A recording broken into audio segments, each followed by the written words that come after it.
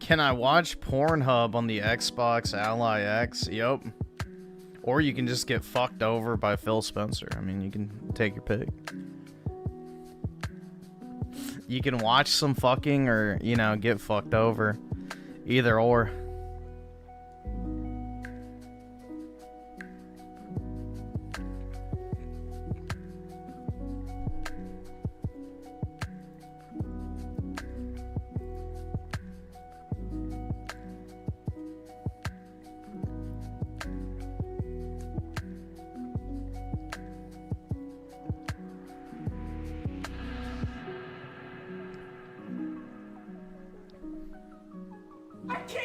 And Daryl's owned the 2. I bet Dreamcast guy's girlfriend don't want to have sex with him. I don't know. She's like, I have a headache. Oh, today was just so tiring with the kids and everything. Bruh.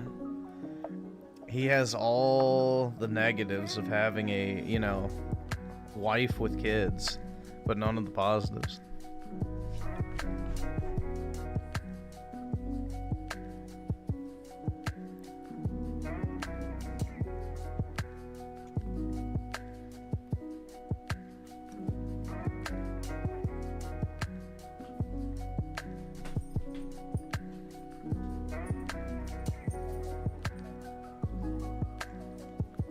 All right, awesome. Thanks, nigga. All right.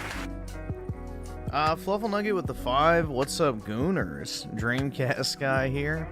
And today we'll be talking about why Eve and Raven make my blade feel stellar. That's right, dude. Now that's something I'd love to sheath my sword into, if you know what I mean.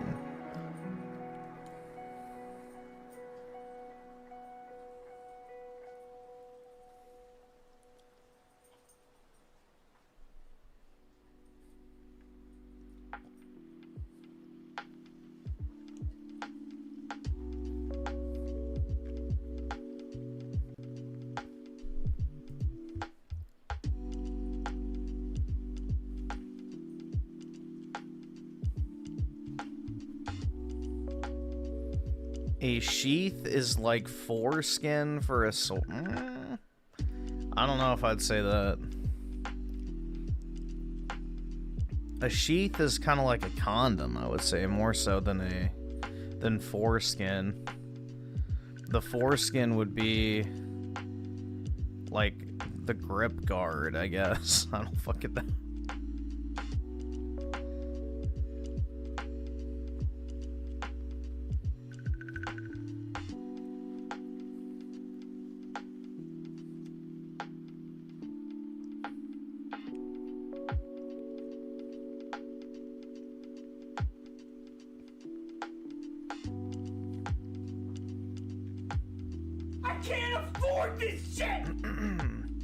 Tim Marco, the 279, that Mind's Eye game is absolutely horrific. Oh, is it? I didn't look up anything about it, really.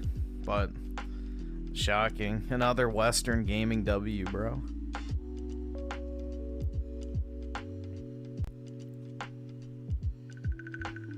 Chad is lying. Mind's Eye is amazing. Oh, I'm glad you're enjoying it, FBI. Would it be cool to date the ex-girlfriend of a friend asking for a friend? I mean, as long as you're not, like, friends with that friend of a friend, then yeah, it's probably fine. That's enough degrees of separation. But just make sure you're not dating some psycho cunt. Because there's a reason they're not together anymore, so keep that in mind.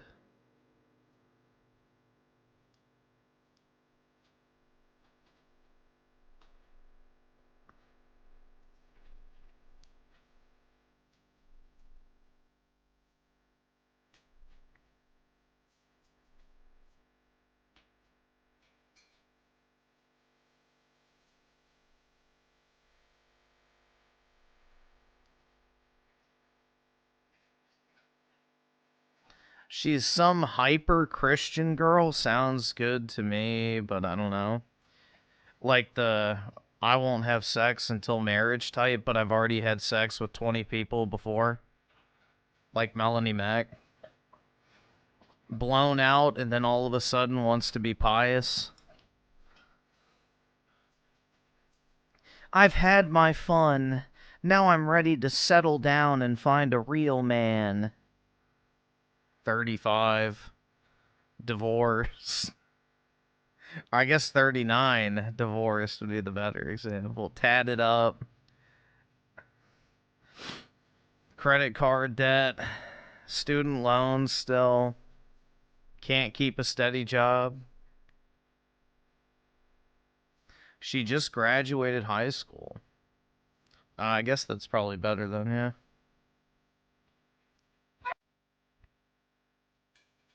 Yeah, you might have a chance that she might be alright.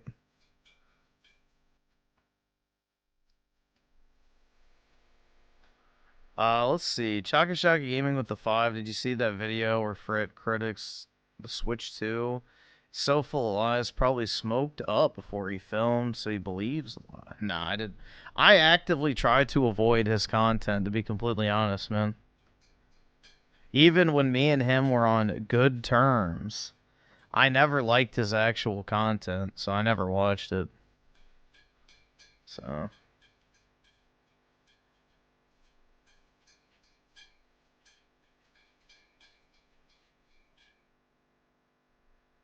I never really watched him at all.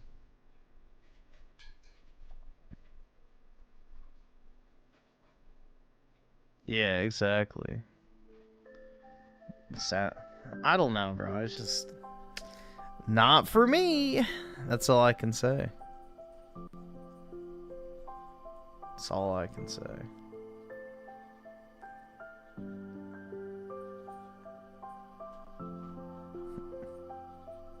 I mean, it's just an upgraded ROG Ally, so... I mean, if you weren't really enticed to buy a ROG Ally, I don't really see why you'd want to buy the Xbox version of it. It's the exact same thing, just, you know, with upgraded specs.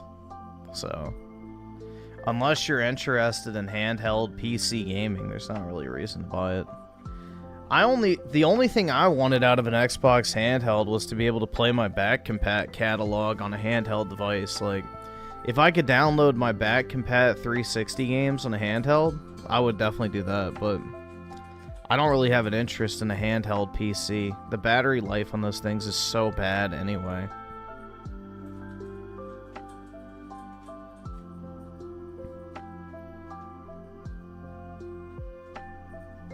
No, it can't access any of your Xbox games. It only plays PC games. So if you own any games on Xbox that are not Play Anywhere titles, you can't access them on the ROG Ally X. So it's not even an Xbox, it's just a handheld PC. So them marketing it as a handheld Xbox is going to bite them in the ass. Because a lot of people are going to think like, oh, I can play my Xbox library. Oh yeah, only 10 of your games are compatible. It's like, okay, yeah.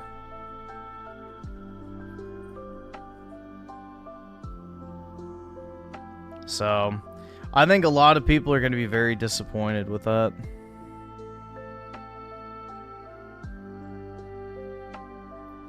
Dude, if Microsoft isn't willing to take a loss on their mainline console, they're not taking a loss on a $1,000 handheld gaming PC.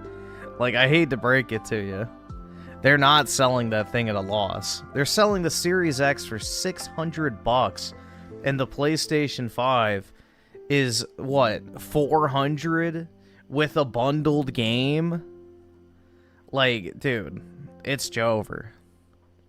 They're not selling anything for a loss anymore.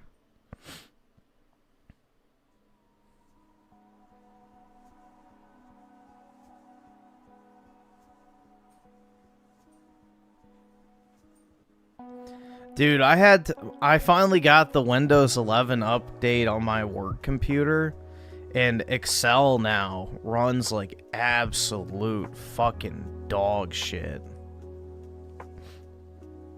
It's like an immediate difference. It sucks, man. I gotta figure out what's wrong with it. But yeah, it was taking me so long to do basic shit today.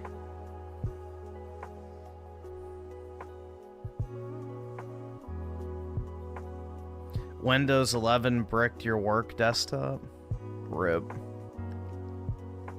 Yeah, I'll probably have to contact the help desk or some shit, because, like, we can't edit anything on our computers, like, you know. It has to be done for us from the IT department.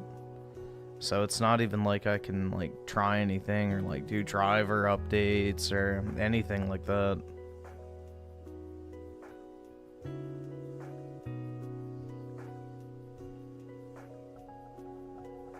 All right, awesome. Thanks, nigga. All right.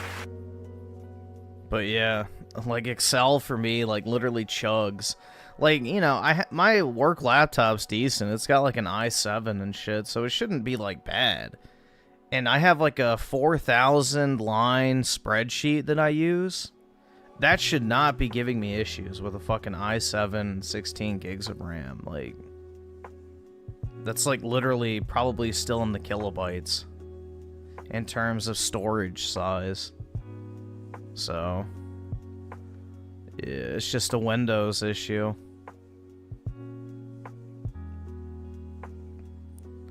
It's definitely a Windows issue, because I had 0 problems with it on Windows 10. But literally when I got the update yesterday, I've been having nothing but problems. So, fun times, man.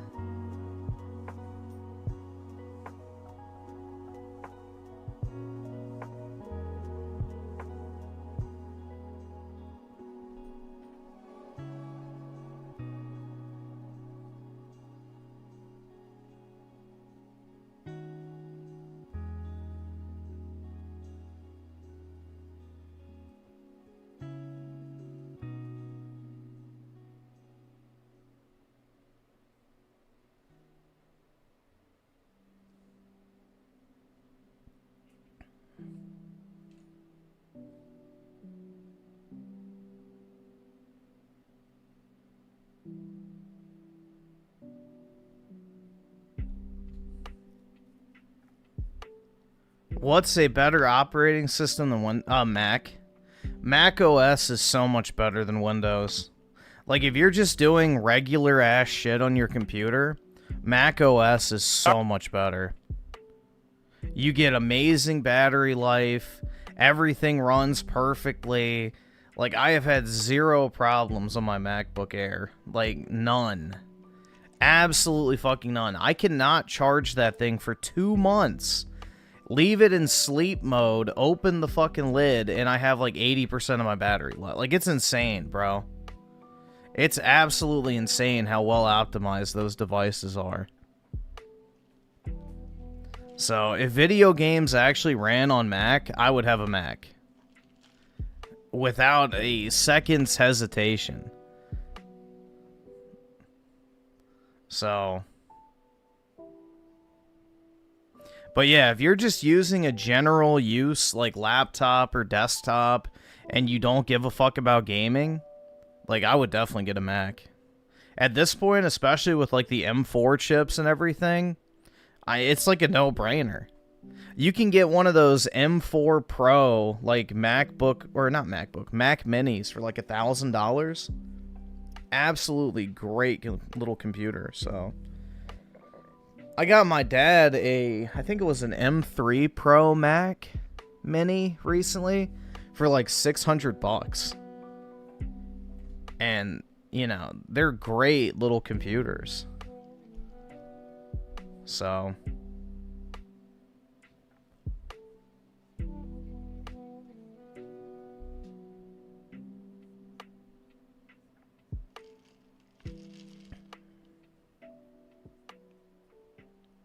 no, I would say if you're buying a laptop, I would not buy anything other than a Mac. Genuine. Like, just save yourself the trouble of a fucking Windows computer, bro.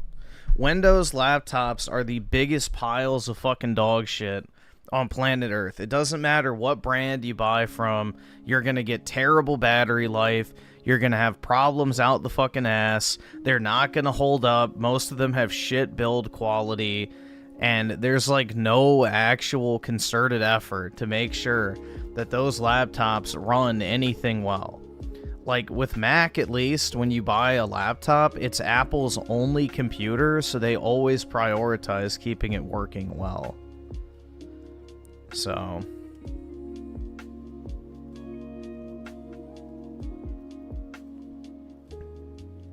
if you've ever owned a Windows laptop, I guarantee you, after a year, you know, for the first year, maybe it's okay, but after that 1 year mark, Windows laptops, almost without fail, go to shit.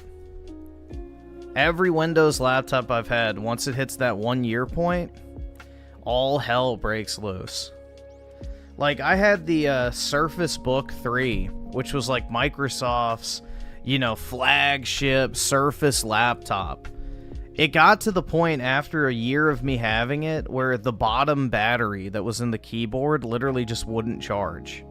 Or the device wouldn't detect that the keyboard was attached. Or it wouldn't switch over to the GPU and instead just ran like integrated graphics or what, like just infinite problems with it. I literally couldn't get the time and date to update because it said I needed to connect to the internet. And even though I was connected to the internet, the settings just completely fucking glitched out. I mean, it was like a disaster. Like, unironically, the worst laptop I've ever owned. So, and that was from Microsoft, their own device. So, yeah. And I think it was like $3,200 or something. My $800 MacBook Air has given me zero problems over the past like year or two. And, you know, I will probably never buy another laptop other than a Mac again. I had a MacBook Pro back in 2012. Absolutely loved it. It broke, and then... well, it didn't break. What happened is my Beats headphone like thing broke off in the audio jack port, and instead of taking it to the Apple store to get it fixed, my dad was like, "Nah, I can get it out." So he like was drilling the fucking headphone jack, and he drilled too far and like cracked the motherboard or some shit. So he didn't want to replace it with another MacBook Pro, so he bought me a like Windows laptop or some shit, and I was on Windows laptops ever since then. And after I got that one, like a year later, I bought my Razer Blade, which was a great computer for the first year. And then after that, without fail, the battery just completely shit out. And I had terrible fucking battery life on that thing.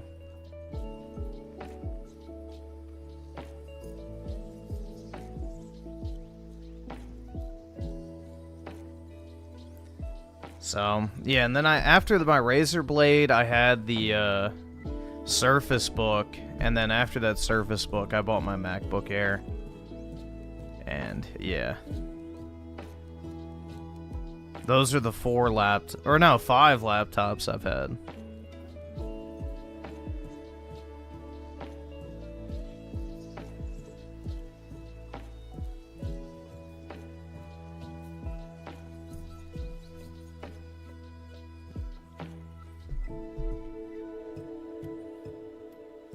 But yeah, I would say go with Mac, bro. I've had zero issues with them ever. They have all been great. Even, you know, 15 years ago at this point, it was great. Not to mention the Apple build quality on their laptops is just really nice. I love their keyboards. I don't know what type of keyboard it's called, but, bro, I absolutely love the Apple laptop keyboards. They just feel so satisfying to type on.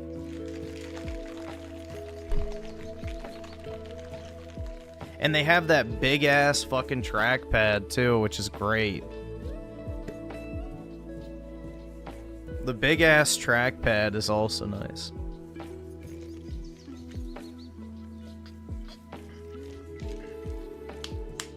You shut the fuck! Don't you fucking tell me to my face to shut the fuck up! Griff, Mexicans are burning down my beautiful city. It's over. It's time to take your guns out and solve the problem.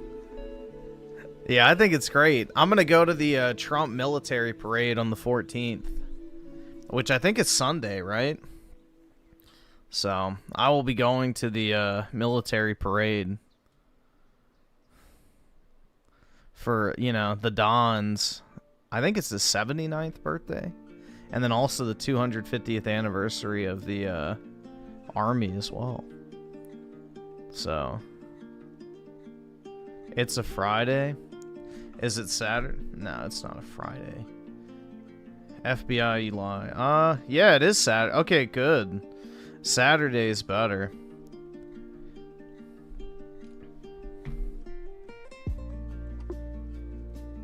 Griffin going to pledge his allegiance to Don T. Yeah, bro. I'd run through fire with gasoline on my balls for the Don. So, you know, if things come down to it, I know what side I'm on.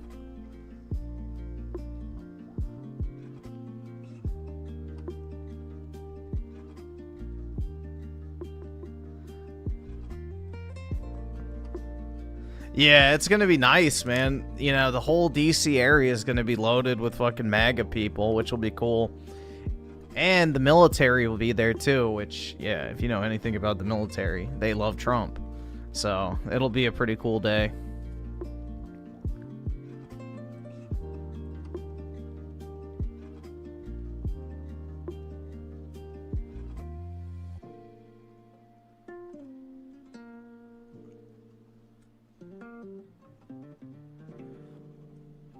All right, awesome. Thanks, nigga. All right. Nothing but blacks and Latinos, I bet. No. You would be maybe in the Navy, but no, the Army is mostly white.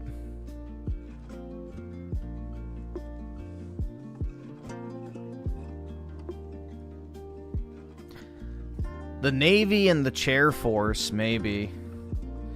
But even then, I don't think so, because Air Force is actually kind of hard to get into. Compared to the others. Bunch of chuds in one place. Imagine the smell. Yeah. Cigarettes and, I don't know. At least it won't be weed. But yeah, any Trump-related event, I've noticed that. There's a lot of cig smokers. So, like January 6th, there was people just ripping fucking cigarettes in the crowd.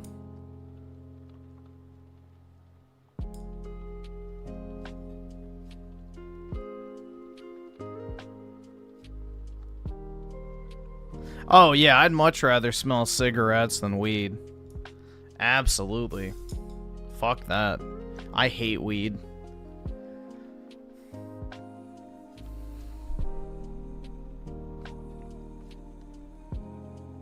Yeah, and then also at the inauguration event, too, there's a ton of people smoking cigarettes.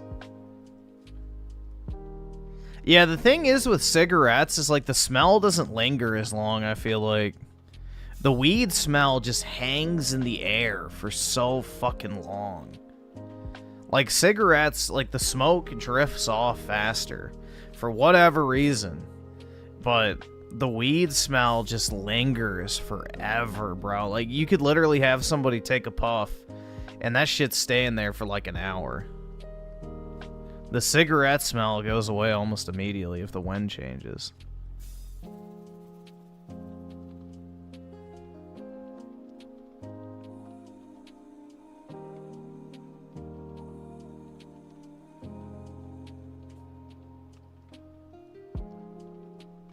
Oh yeah, I've been to a casino. I would much rather smell the cigarettes, personally. Cigarettes, cigars smell way better than fucking weed. Weed is just like, the smell of weed is what I associate with like the third world, because the only people I ever see smoking weed in public are like homeless people and like literal fucking just how should I word this? Low life scum. We'll just say it that way. But yeah. Basically, when it comes to weed smokers, they're not sending their best. Let's leave it at that. But yeah, I associate the smell of weed with just like human garbage, because that's exactly where the smell comes from if you walk through DC, so it's, you know, usually associated with the smell of stale piss and, you know, unwashed bodies.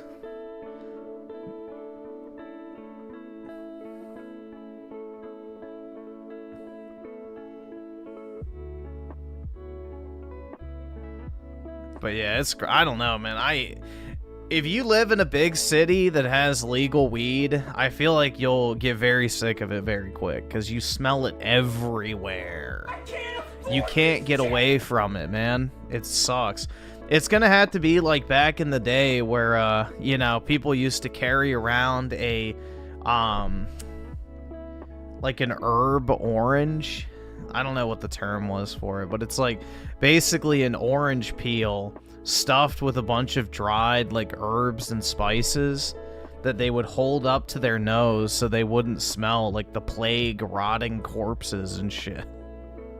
Like, it's gonna become that again, where we're gonna have like, you know, incense and shit that we hold in front of our face to, like, you know, block out the disgusting, you know, third world odor emanating from the undesirables. They're not sending their best.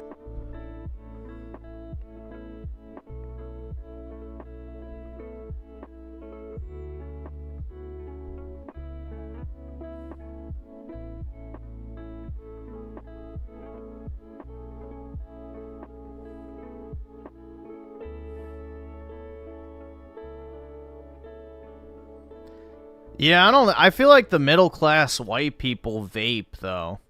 I don't think most white people smoke weed. I think they just vape it. Like, they'll just get like a THC card or some shit, and then they'll just vape. Or they'll take edibles. I rarely see like a normal white person like smoking weed. It's usually only the fucking homeless.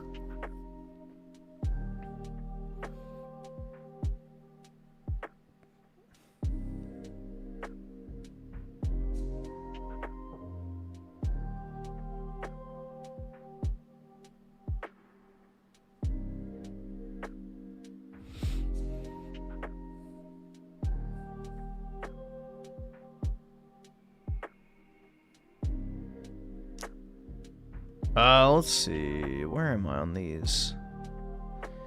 Jesus with the 5. Appreciate it, man. Recently played Transformers Devastation for the first time, and I had a lot of fun with it. Short and sweet. A shame physical is so expensive now. Yeah. All those Transformer games are very expensive. So, I probably should buy the Cybertron games, but I just have in the back of my head that they're going to make them back compat, or they're going to re-release them, but it seems that hasn't really gone anywhere, because I remember Hasbro said that they were interested in re-releasing them, and Microsoft said they were interested, and it just never went anywhere, so I imagine they couldn't come to an agreement on the pricing.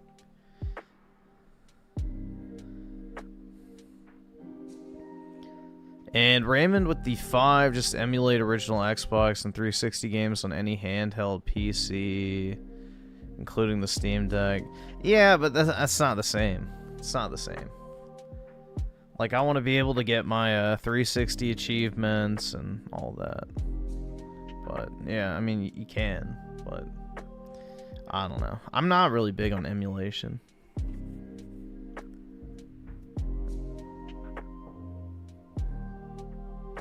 Like, part of the main appeal of playing on Xbox is the achievements.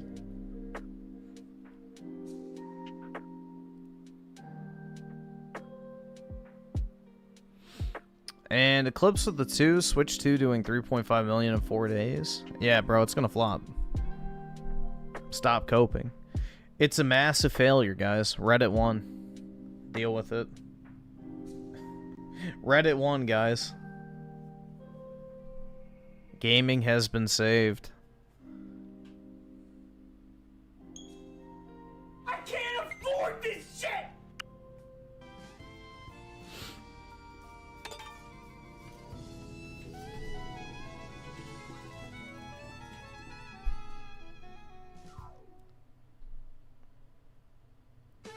Is it bad to dream and think about an ex-girlfriend I had 4 years ago all of a sudden? No. Why would that be bad? I mean, there's probably a reason you started dating her, man, so it wasn't an all bad experience, I hope. So I don't really think it's a bad thing to dream about something that happened previously in your life.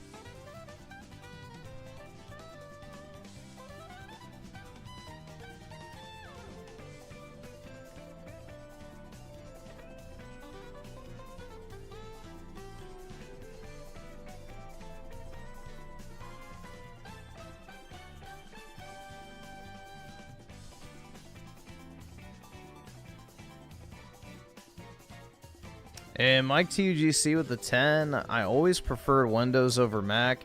I remember using an Apple computer when I was younger, and it was absolutely putrid. I grew up using Windows, so I'm probably just used to it. Yeah, I mean, I grew up... trying to think.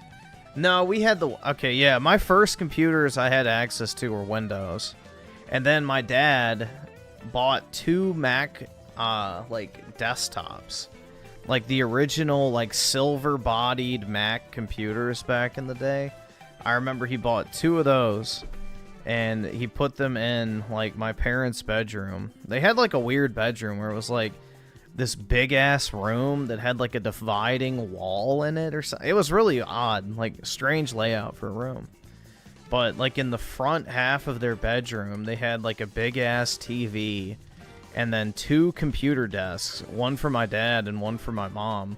But since my dad commuted during the week up to DC to work at the Pentagon, I got to use his computer during the week, and most of the weekend too, because he didn't really use it during the weekend either. But yeah, I would say most of my time as a kid I spent on Windows, but then we did switch over to Mac at one point, which those are really nice. And then I got my MacBook Pro. So, I never really used, the really early iterations of Mac. So, maybe that's why. But, I don't know. I've always used both. I just prefer how easy it is to use Mac on, a laptop. And how well optimized it is. Because that's my biggest gripe with laptops, typically, is how shitty the battery life is. And every single Mac laptop I've had, the battery life has been just, really good overall. And Mike TUGC with the 5, I also remember getting my Windows laptop and flexing it to all my family members who had a Mac. Yeah. I mean, when I got my Razer Blade, that was definitely a flex back in the day. Hold on. You guys probably remember this, bro. Every single fucking COD YouTuber had this shit back in the day.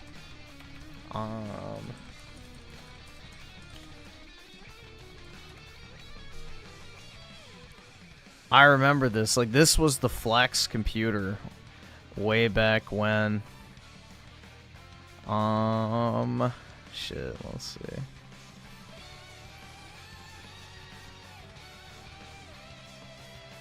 I don't even know if I can find a video on it. Let's see here.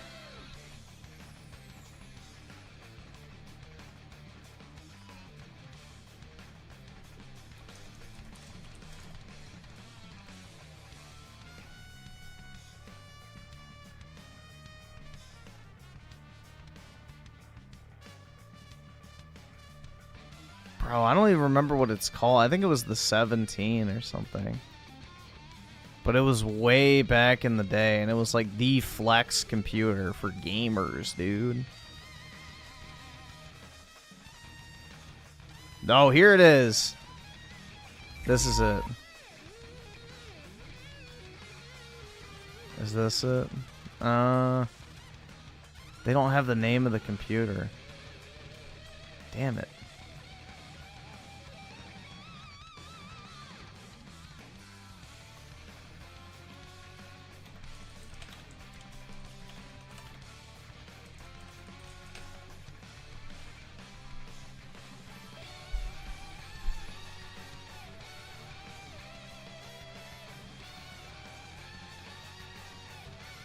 Hmm.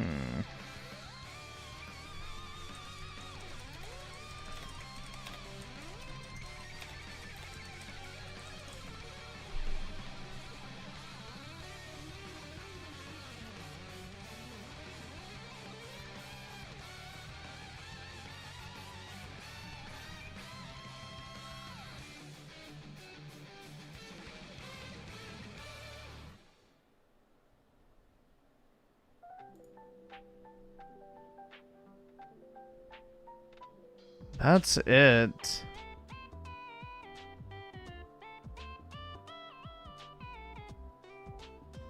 So it was the 17. Let me see if I can find it.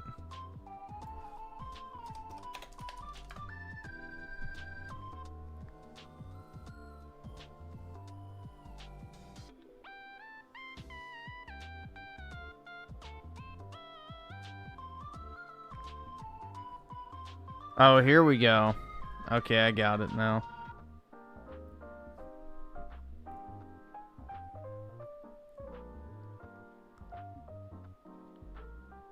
This is it.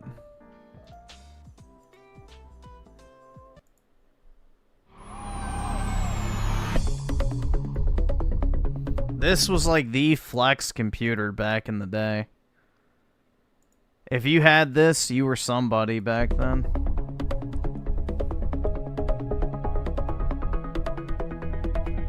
That's the exact same like style that I had for my Razer Blade back then. I think I still have it somewhere.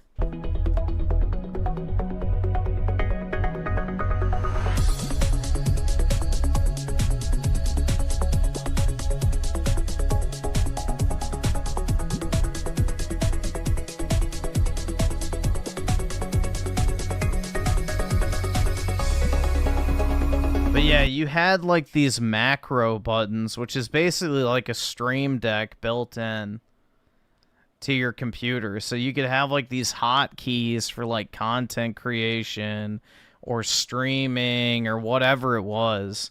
And then you had like this touch screen right here as like another way to like have kind of like macros and stuff.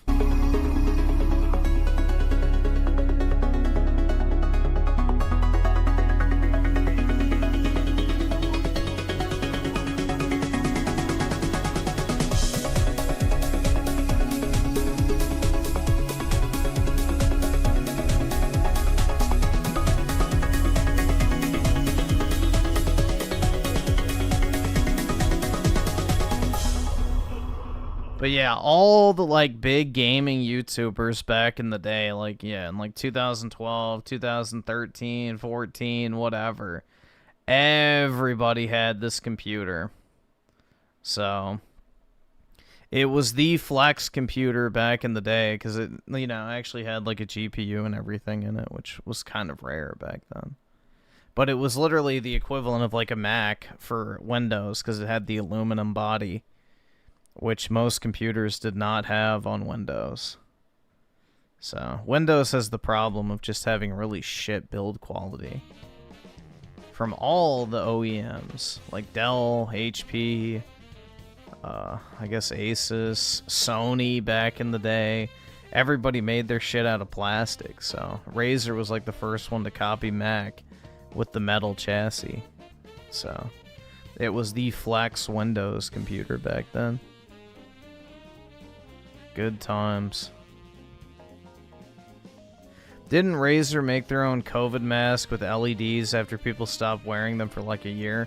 Yeah, but the thing is Razer shit's super popular in China. And the Chinese wear masks all the fucking time still. So. The Asian countries are like fucking massive germaphobes. So they wear a mask pretty much constantly.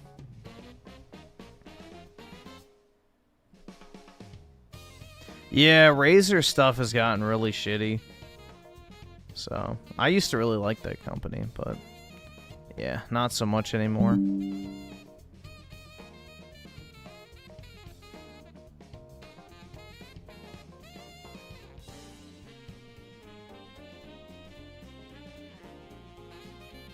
I don't think it's a coincidence either. It was immediately following them becoming like environmentally friendly either that their quality dropped off. What mouse? I have a Final Mouse Ultralight Hades or whatever the fuck it's called.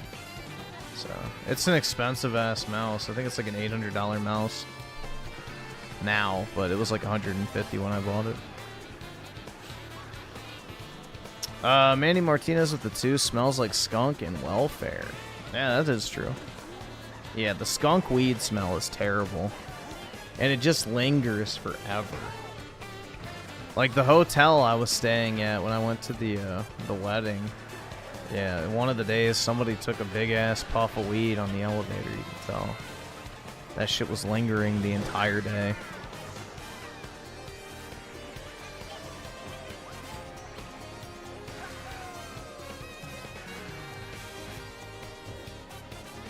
And Aaron with the 2 LA riots instigated by extreme pro-Russian group. That's right, man, because if the Russians are concerned about anything, it's having a bunch of fucking Mexicans in California. I'm sure. I'm sure the Russians are deeply concerned with how many Mexicans are getting kicked out of the U.S. It's at the top of their list.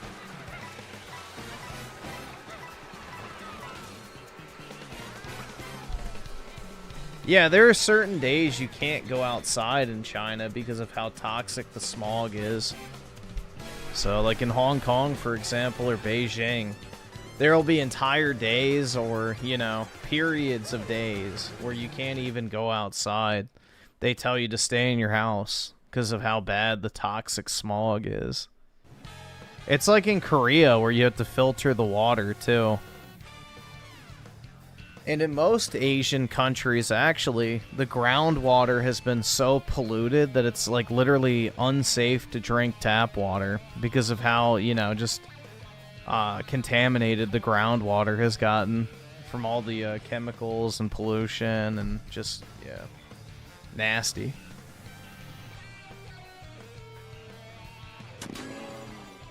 You can't even take a shower in Korea without having a filter.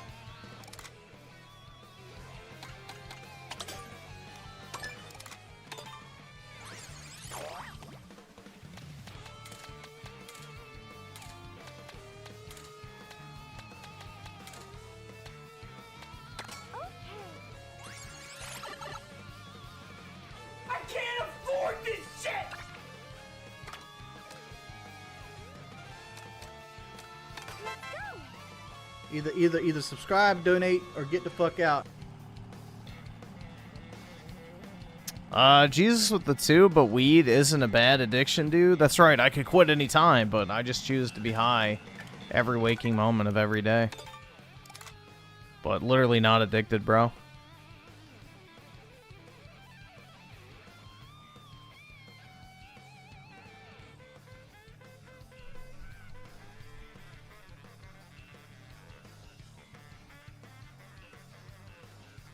And Soul Invictus with the 1 month.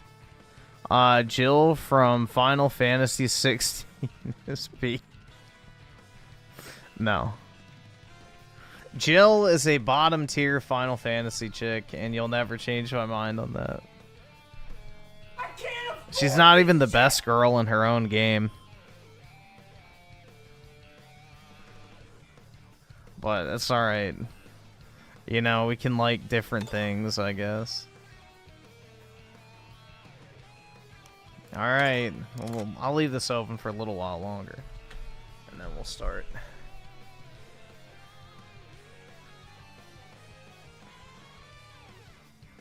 This game is legit for children, even the... Oh, yeah, definitely. I mean, Nintendo games are definitely made for kids first. So that's their entire... I mean, to be honest, 99% of video games are made for children. Like GTA, for example, definitely made for children. So it's, you know, that's the main audience. People play video games because it reminds them of their childhood and when they were actually happy in life. Just like people like watching comic book movies or... you know, anime and that type of shit. Like, all that stuff is made for kids. But adults can enjoy it, too.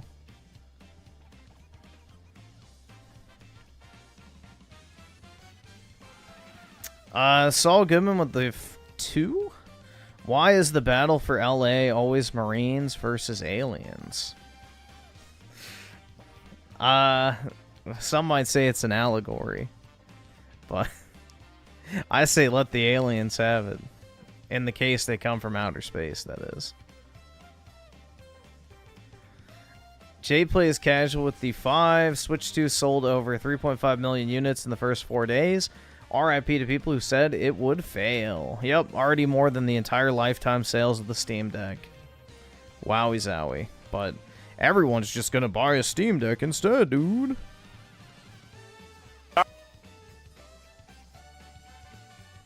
And Marco, the 279, and then North Korea is a commie hellhole. Sucks.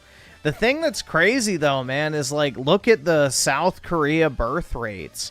Like, that country is on course for extinction within the next 50 years. If you really look at it, though, it's like North Korea did a better job in propagating the prolonged existence of their own people than South Korea did. South Korea is literally a failing nation with a dying population. North Korea, on the other hand, is going to be around in the future. I mean, that's, like, actually kind of crazy to think about. Like, what system of government is better? Like, the corpo, ultra-capitalist, consumer economy, where everyone's just, you know, engaged in a bunch of, degenerate debauchery and shit? Or is it the super, authoritarian state? The authoritarian state, in this instance, has actually done a better job of ensuring the survival of its own people. Which is actually pretty fucking wild. So, it's an interesting case study, man. That this whole concept we have of a consumer-driven economy is not sustainable long-term, potentially. Which I think we're seeing pretty much everywhere. So, we're going to have a course correction before things get past the tipping point, hopefully. But, I don't know.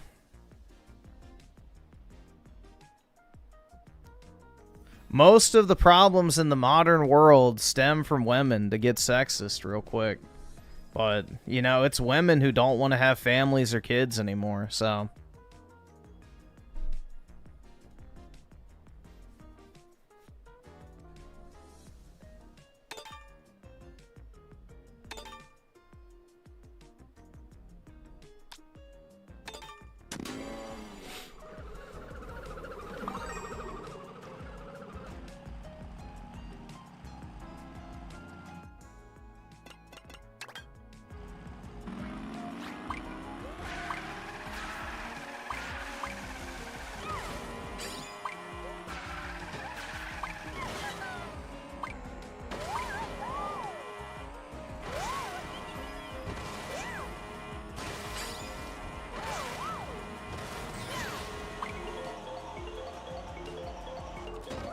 Ah, shit.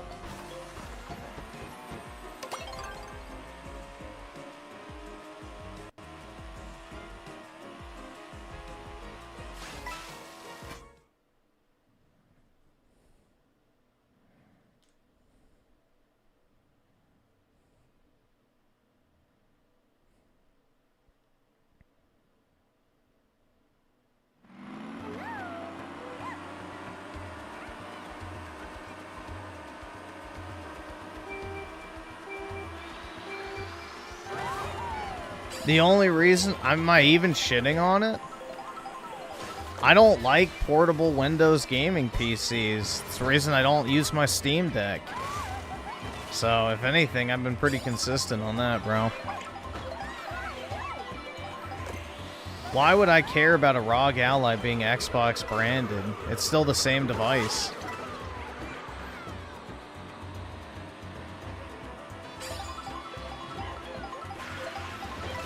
I didn't buy a normal ROG Ally, and I'm not going to buy the Xbox branded one either. I don't have an interest in it.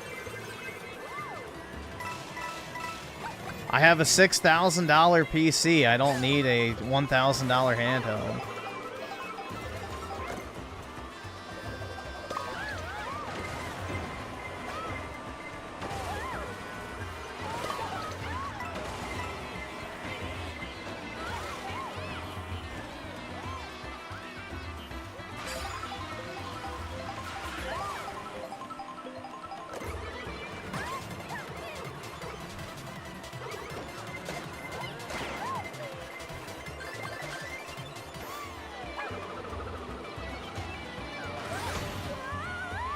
Oh, whoever was Bowser, I just fucked you.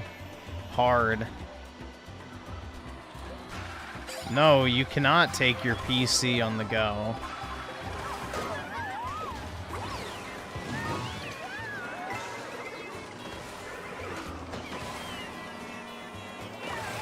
By that logic, I could just use Steam Link on a fucking cell phone.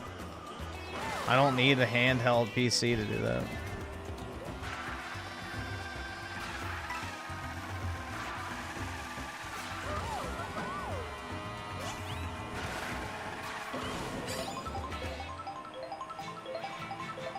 You're taking a different PC on the go.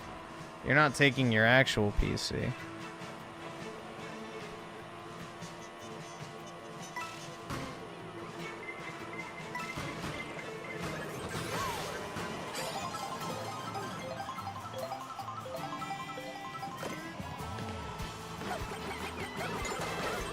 Oh no! I should have aimed up. Fuck. Why did it put me back in the air?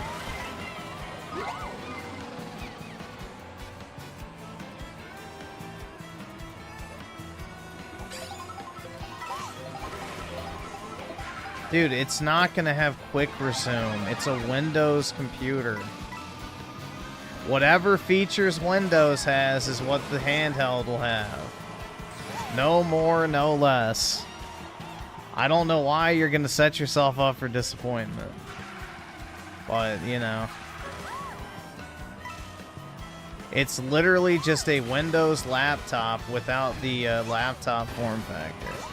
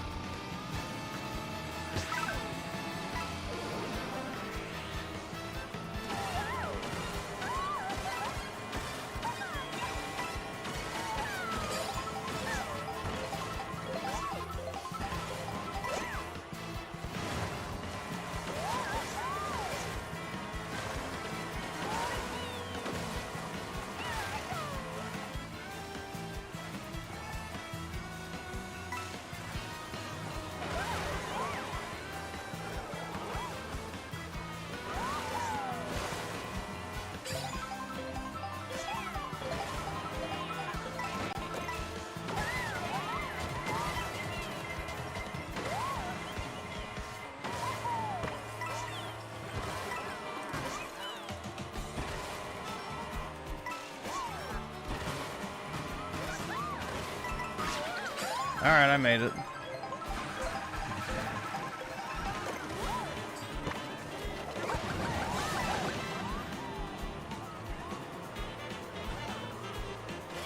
Ah, shit.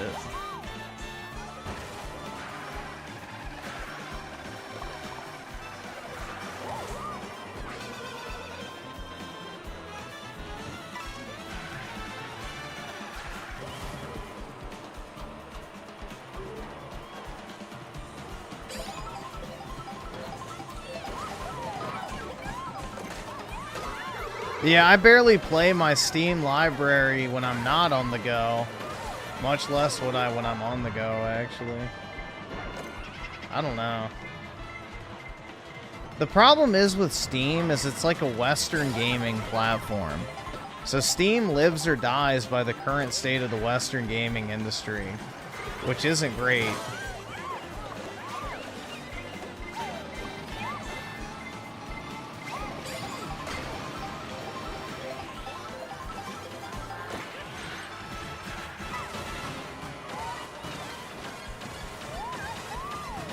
Nope, fuck.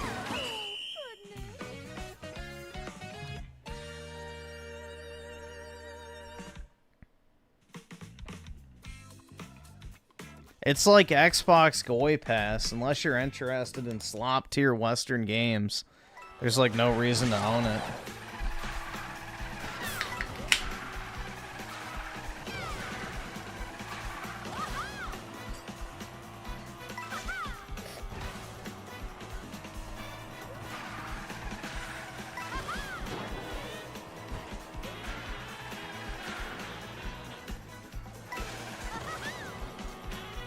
Was that a can of Pepsi? You better believe it.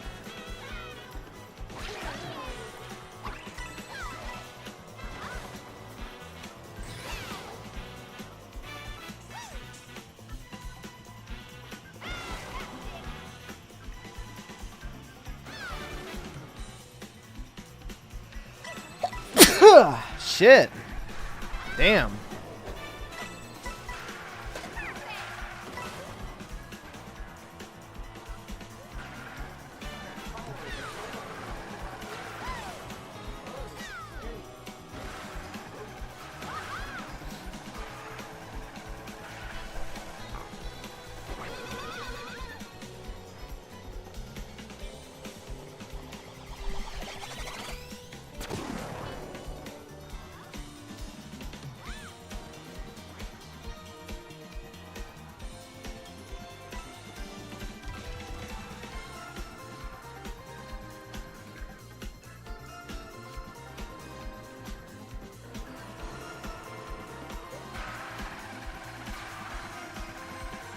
Also, the Steam ecosystem sucks. The UI is ugly as hell. Their achievements suck.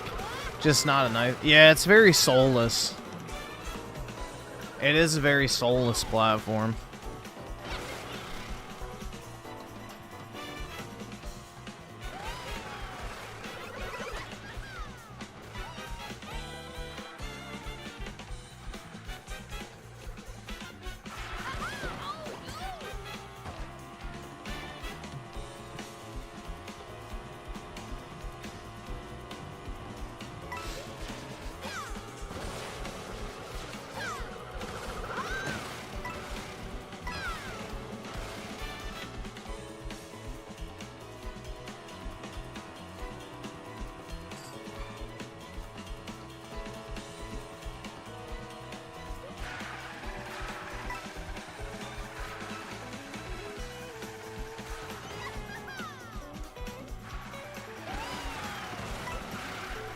Griffin prefers neoliberal gaming platforms. Yep. I want to keep my, you know, black women in corporate America employed.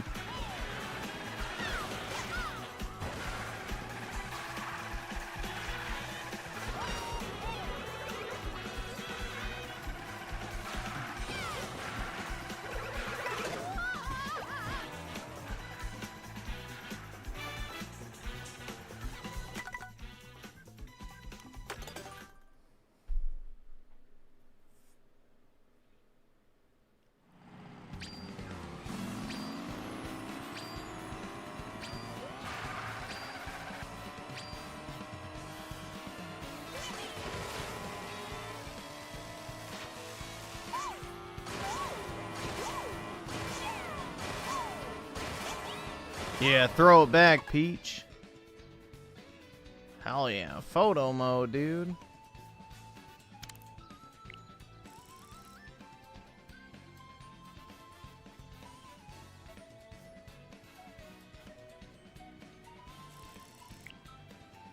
It's in focus.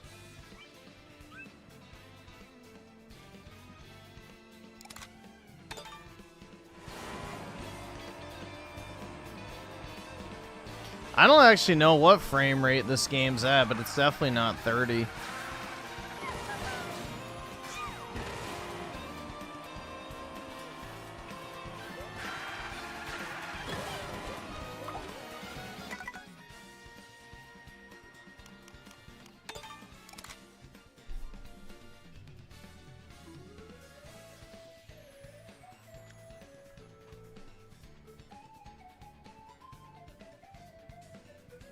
Yeah, I just bought the complete edition for Stellar Blade, so it will definitely look nice.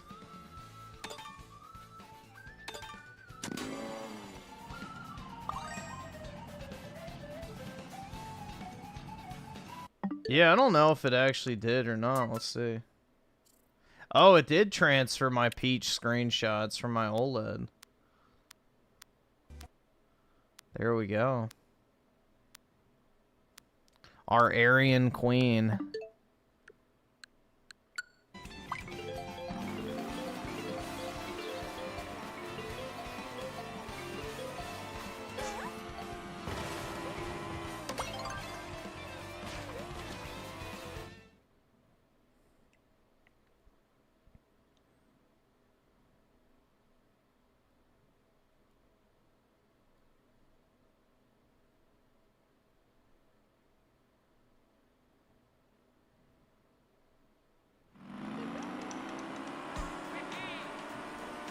Yeah, God forbid I like a game, bro. It's crazy. Especially one with actual gameplay. It's a crazy concept for the modern gamer.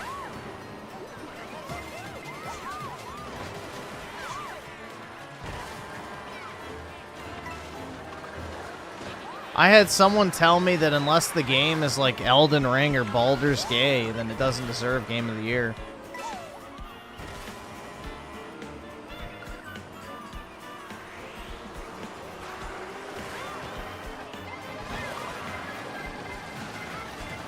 Damn, bro. Dommy Mommy Peach.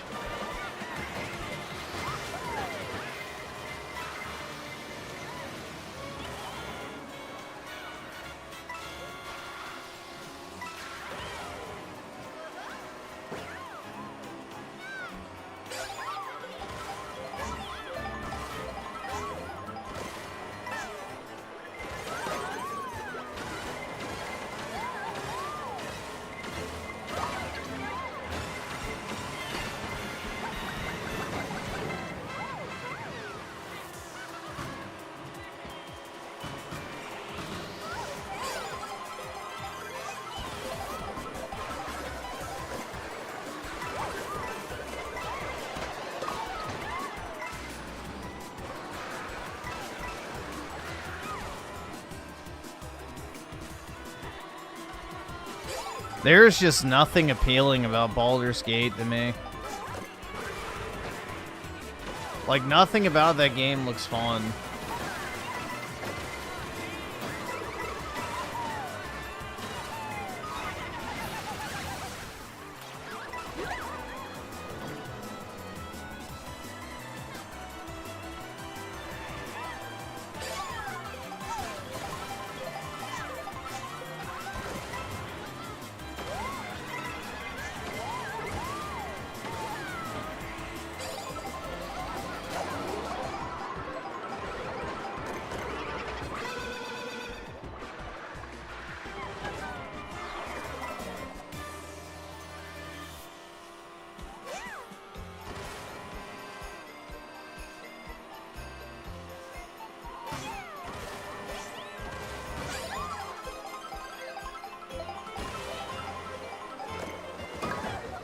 Uh-oh. Oh my god, it's a disaster! No!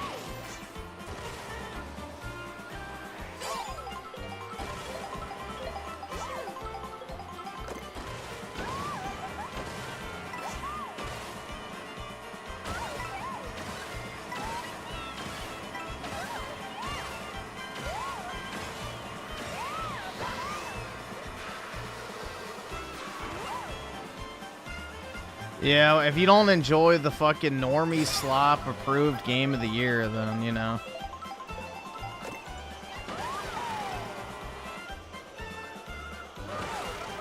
It's a no-go. Even though it's pretty ironic that this will probably be one of the most played games of the year by pure sales as well as proportion of people on the platform. Then I had some dumbass say that if a game only releases on one device, then it shouldn't win Game of the Year. It's like, are you fucking kidding me? Why don't you just buy the device then, you fucking broke piece of shit?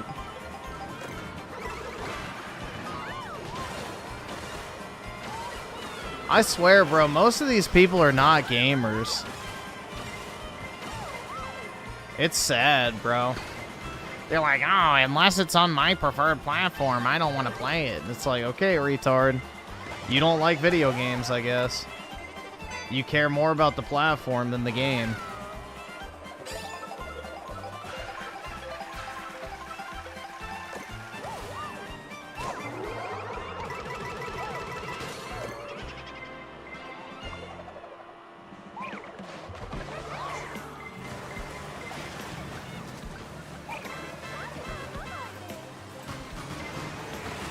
Oh, no!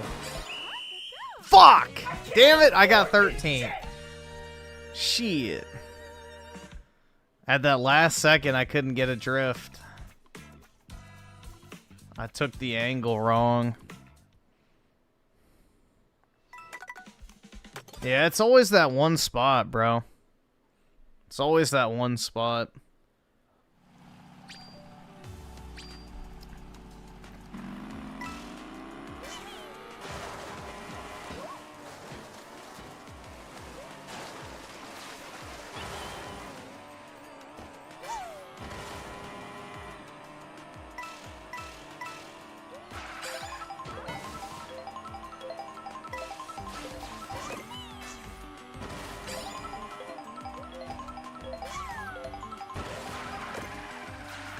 I really like all the remix music they have in this game. I can't afford this shit! A mass shooting.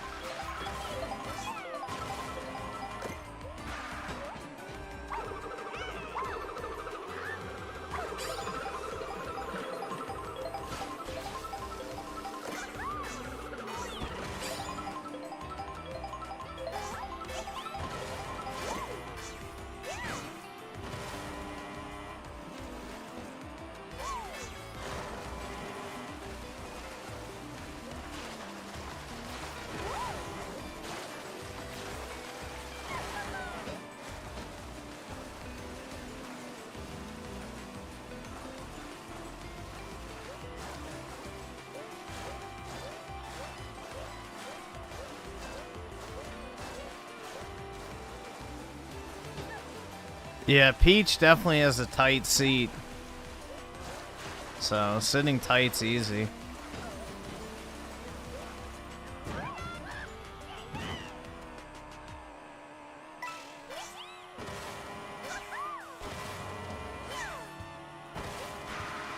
I can't afford this shit!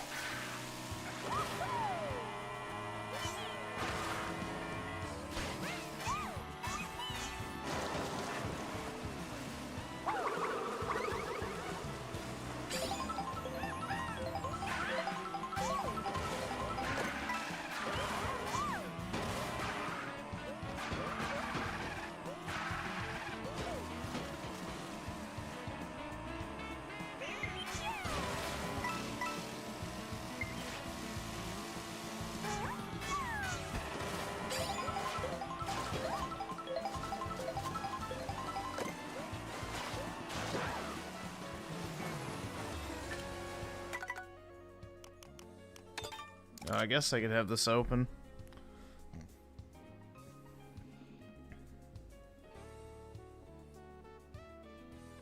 And let's see. Nefarious with the 2, glad you're liking Mario Kart. I'm loving it, to be honest. Yeah, no, that's really good. Absolutely. Nefarious also with the 2, this should get best soundtrack. They'll give it to fucking Expedition 33. That's the Redditor approved game. They'll probably give Game of the Year to fucking Slop Jima, and then they'll give Expedition 33 like the auxiliary awards. I can already see it. And Manny Martinez with the 2, loving my Switch 2 plus PS5 combo. Cyberpunk plus Final Fantasy 7. Nice, man. Yeah, I mean, that's really all you need nowadays. It's like either a PC and a Switch or a PS5 and a Switch. There's really no need for any other platforms at this point. So if you have either one of those combos, you're pretty much getting 99% of games.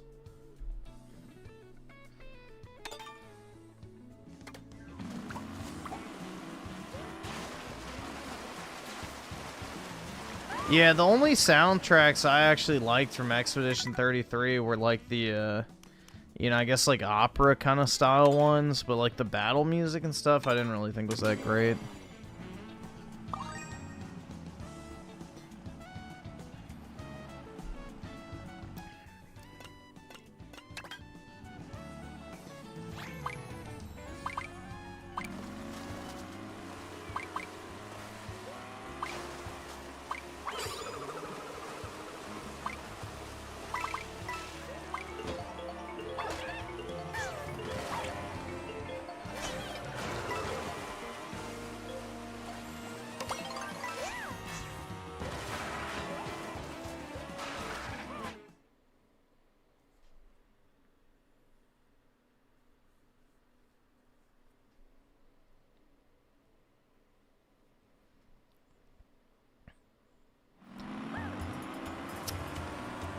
Stellar Blade's music was fine. It just kind of felt like bootleg Nier music, to be honest.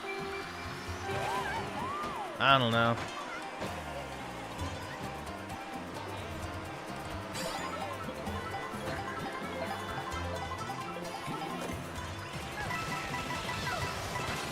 Not to mention, it also had a lot of K-pop slop in it, too.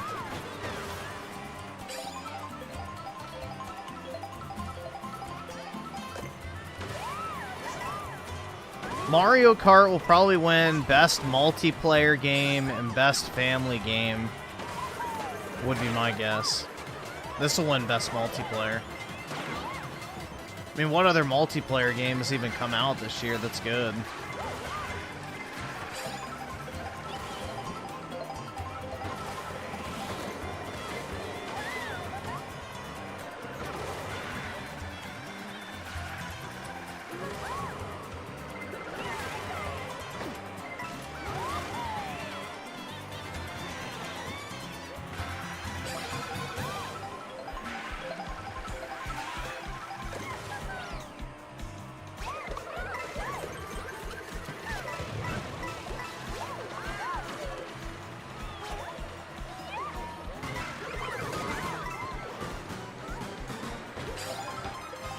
Bro, they really tried to knock my ass out at the end.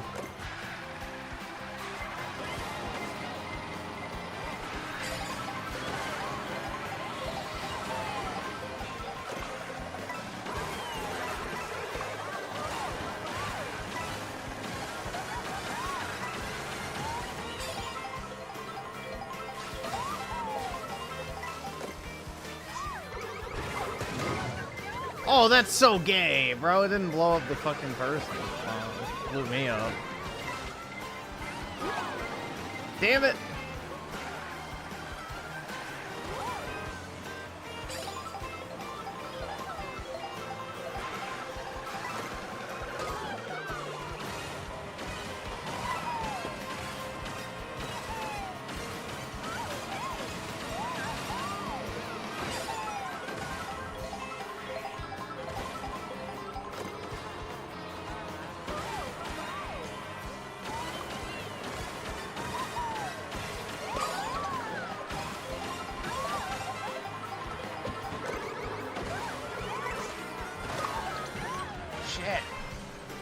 I'm getting raped!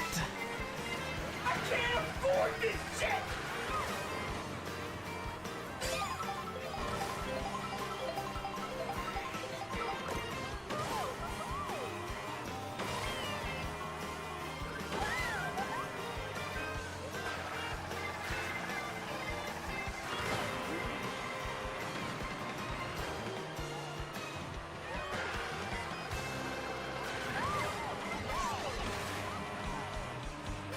It's Jover.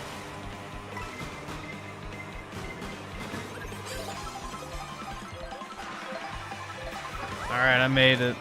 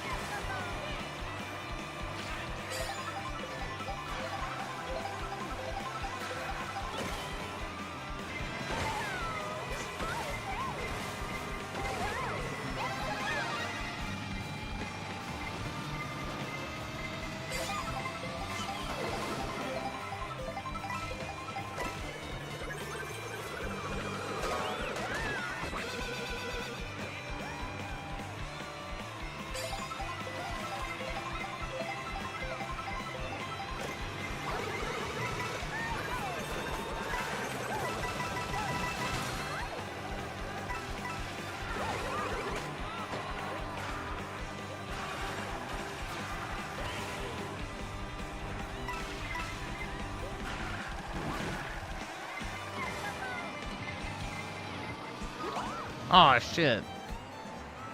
Seriously? Alright, well, I'm done. It's Jover, man. Yep.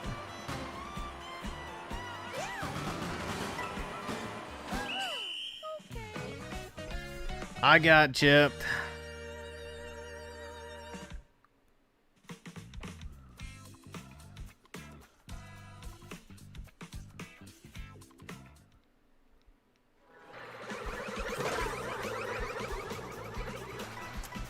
In the barriers for the 2, you should really do all the Grand Prix. Yeah, I know. To unlock the Rainbow Road map. Yeah.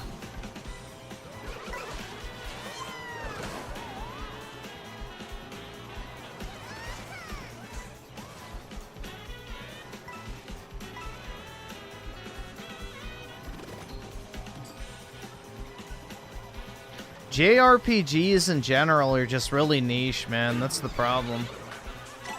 So...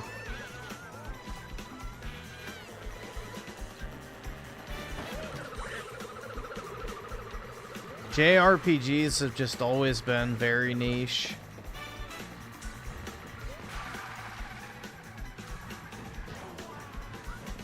Dude, I don't know what the fuck is wrong with me, but it's like my stomach has been so fucked up these past few days. I must have caught something being around the fucking people on that airplane, is my guess. I've got like some sort of stomach problem or some shit, like maybe a virus or whatever. I'm pregnant, that's right.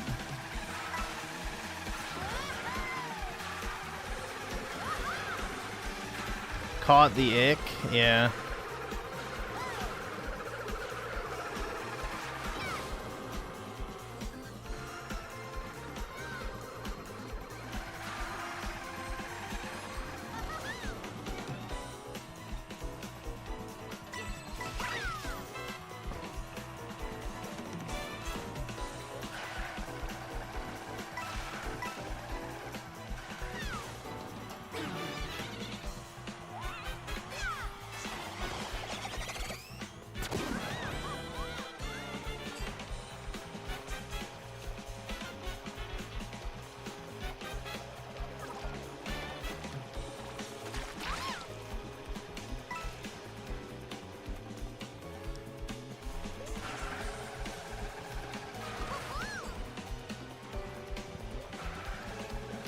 Manny Martinez with the 2. Do you play the Warriors games? Hyrule Warriors? No, I have not.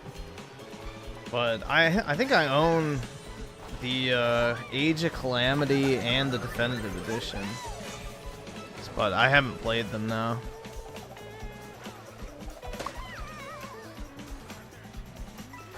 In my TUGC of the 5, if I disconnect, it's not me. I got communication error mid-race. Twice my internet is egg. All right, awesome. Thanks, nigga. All right. I don't know. Sounds like Walmart Wi-Fi. Sounds like some classic Walmart Wi-Fi.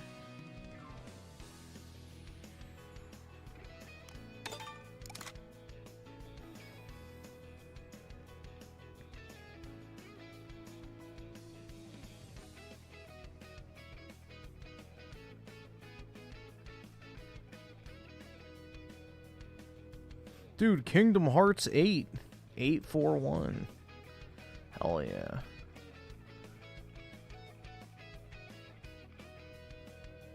Yeah, I should probably try out Breath of the Wild and Tears of the Kingdom, like the upgrades.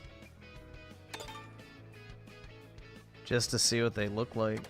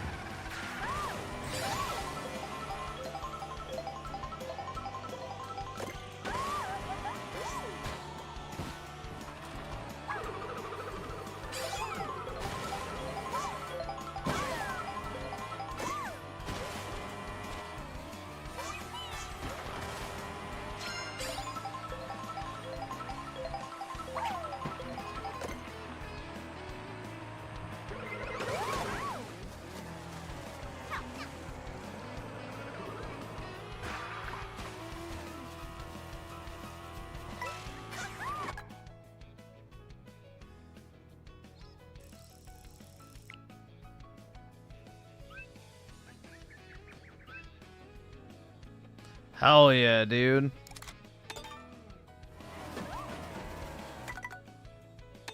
Not a Coomer, though.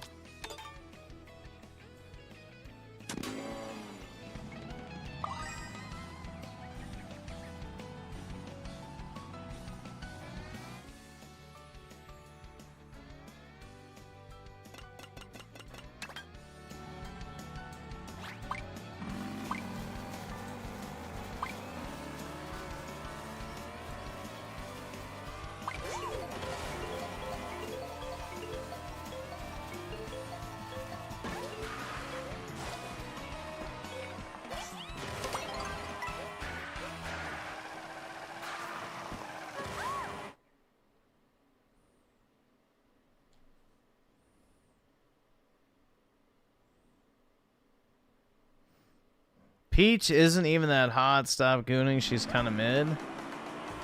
I don't know, bro. I'll never forsake my Aryan queens.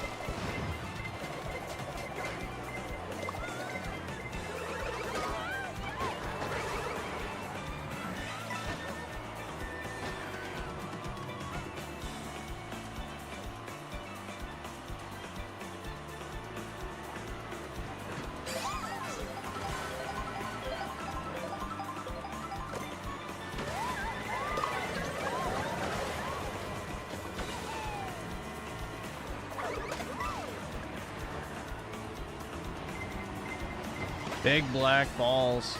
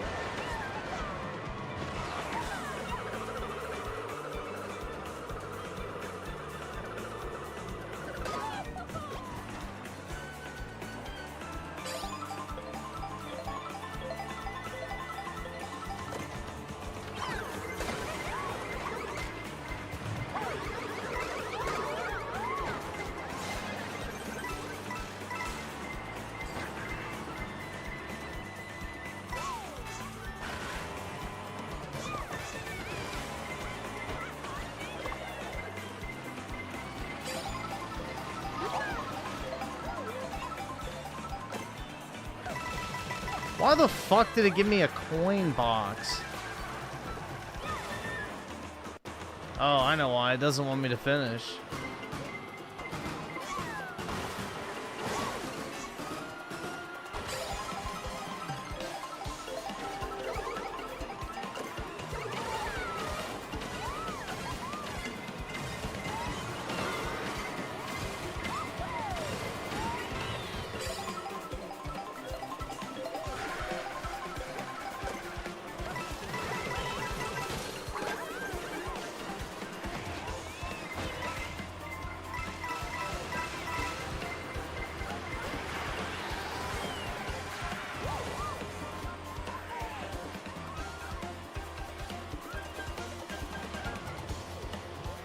Oh, your ex wants you back?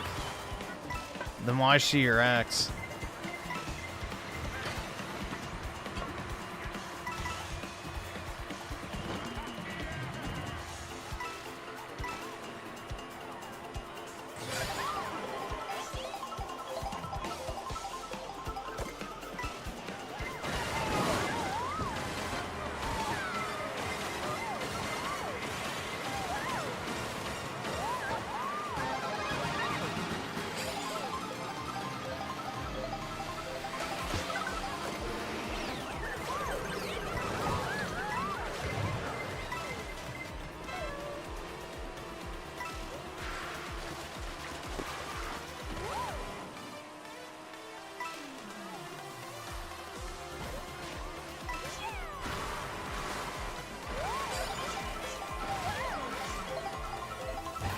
Because she had they, them pronouns in her bio. You dated a troon?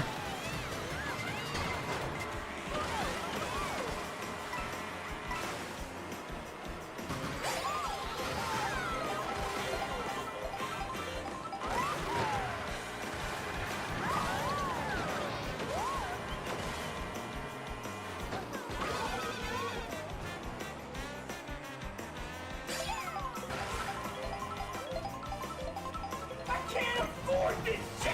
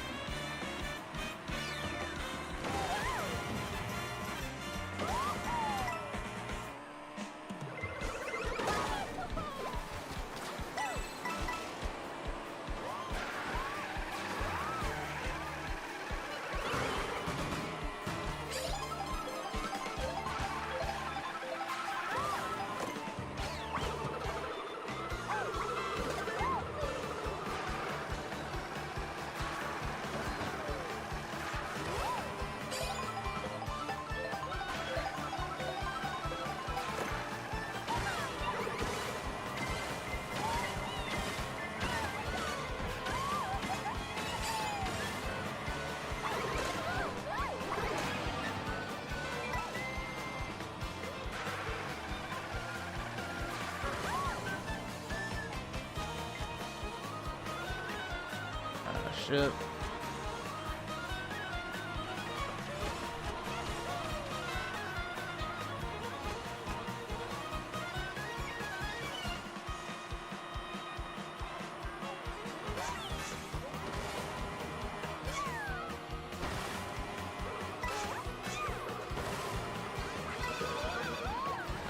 Fuck.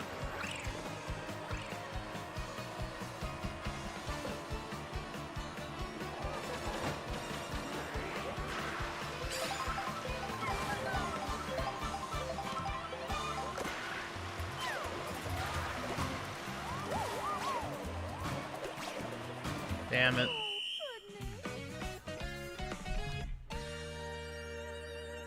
I can't afford this shit! Let's see. If Level Nugget with the 2 by X, he means Xbox? Yeah, exactly. Although he doesn't seem to have broken up with the Will of Phil quite yet. And also, if Level Nugget with the 2, D'Angelo's girlfriend is an Xbox. Where is that? Shit. I know I put it on.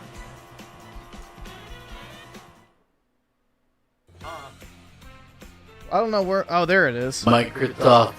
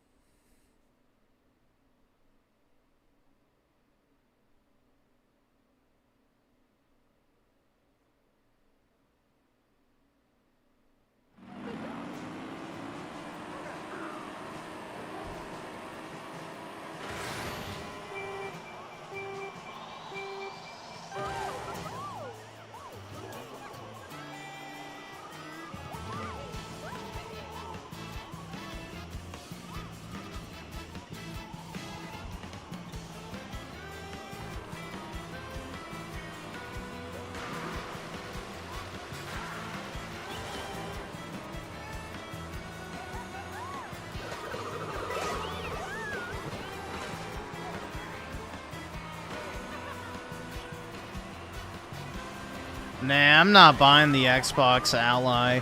If it was an actual Xbox handheld that played like your Xbox library, I would buy it, but nah, I don't really have a desire for another PC.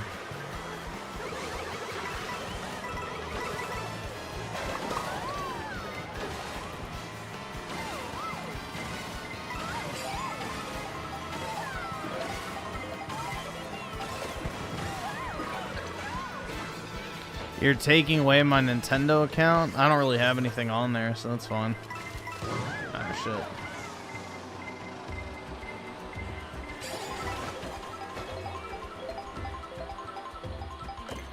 I don't buy digital Nintendo games, really, so I don't really have much on there anyway.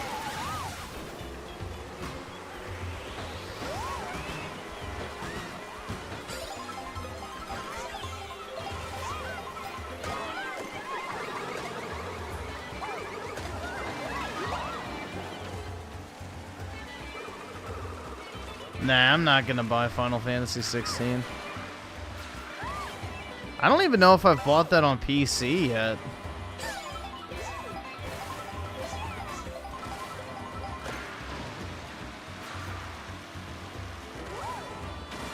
If they do a physical copy of Remake and Rebirth for Xbox, I'll buy those.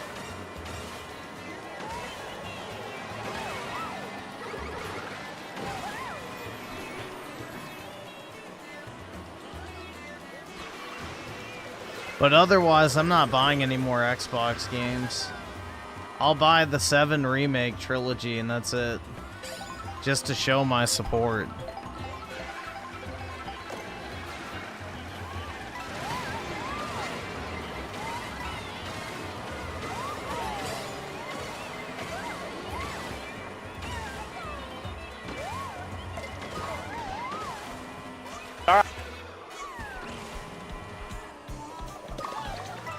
Oh no, shit.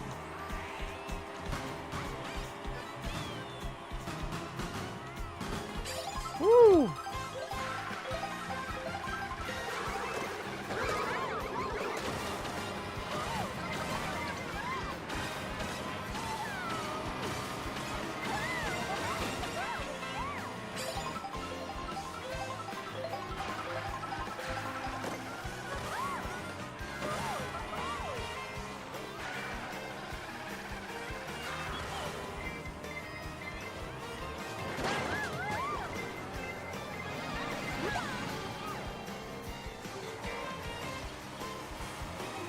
Yeah, the difference in load times for digital downloads versus on cart is pretty incredible on the Switch 2. I know what you're talking about. It's like 50% faster.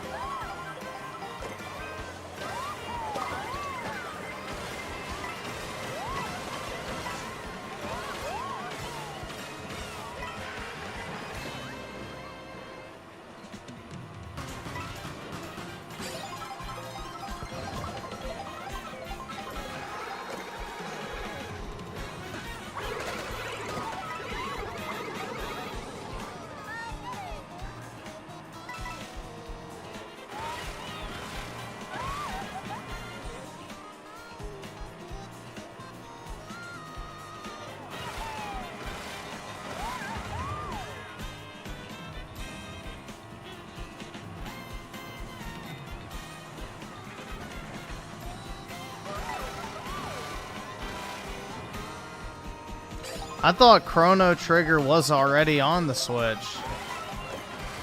Didn't that game get like a retro re-release or some shit at one point?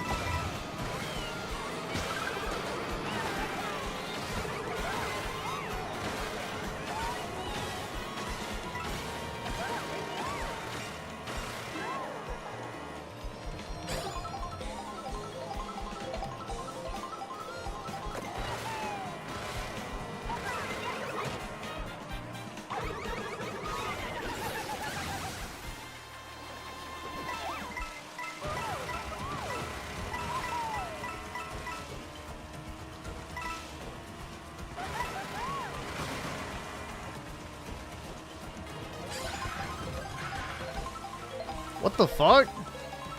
What happened?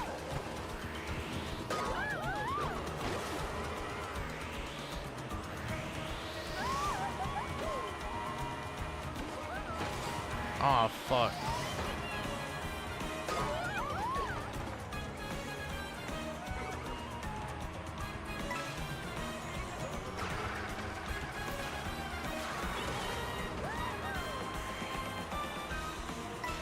All right, awesome. Thanks, nigga. All right.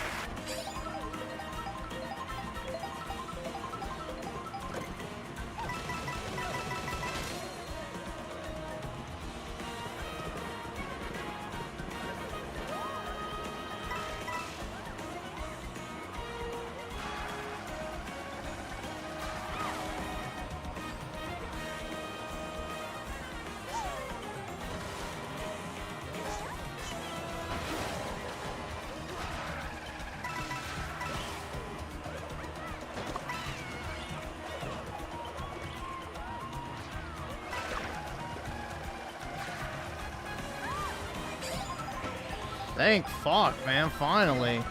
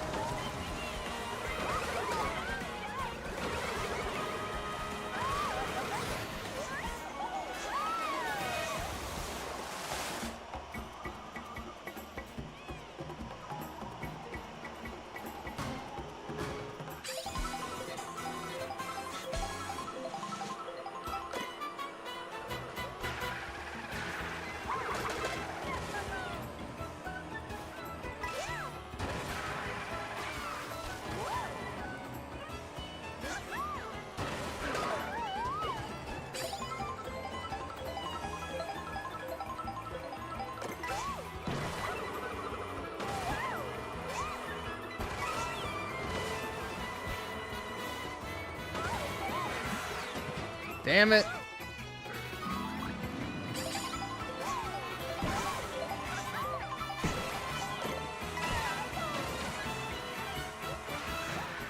Oh shit, yeah, I'm done. That's a rip.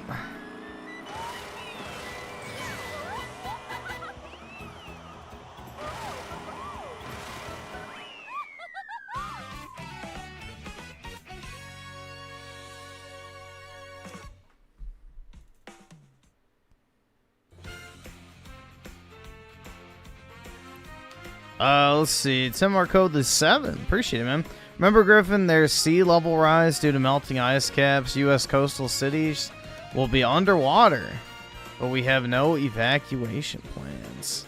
Yeah, and all the biggest climate activists are buying beach houses. Why is that? Why is that? Makes you think, doesn't it?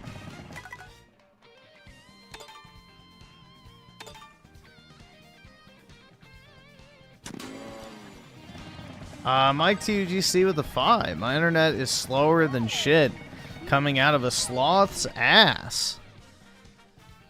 I'm probably going to play another time. Have a good night, everybody. Well, have a good one, man. Appreciate it.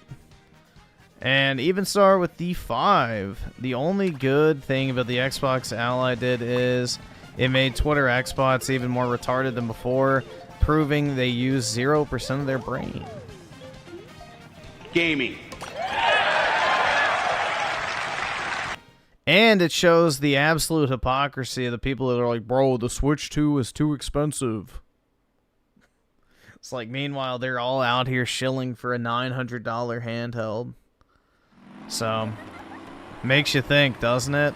My 2 Nintendo Switches will cost less than that ROG Ally.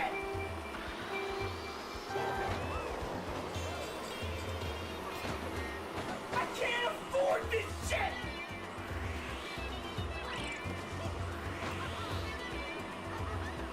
All right, awesome. Thanks, nigga. All right.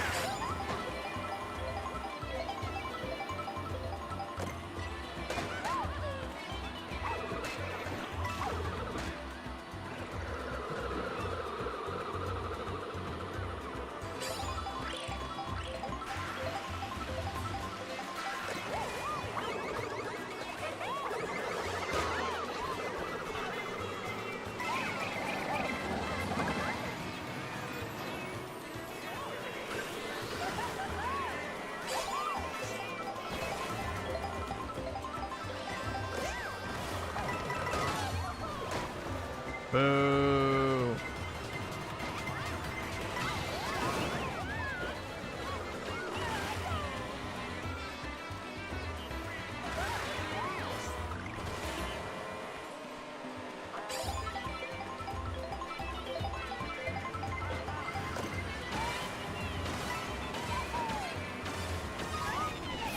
Oh, come on, bro. I'm in 20th and I'm getting hit by lightning.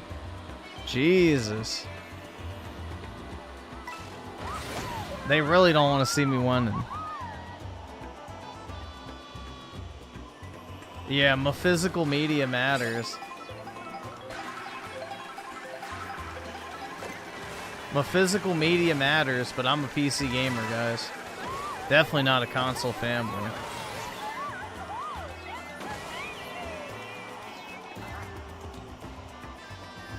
The PC Gamer Starter Pack of 2025. Defend everything Microsoft does. Shill for physical media even though you have no disk drive. Hate every PlayStation exclusive until it comes to PC. What else? Don't actually play games. Gotta throw that one in there too.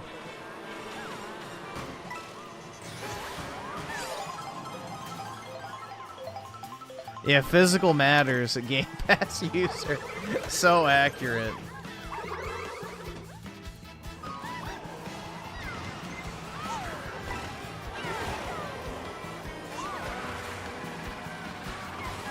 Yeah, just like I wouldn't pull out, I can't pull up on that jump with Peach for whatever reason.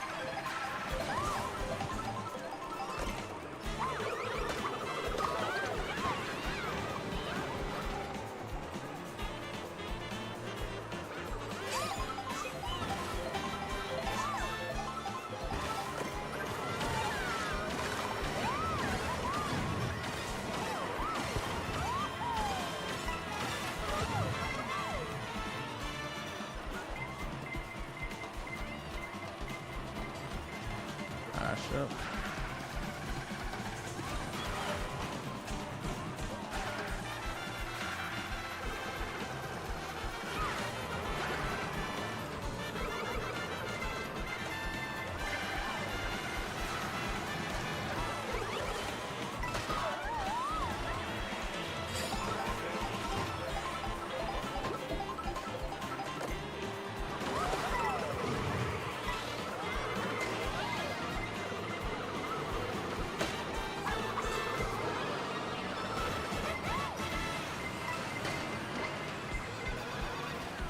Oh shit. Yep, it's over. Maybe. Oh fuck. Oh shit, I got lucky as fuck.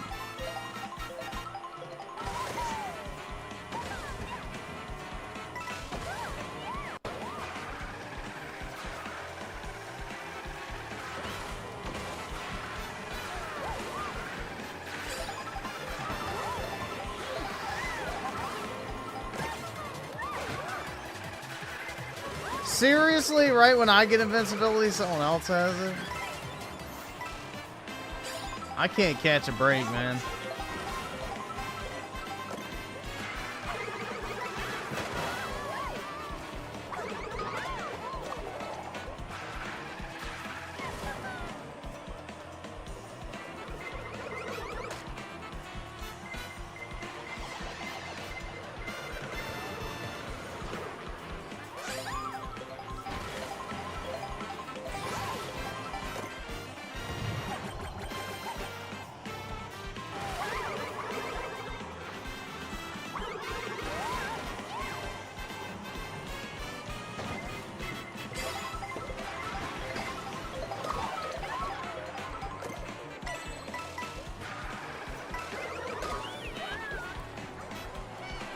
I'm gonna get cucked.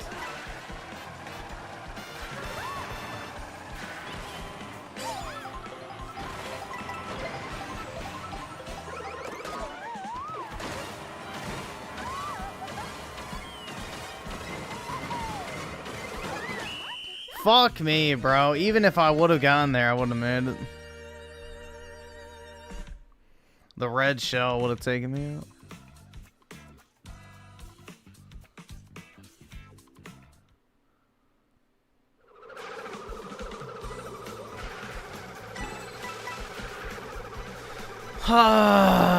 It do be like that, man.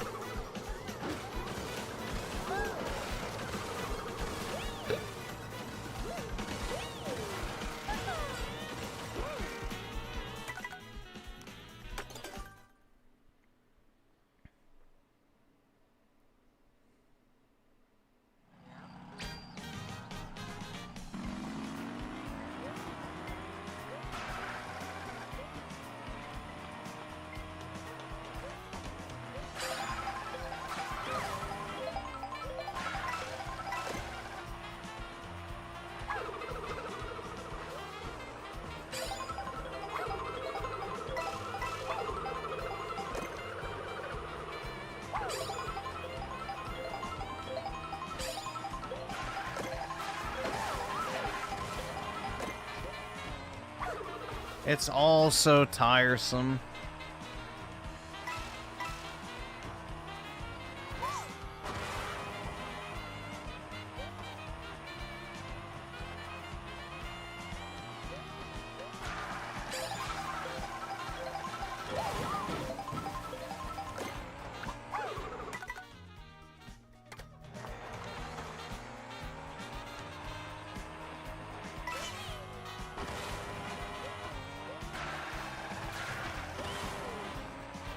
Tired of Trump's America already?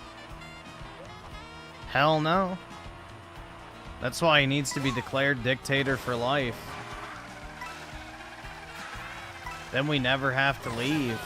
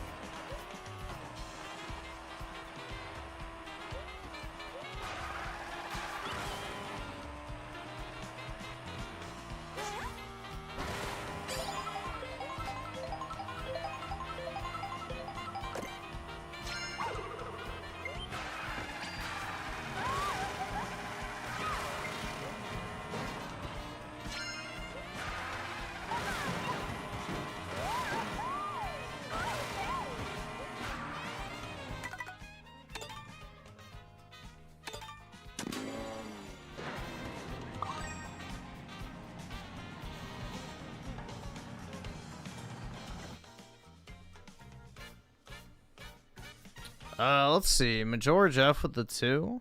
Uh-oh. Oh my god, yeah. That's sad. That's how my stores look. The mighty Xbox section. Some old sports games. How nice. Truly unfortunate, man.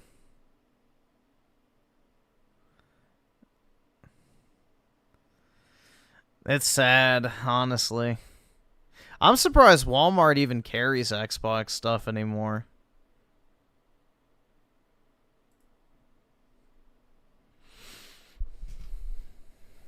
Yeah, only $730.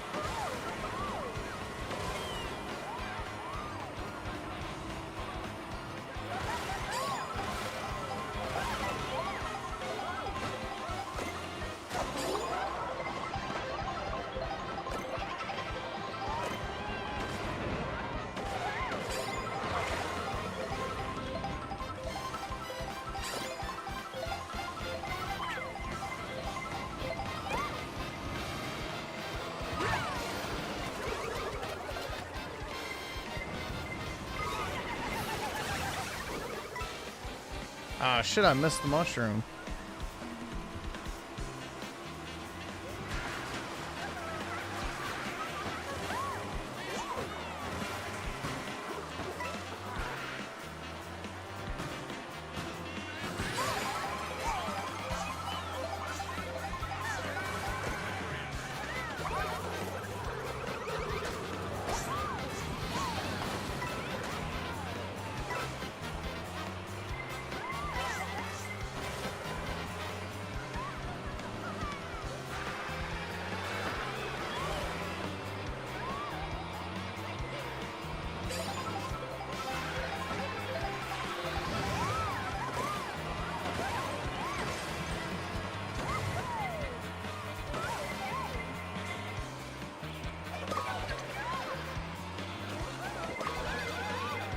Oh my god, bro, I'm getting gang raped.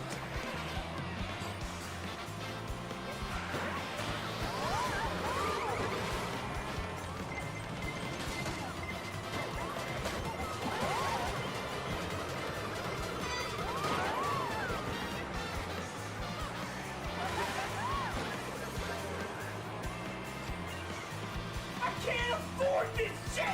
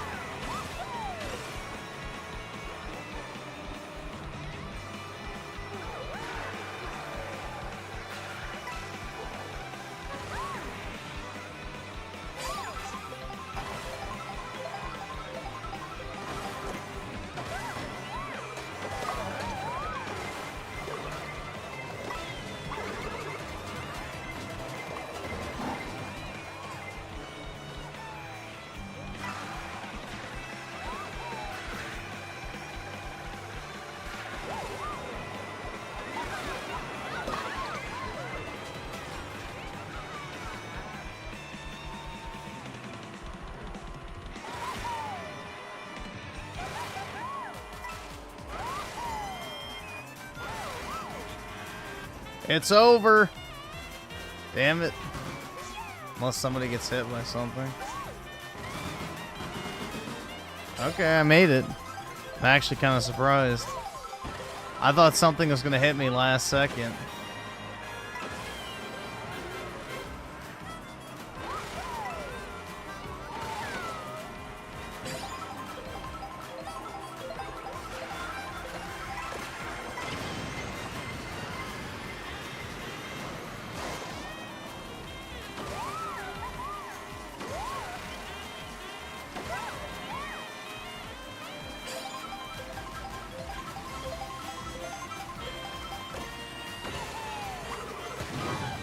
Ah, shit.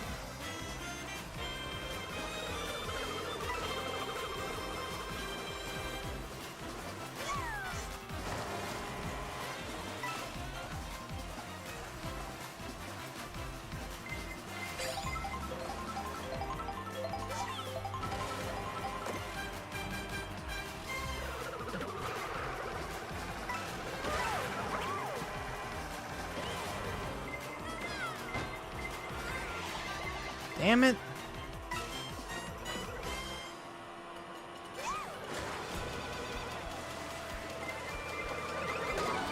Oh, come on, bro. Seriously? The last second. Come on. Fuck, dude. It's always the last fucking, like, 10 feet. The 10 fucking feet before the checkpoint is always when I get fucking knocked down.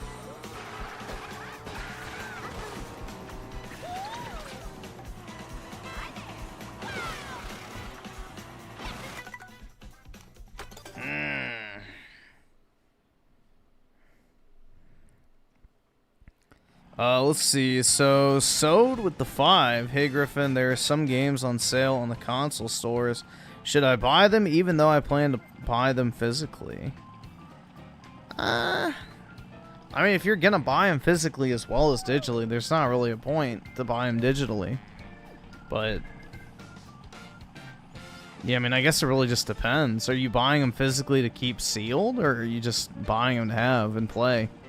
I mean, if you're planning on buying them physically anyway, there's no point in double dipping if you ask me. But it's up to you, man.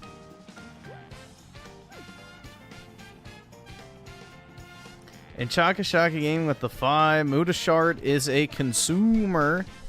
And why is Frit proud of being a drug addict and alcoholic at 30? Mudashart calling it a mistake is hilarious. Yeah, I made a severe and continuous lapse in my judgment when I called my GameStop ahead of time and lined up for the midnight release 2 hours ahead of time. You know, I had zero intention of buying it until I deliberately went out of my way to find a midnight release.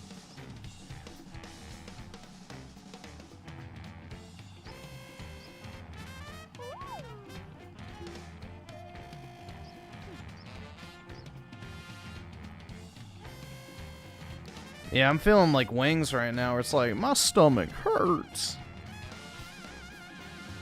I don't know what it is, dude. Like, I didn't eat anything really today. I had some cheese and, like, I'm trying to think what else. I had, like, a few pieces of chicken. Like, that's it.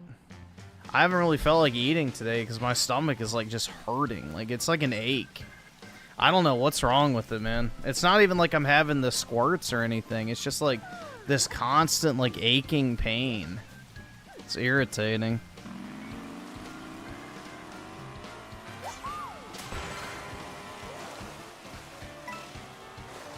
Multiple people I know have been having pain in the stomach. Yeah, I don't know. It's probably like some virus or something that's going around.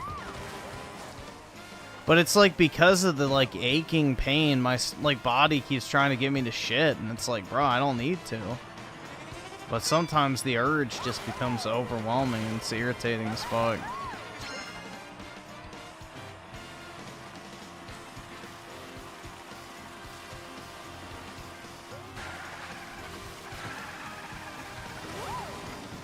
Griffin have no interest in Asian women, white women, easily understandable.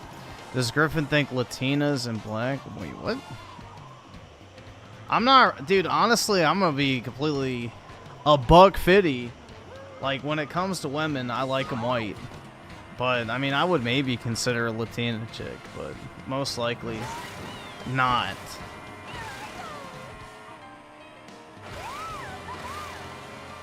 So, it would depend. She would have to look really white.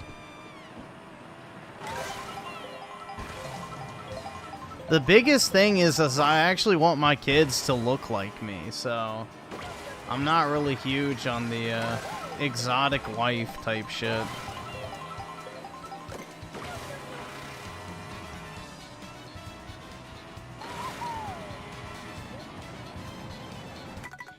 Like, the whole, you know, exotic shit is not really for me.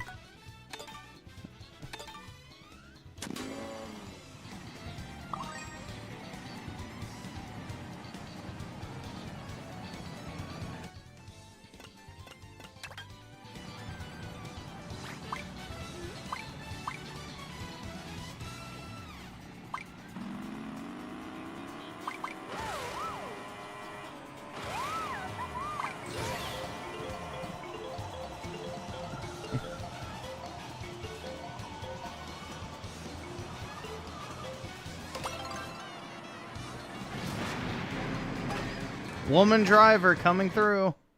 Shit.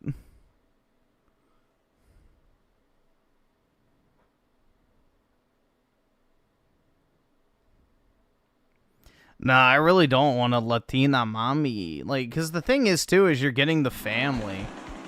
So. Especially with Hispanics, bro.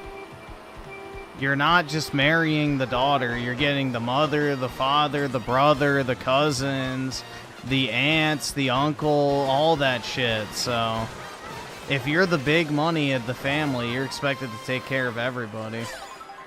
Which, no thanks. So...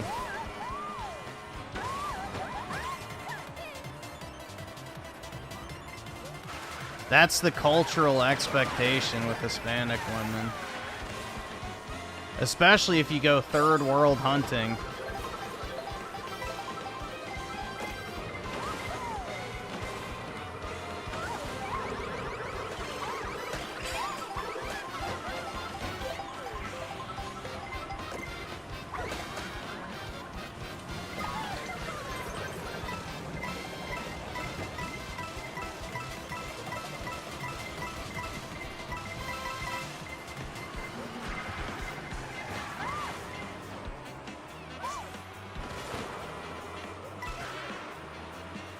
Ideally, you want to marry a chick that's of equal social status and money status as you, who comes from a good family.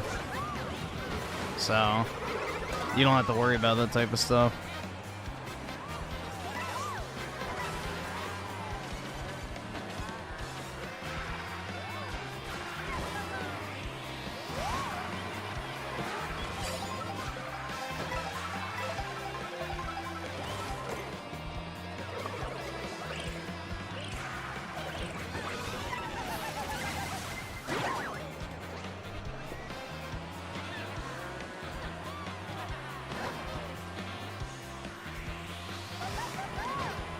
You can't wait to get your hands on the Xbox handheld and prove me wrong? What?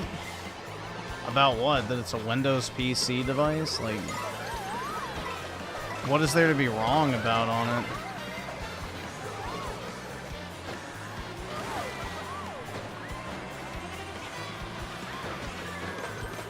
I mean, if you want to blow a $900 to prove somebody wrong on the internet, then go for it. I don't care.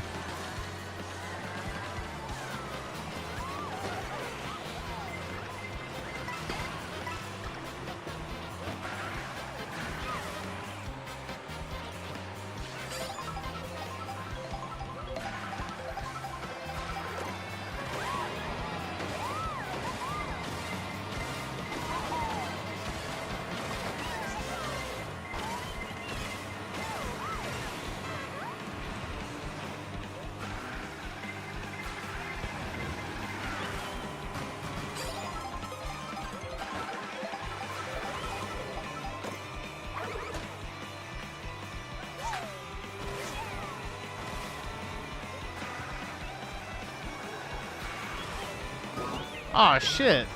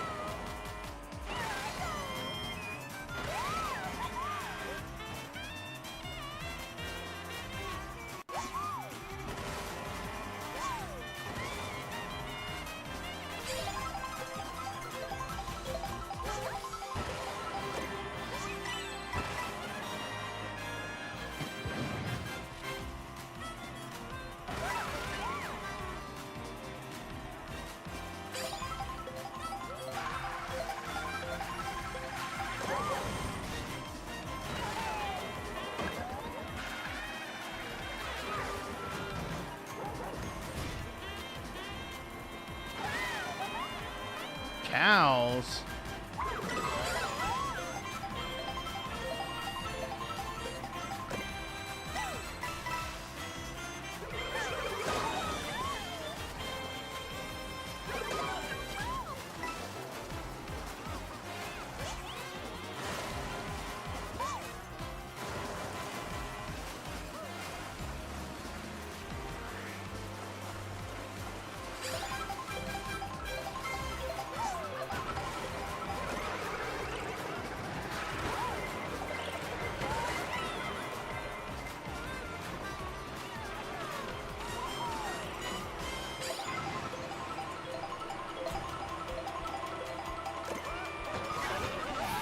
Ah.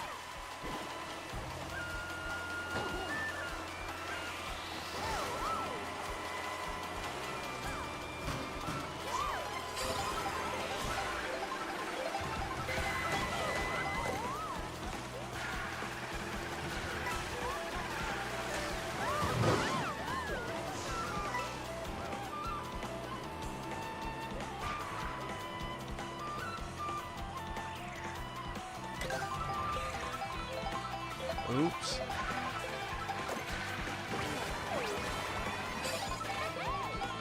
Ah, damn it. I'm Ching Chong Peach.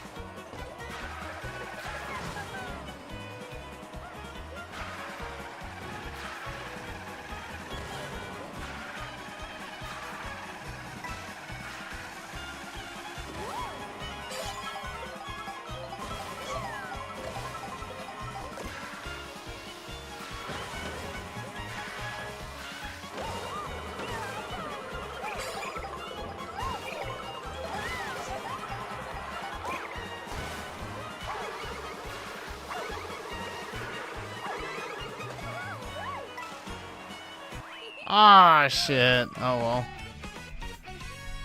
Oh, well.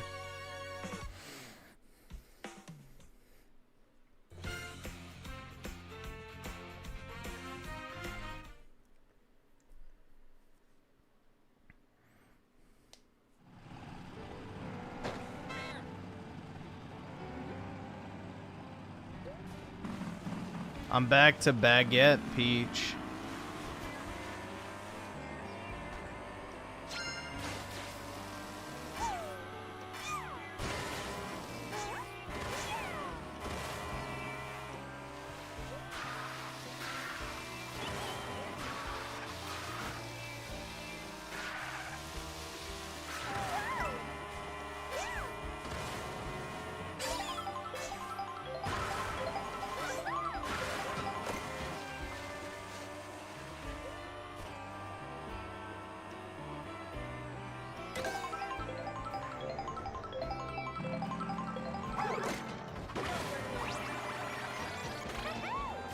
Ew. That's a no-go, man. I gotta find a different one.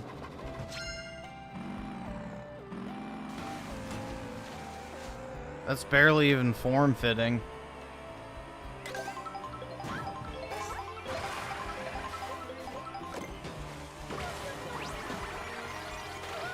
There we go.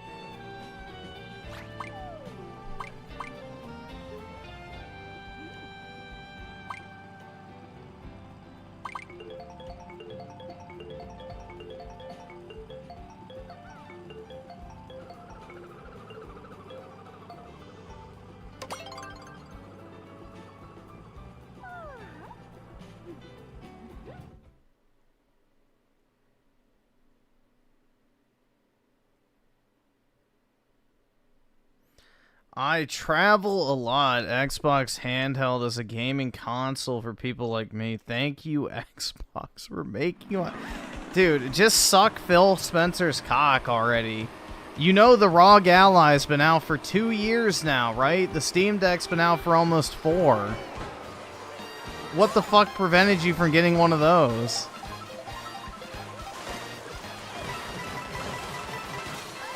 Holy shit.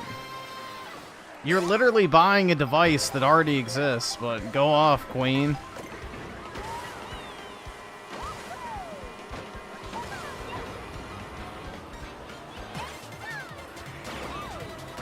Also, the Nintendo Switch has been a thing for about a decade now, so if you really cared about portable consoles, you know, I don't know what to tell you.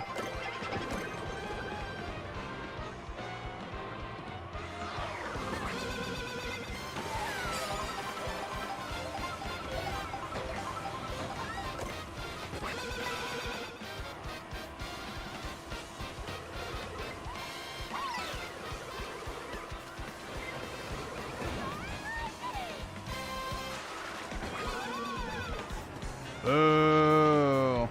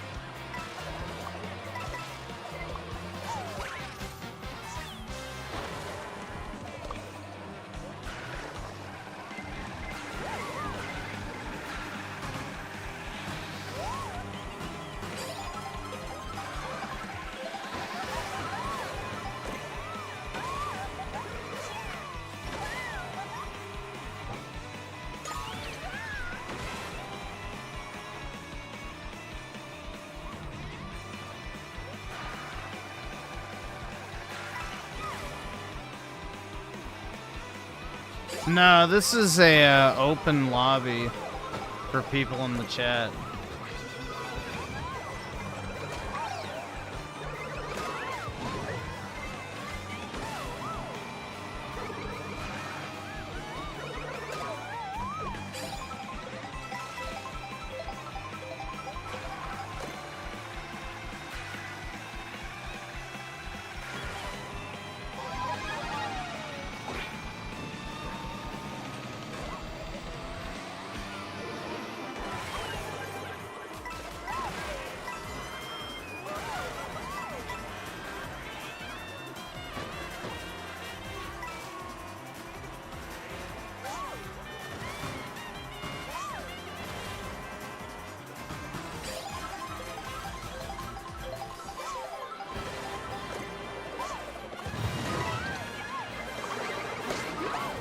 Dude, I hope California declares open revolt so that we can go in and just clean house.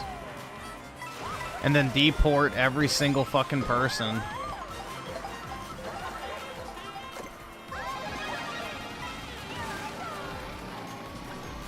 But most likely that won't happen.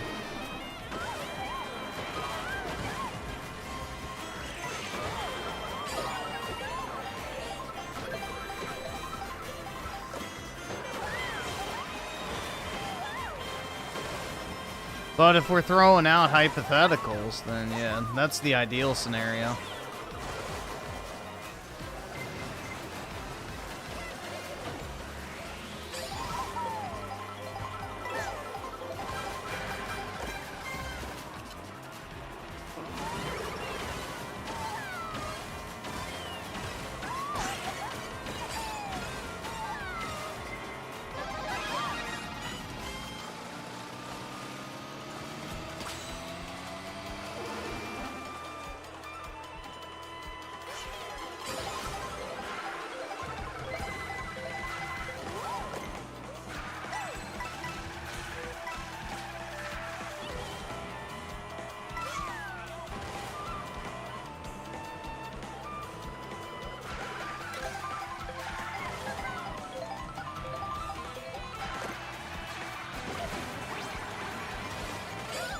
Uh-oh, Jap Peach.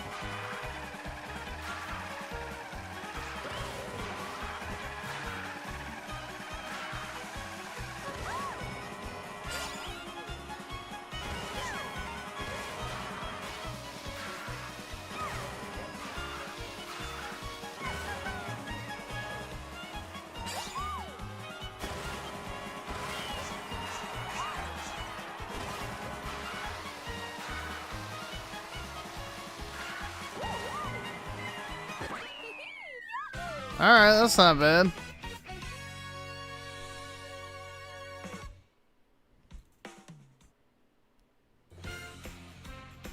I'll take it.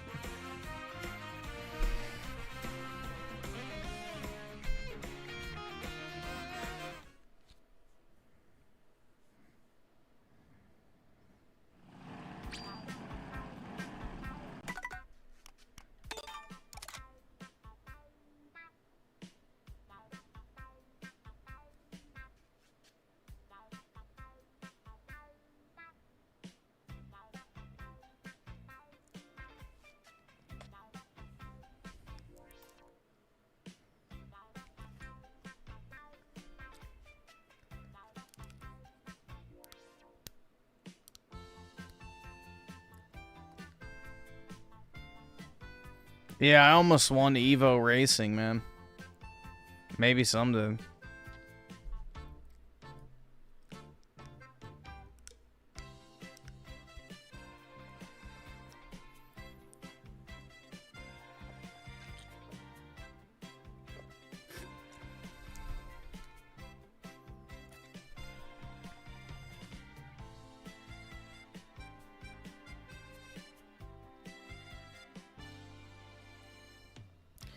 Xbox ROG Ally will sell at least $20 million. I would hope so, man. That's only 200,000. Or no. 20,000 units. I would hope so. That'd be pretty depressing if they couldn't even sell more than 20,000 units. Considering the normal ROG Ally sold like 500K.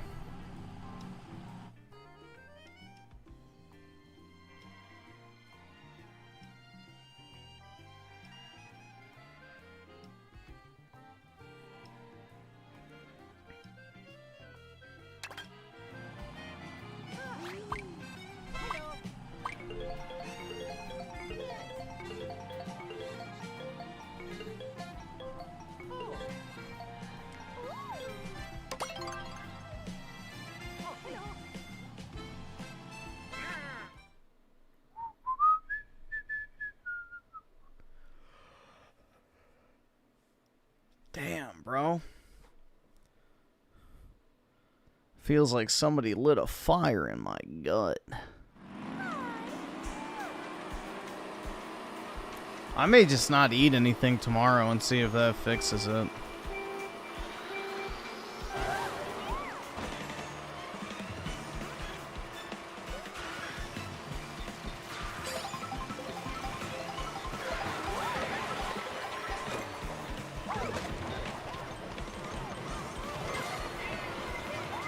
Nah, I'm only gonna drink Pepsi. That's it. I'm gonna go on a Pepsi fast.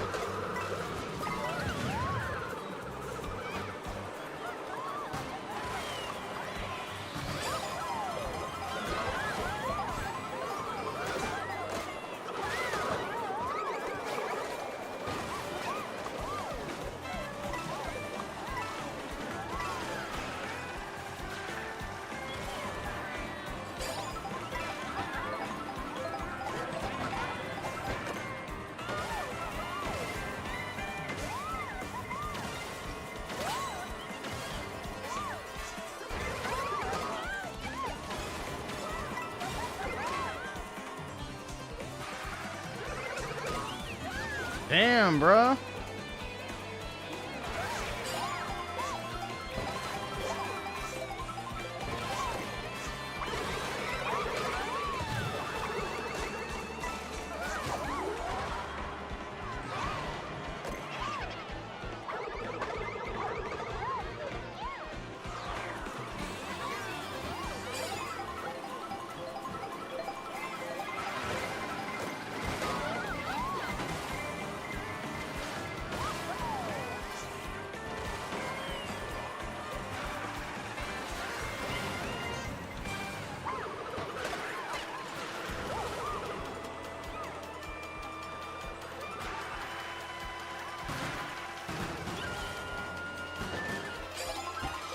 There we go.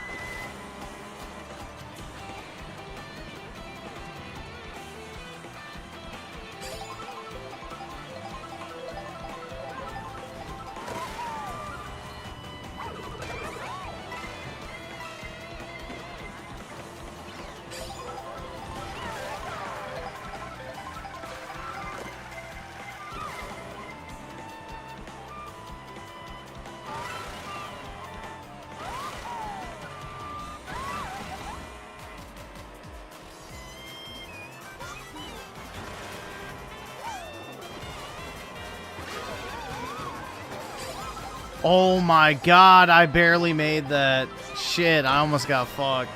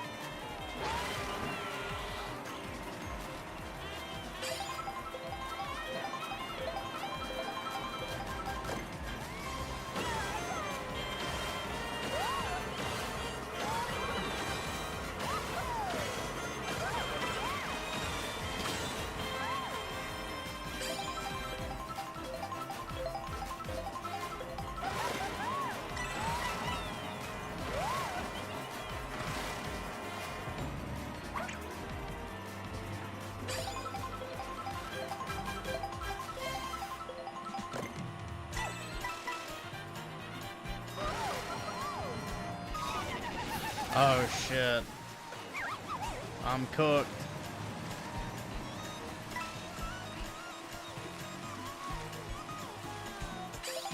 Oh my god.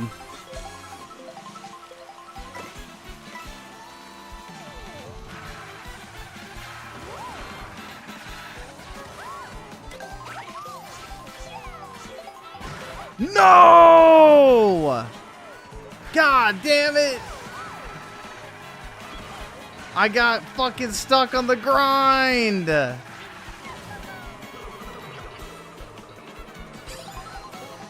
gameplay mechanics, dude! Oh my god. That is unfortunate, though.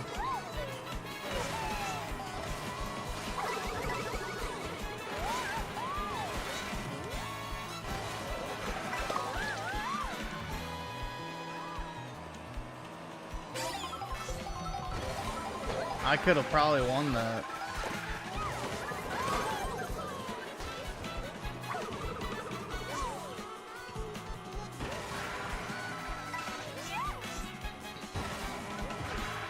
I can't afford this shit!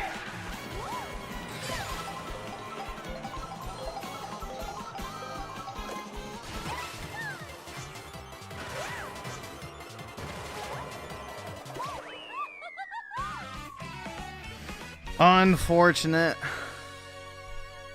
Yeah, the game cheated, dude. Somebody hacked. He had a lag switch.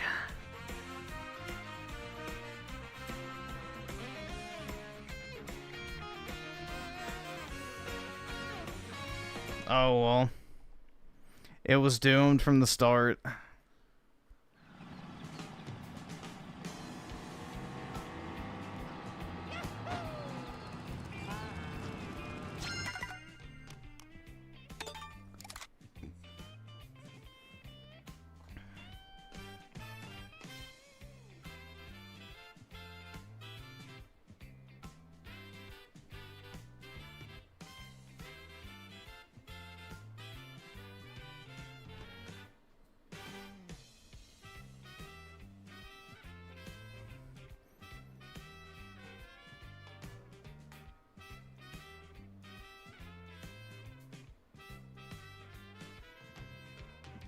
Daryl's some of the two. Watch short clip. Oh no, it's Alex sawing out a, on what though? Like, is it the title of the video?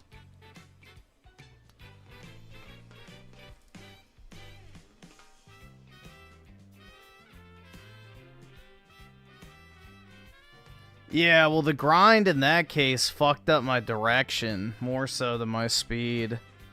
It launched me straight into the wall instead of being able to drift.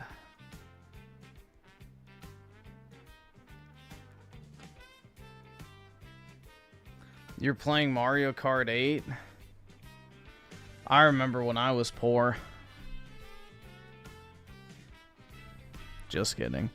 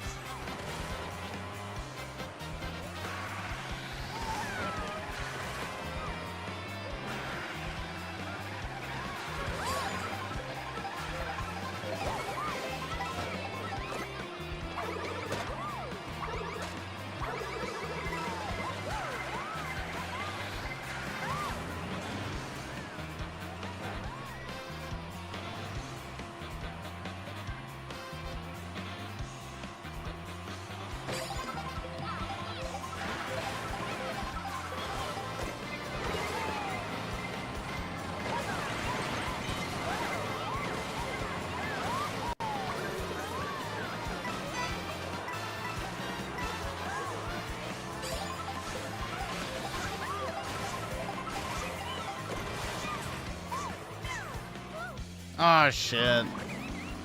I tilted my stick too far to the left.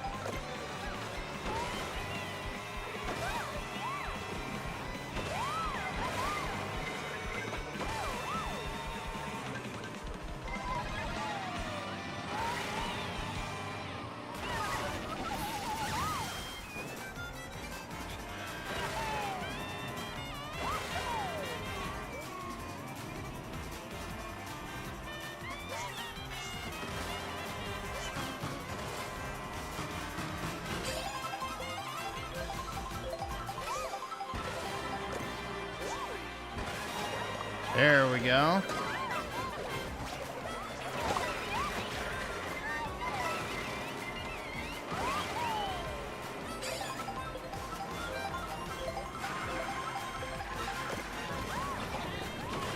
I can't afford this shit!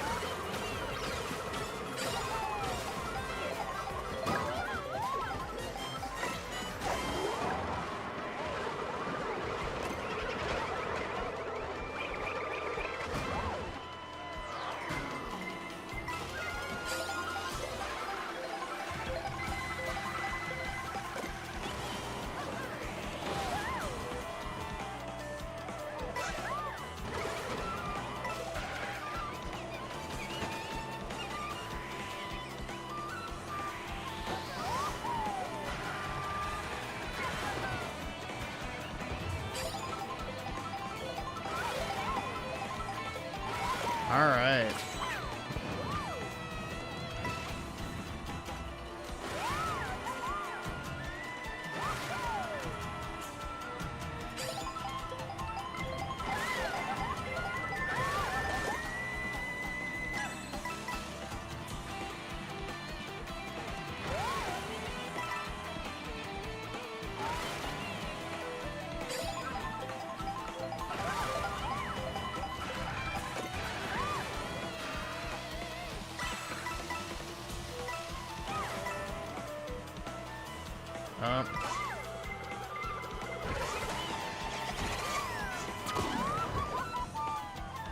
Oh, what the fuck?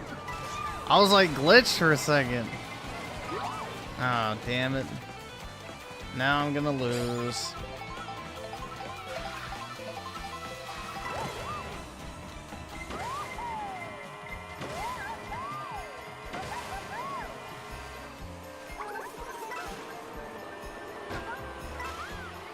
Yep.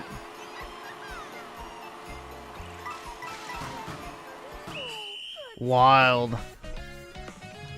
First to 7th immediately.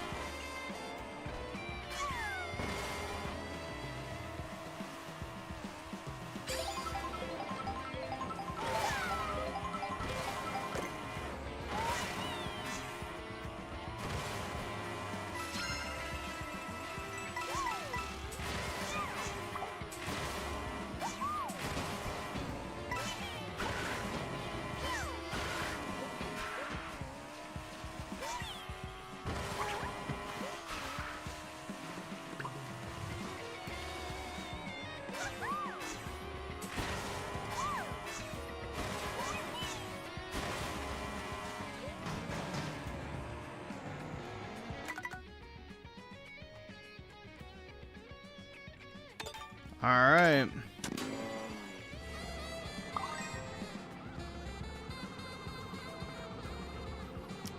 Daryl's on the two. Yeah, I'll look it up.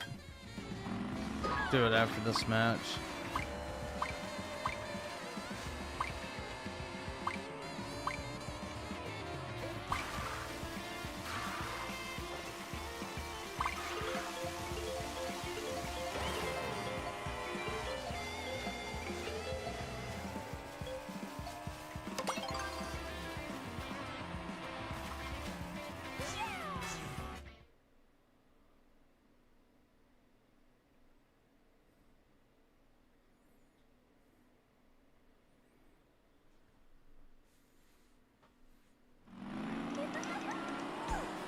Where's Majora Jeff? I don't know.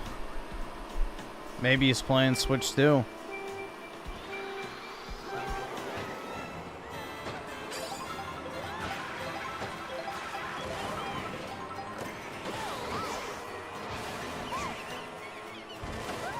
He sent a super chat earlier, but...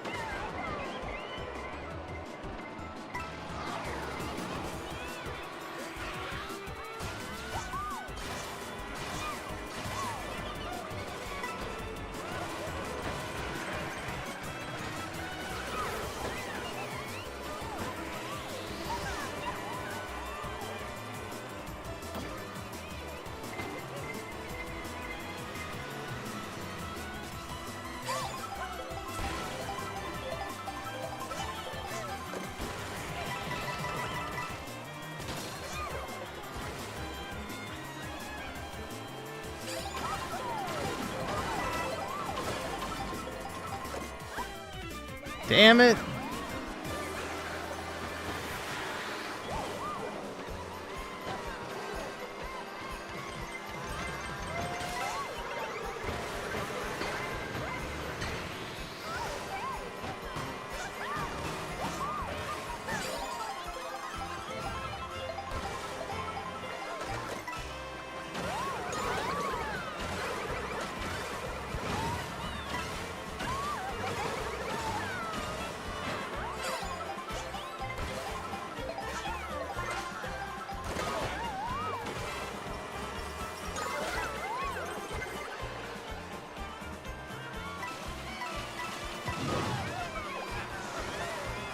Brutal.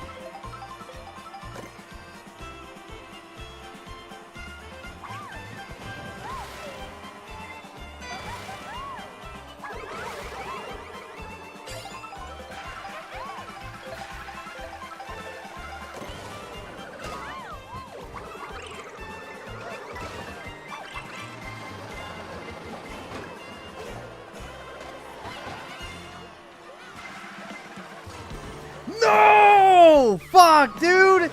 It grinded me on the rail. Holy fuck. Bro, it is trying to sabotage me. There's no way. Oh my god. Yeah. Dude, it's rigged. Yeah, somebody's cheating, dude. These fucking dumbass game developers don't even know how to fucking program their own maps, dude.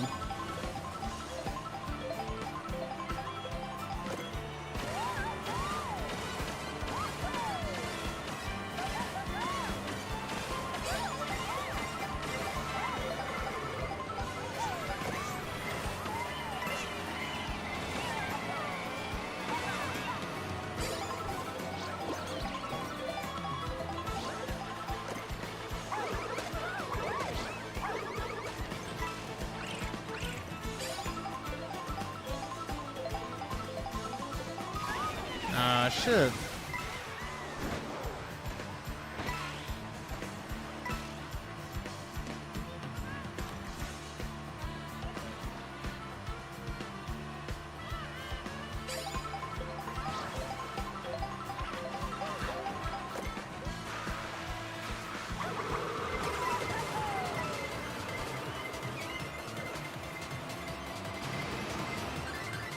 Yeah, it's Jover. 2 bullet bills. It's Jover.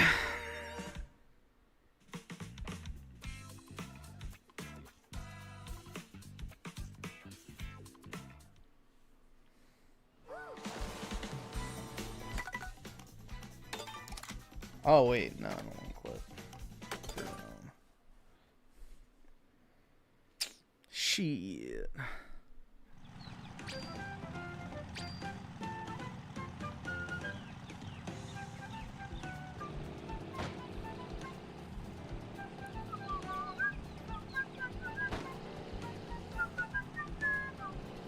Nice.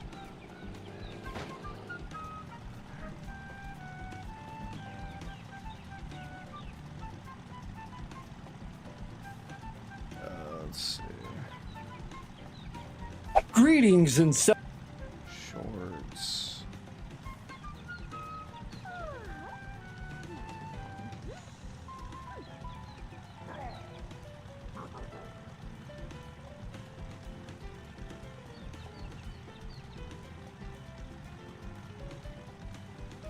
I can't afford this shit!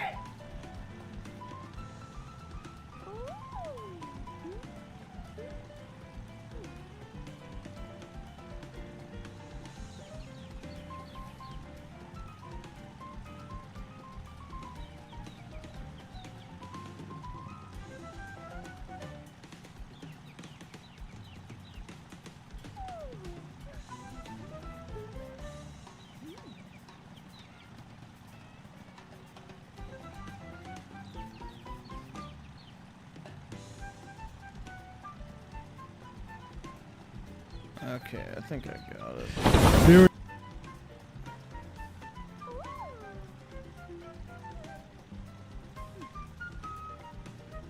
Alright, it's like 5 minutes, so we'll watch it in a minute. Or we'll do it when we get to videos.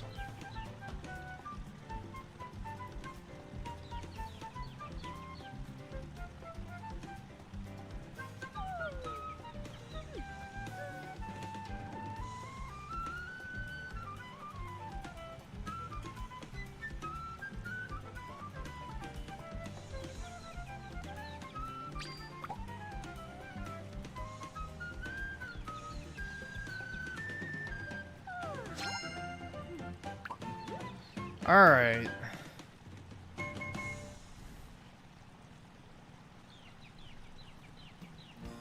Peach doesn't feel much. Guess not. Oh, shit. Alright, if anybody wants to join, there you go.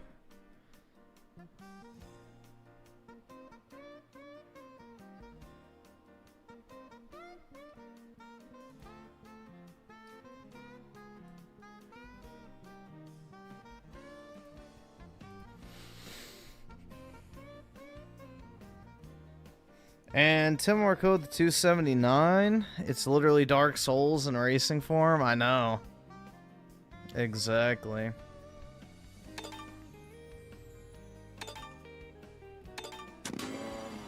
Literally Dark Souls.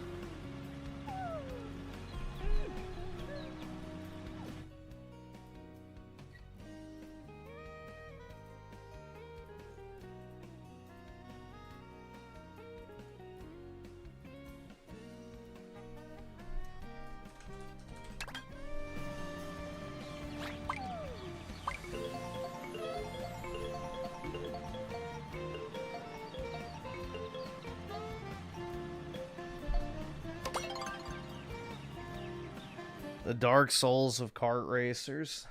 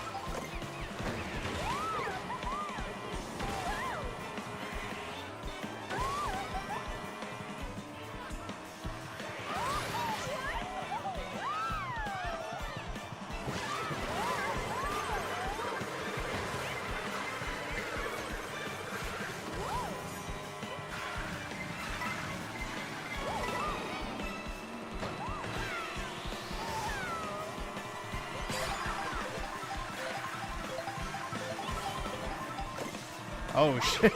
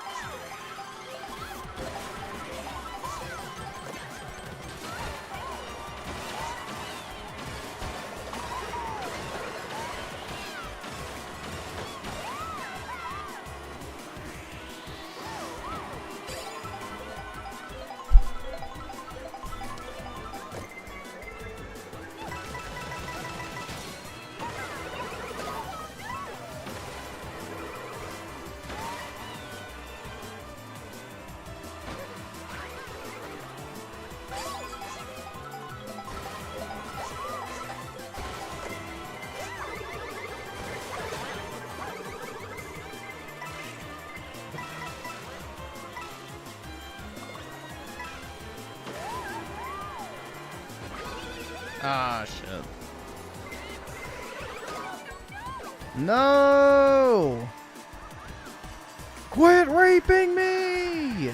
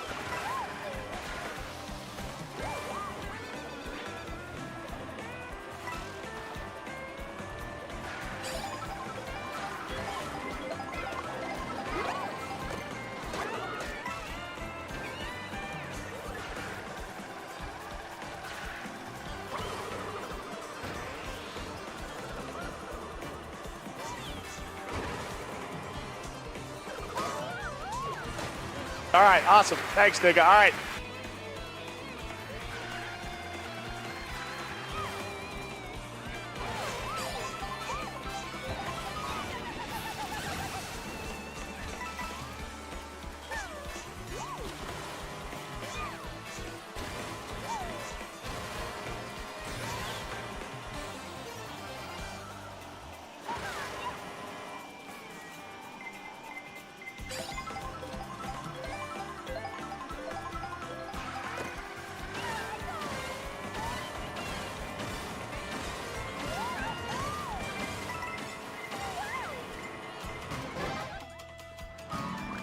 What happened?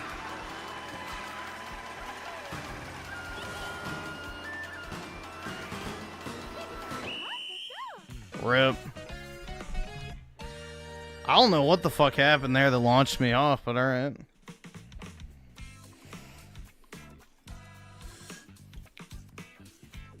I have no clue. The game cheated? I agree. The computer's cheated, man.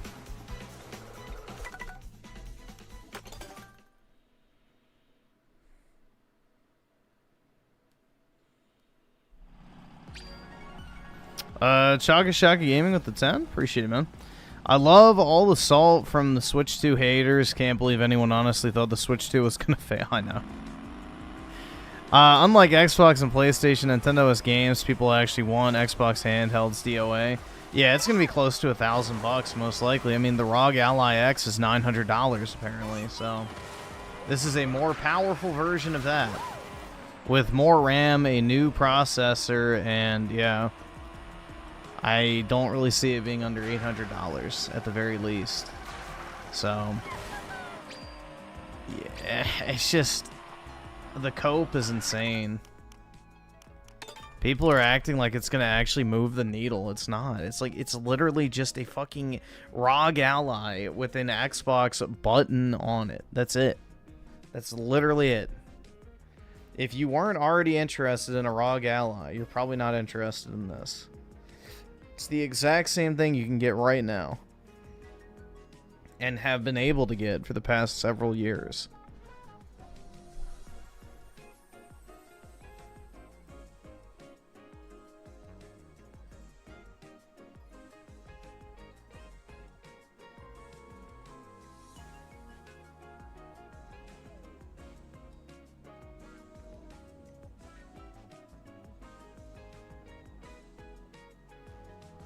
Have you guys seen that cringe shit from Gavin Newscomb, where he's like trying to compare Trump to Emperor Palpatine, and like, does he not realize that Emperor Palpatine is like the coolest character in Star Wars?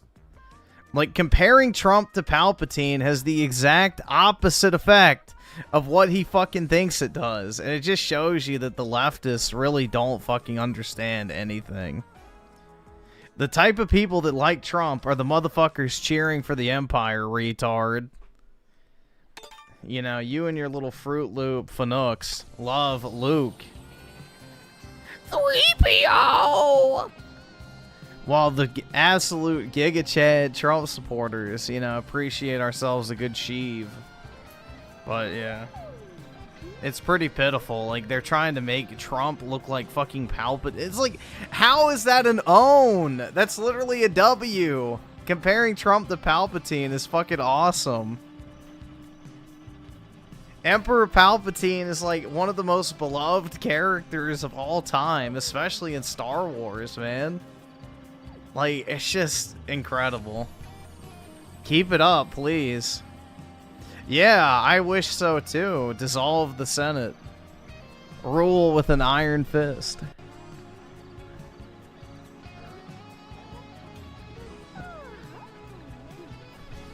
And all...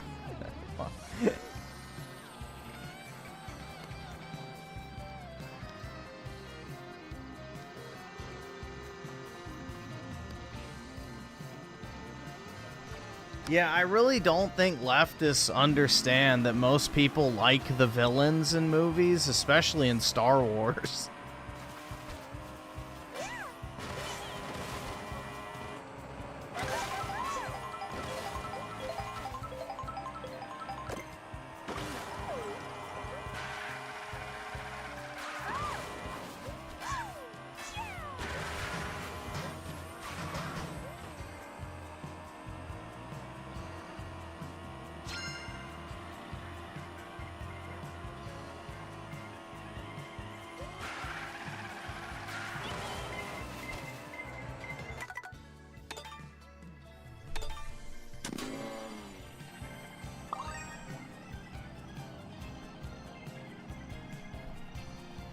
Yeah, Elon's trying to come back into the fold, which, you know, overall is a good thing. But yeah, The Spurg out looks even more fucking retarded now than ever before. So if Elon wouldn't have spurged out, then, you know.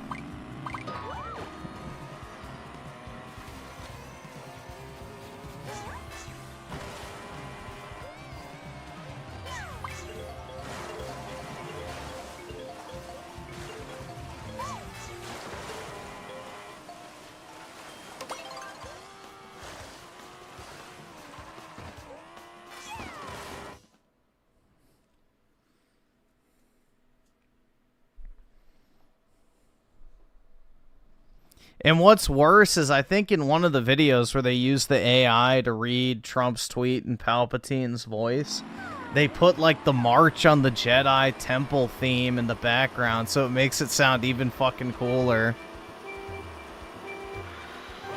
Like, are they trying to make pro-Trump propaganda? Because if so, it's working.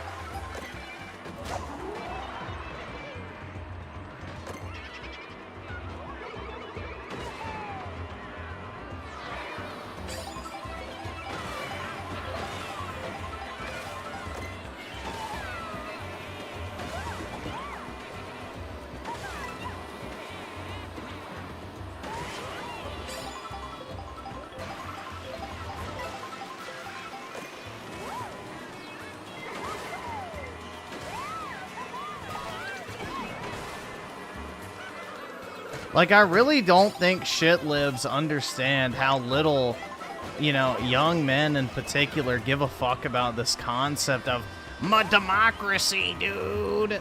Democracy. Like, it's not some fucking, you know, sanctified ideal anymore. Because most people can't fucking stand the majority of people.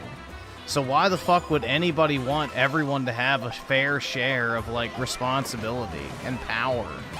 Like, yeah, if you're a homogenized society where everybody has stuff in common, then yeah, democracy's cool. But when it's literally a fucking shithole, multicultural, like, fucking hellscape where nobody looks, sounds, or does anything similar to each other, it's like, yeah, I don't want these fucking randos to have as much political power as me. Fuck democracy.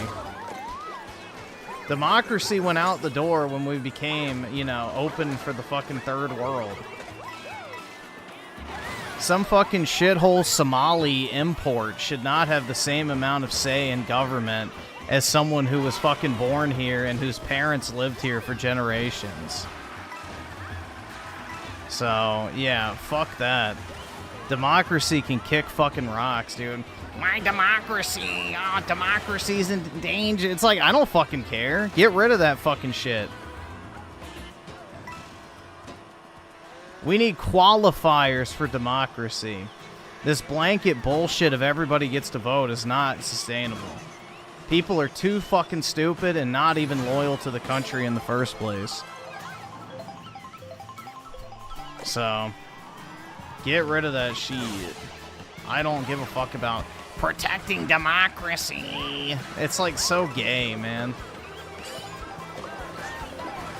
Only boomers fucking care about that shit. Not even women care about democracy. They just use it as a buzzword.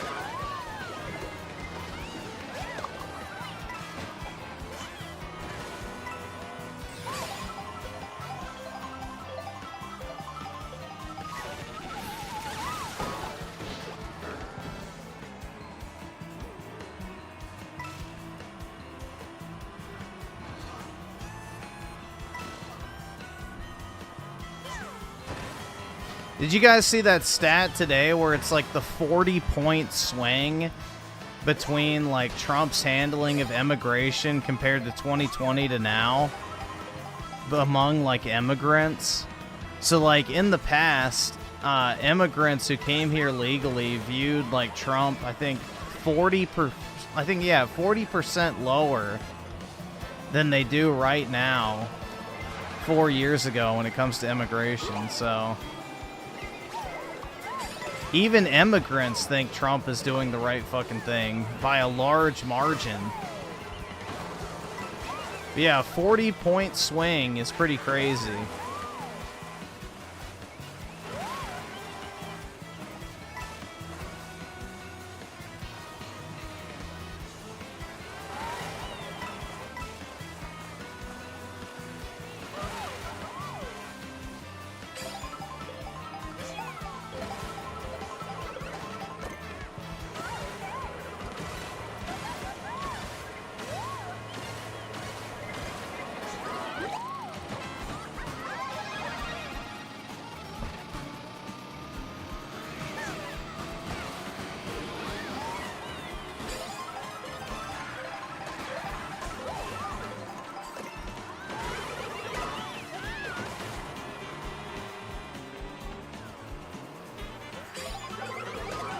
Oh my god.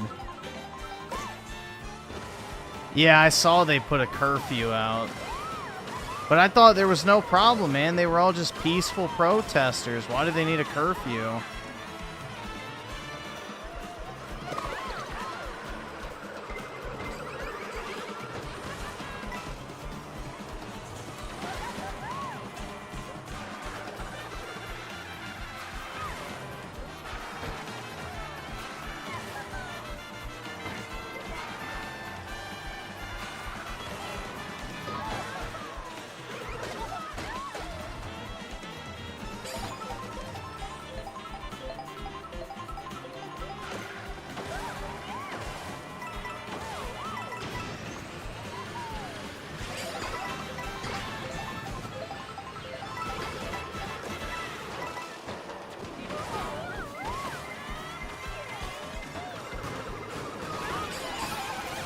Oh, whoo! Shit.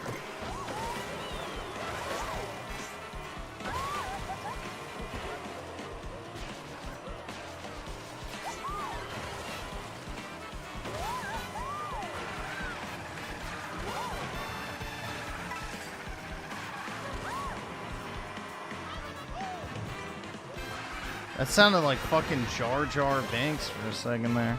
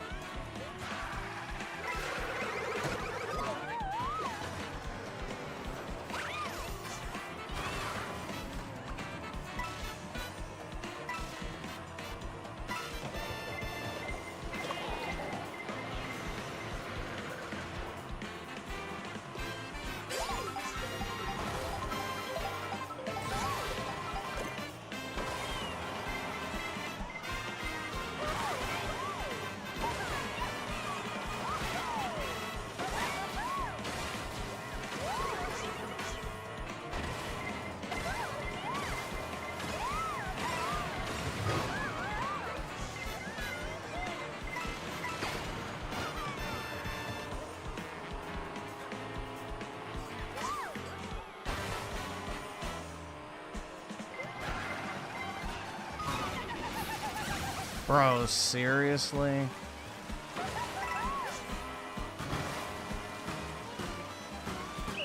I don't even get to do fucking Moo Moo Meadows. Shit.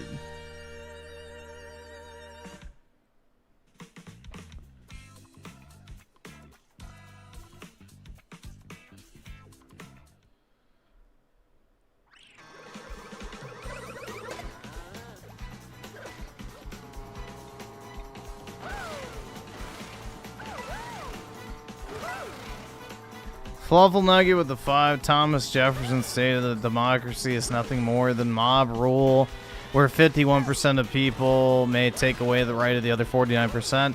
Yeah, he also said that it's a requirement for a society to have an educated populace if you want to have any sort of, like, democratic rule. And we do not have an educated population. We have about 20 to 30% of the population that doesn't even speak fucking English. And then another 15% that can't even read at a 2nd grade level. So, it's insane, bro.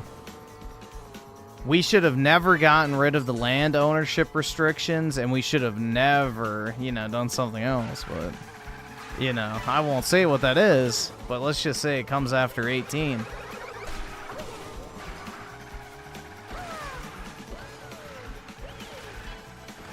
The founding fathers were right in the way they structured the government originally.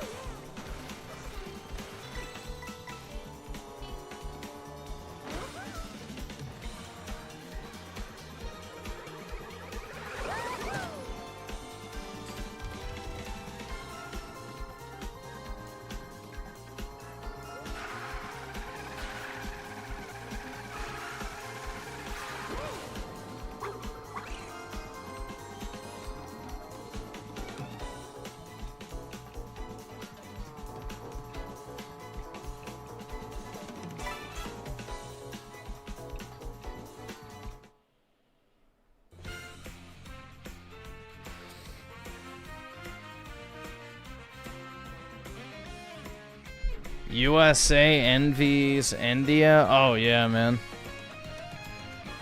I, too, wish I could walk outside and see 10 people shitting in the street. Or have every single person I know married to a cousin. Yeah. That's just a beautiful world, man. I wish we could be more like that.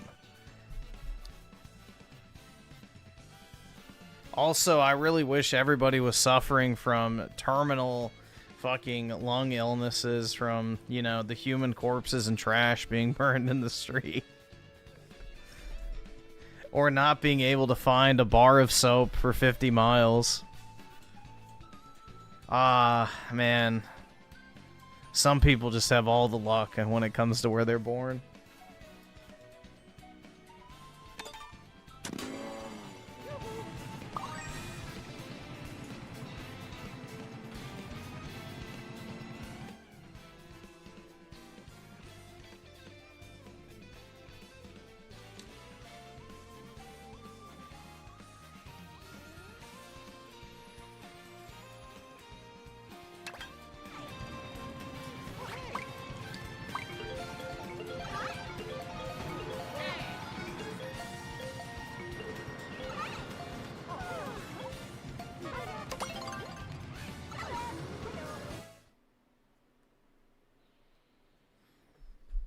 Yeah, India is so wonderful that Indians will do anything to get out of India. I wonder why.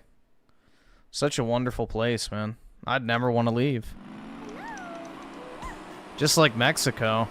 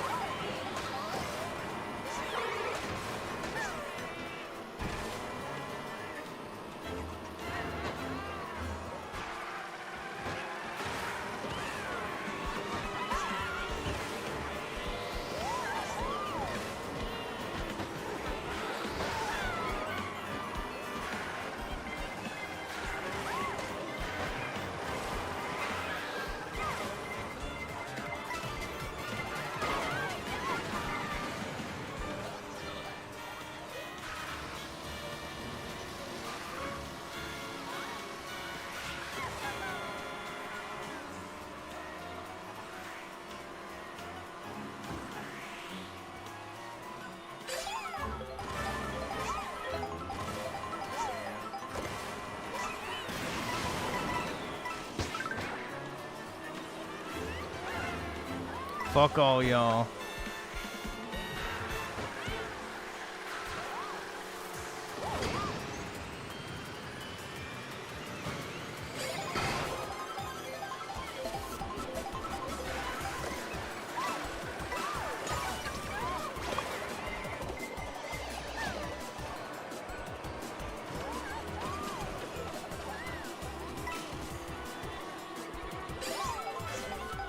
Ah, damn it.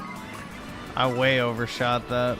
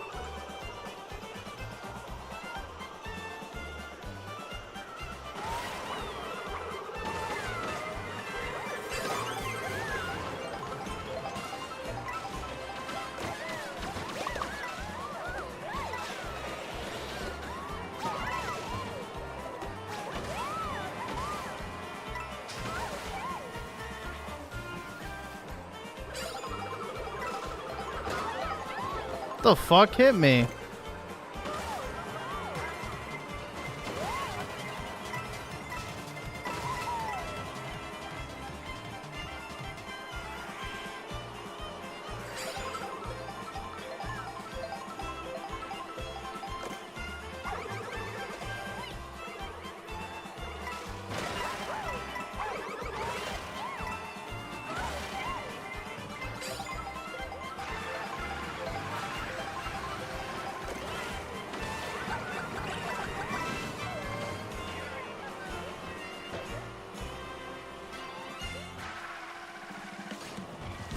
No! I clipped the fucking rail. Holy fuck, man.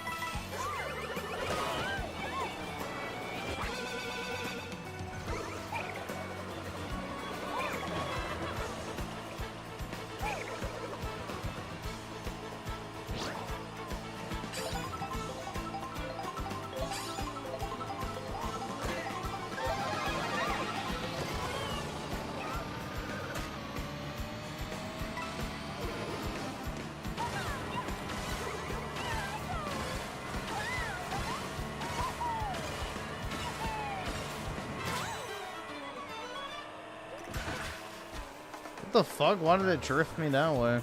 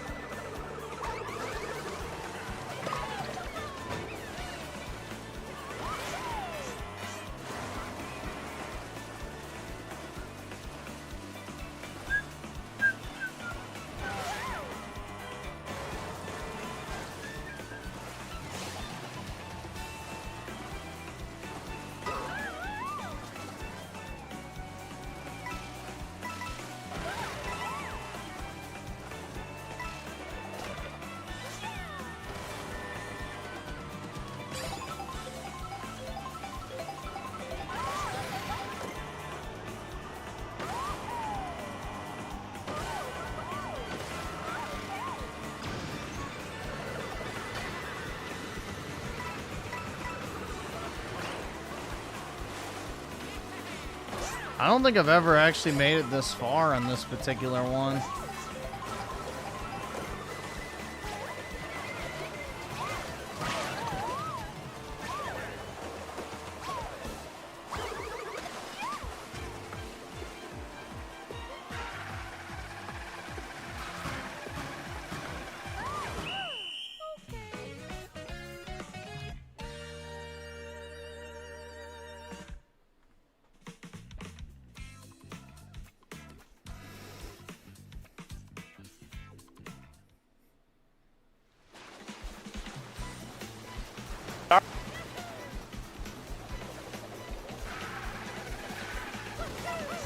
E-Man with the 5 timed Brit. Alright. A very low IQ person. And Minute War with the 2, I think you can break upcoming shells with boom. Yeah, you can. You can even use it on the blue shell.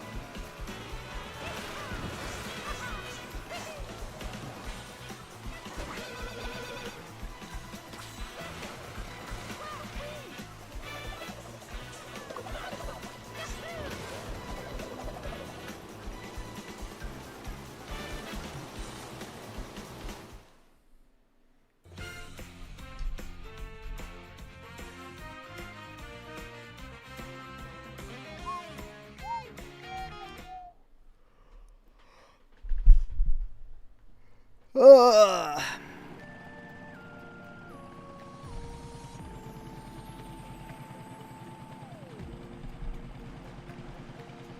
Yeah, the narrative that nobody wanted to switch to or that it's gonna flop and everything is completely dead at this point.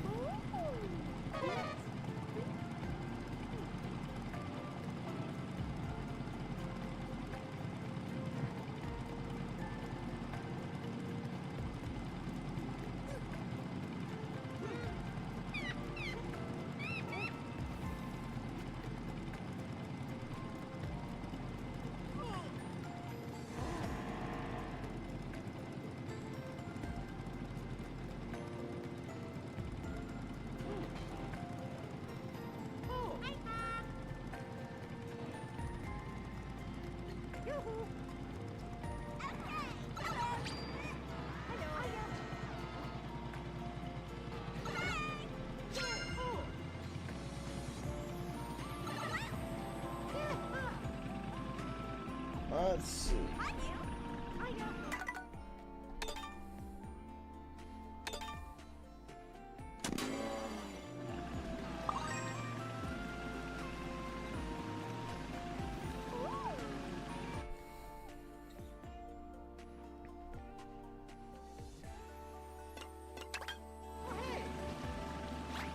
I'm gonna shove the Xbox ROG Ally in my ass. Nice, man.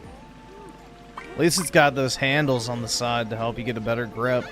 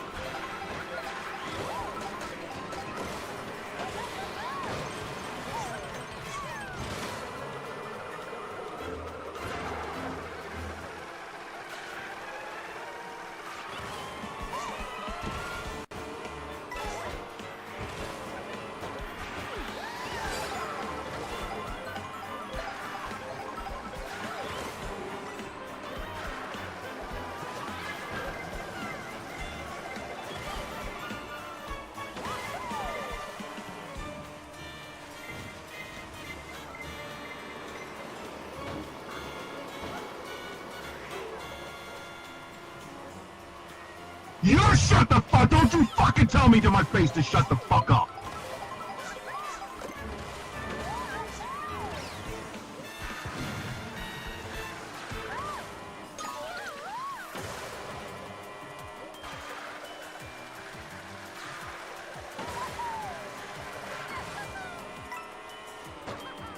Dude, I still can't believe Dreamcast guy said that Mario Kart was a shitty launch title.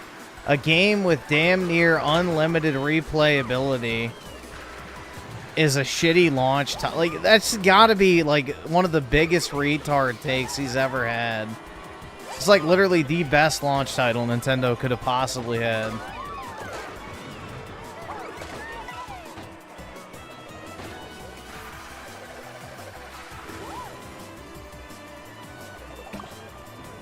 And then he says he has no interest in Donkey Kong, but he would have bought it if it was a launch title, but Mario Kart's somehow terrible. It's just like, holy fuck, bro. That guy is genuinely retarded. Don't feel bad for poor people, guys. There's a reason they're in the place that they're in. That's all I could say.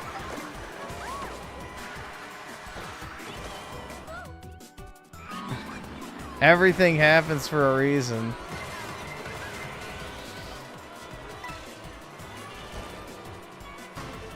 I got fucking... Yeah, I screwed myself.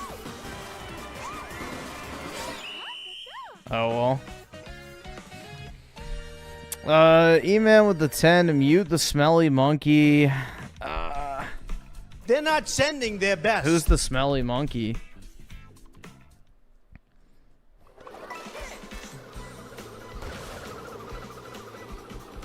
Okay, somebody... Oh, the Arume? Yeah, I have no clue. I don't think you're a smelly monkey, PK, but I have no clue. You're just a normal monkey.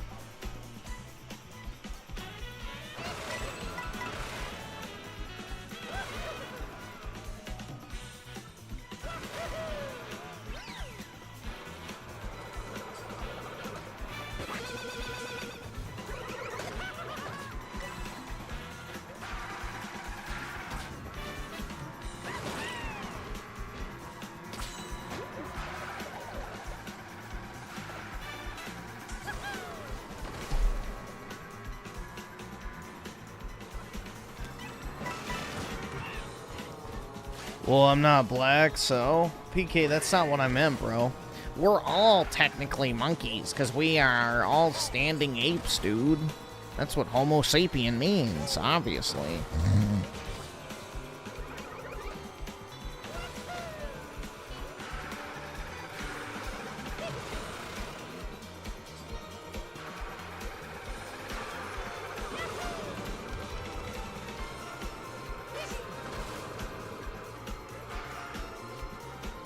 If the PS5 launched with Horizon, he would have probably said it's the best launch game.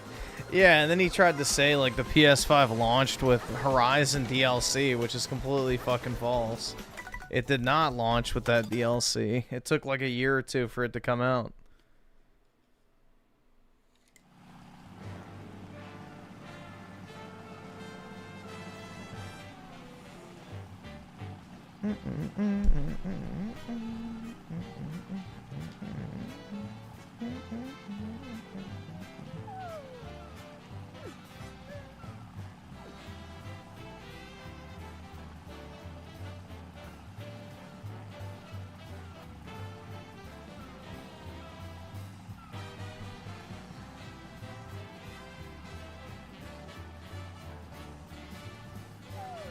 Damn, bro.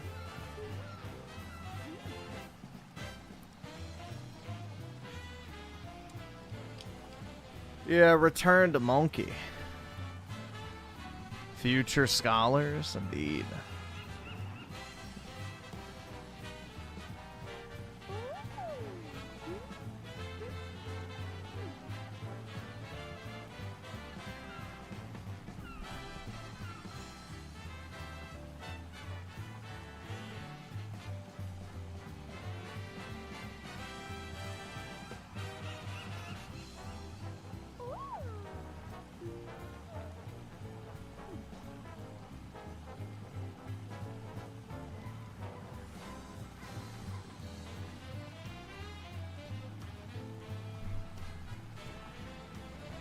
Dude, compare this to the Xbox Series X launch game. Yeah, but yeah, Sackboy, that's all they had. And even that was cross-gen, so it wasn't even a launch game. They had Demon Souls, to be fair, which is pretty good, but...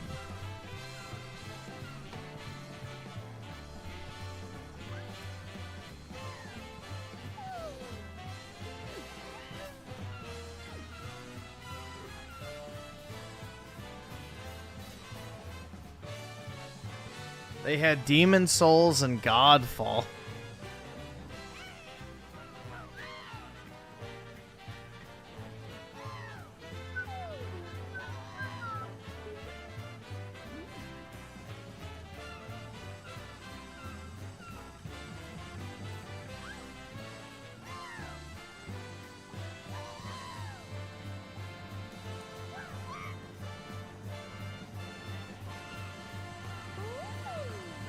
I thought Godfall was pretty good, but it just lacked any sort of like real replayability or substance to it. Like visually it looked cool, gameplay wise it was fun, but it needed more. I don't know, maybe they updated it after the fact, but I played through it. It took like 3 to 4 hours and then that was it.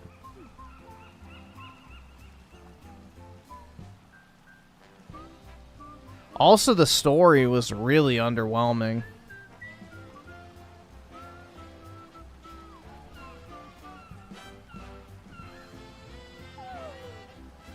Does everyone want Griffin to starve? Obviously, man.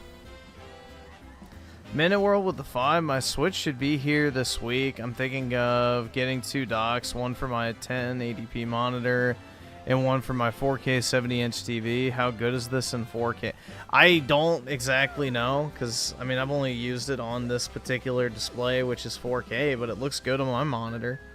So, I have a 4K monitor, and it looks really crisp, so even if it's not, I guess, running natively at 4K, the image quality still looks really good on a 4K display. It's not, like, blurry or anything, which is nice.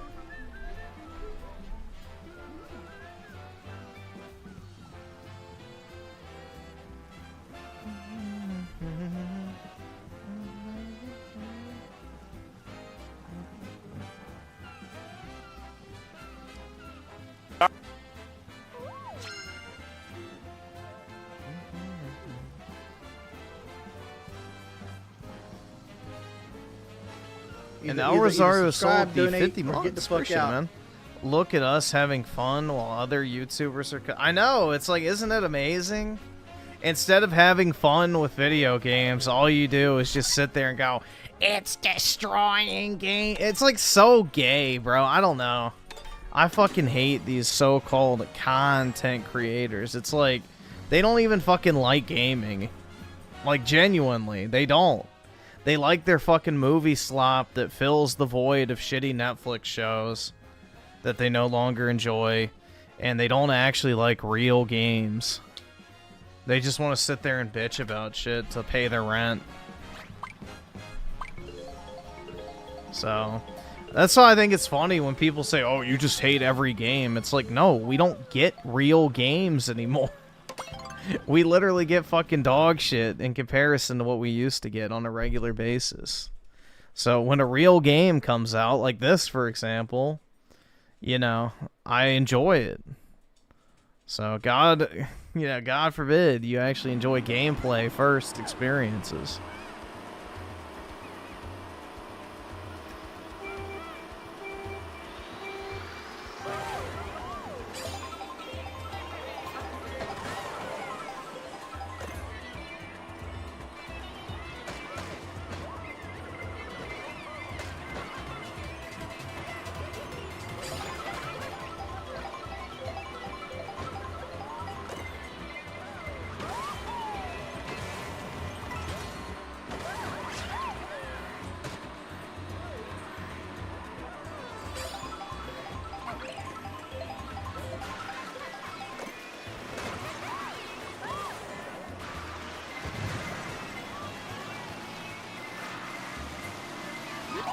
Aww. Yeah, so far, I would say this is my favorite game this year. Prior to this, it was Monster Hunter Wilds, but this definitely, I think, is better.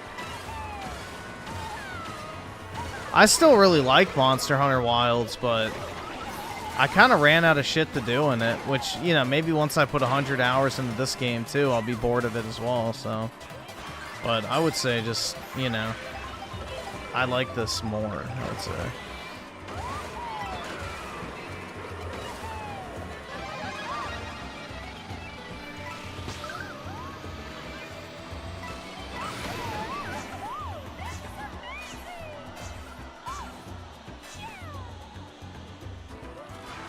I say they would probably release the new Smash title in 2020, not 7, maybe 2028.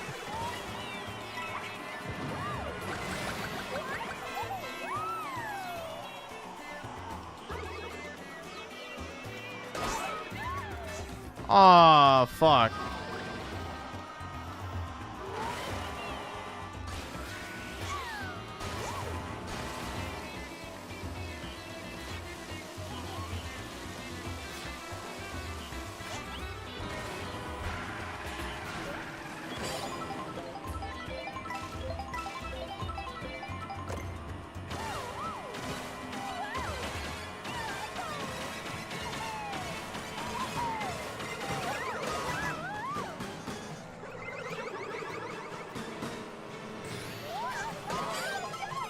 I made it.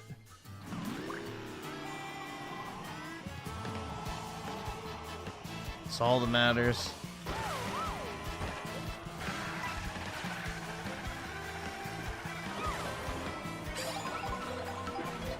Will I make it to the next round? Probably not. We'll see, though.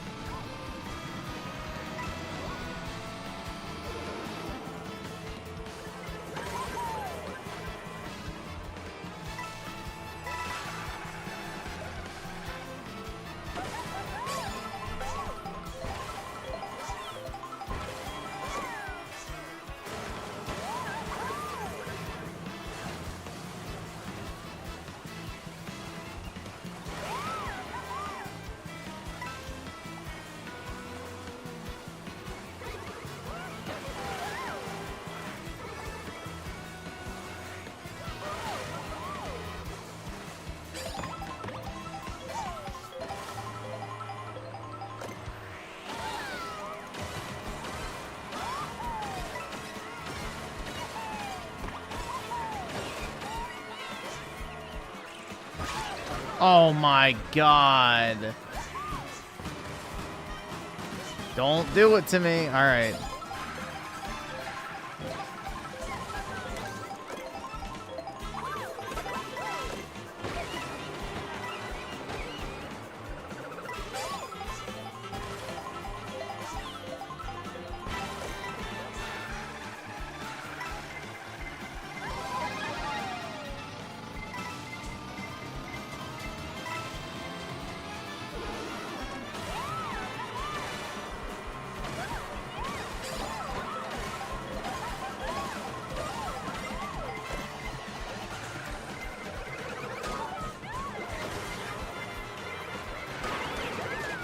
Oh my god, I cannot catch a break.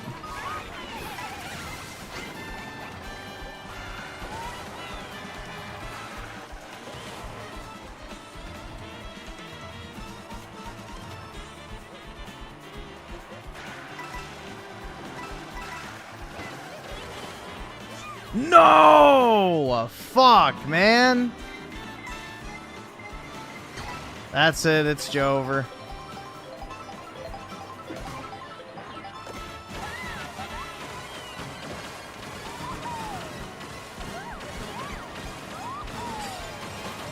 What? There's no way.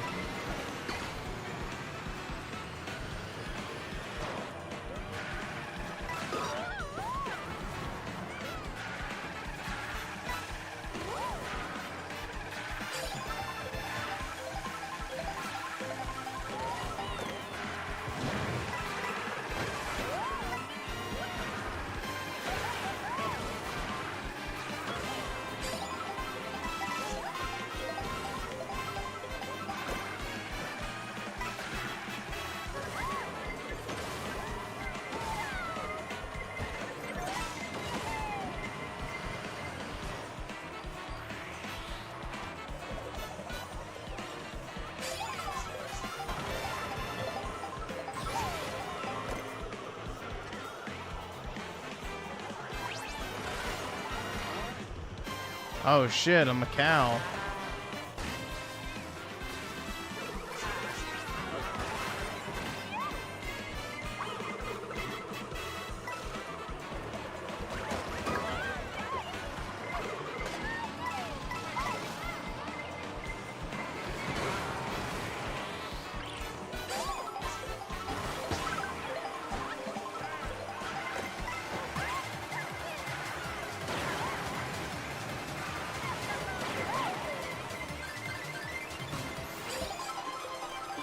Finally, I get to play on Moo Moo Meadows, bro.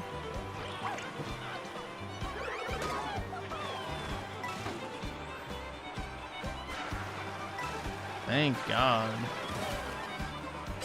It's been 85 years.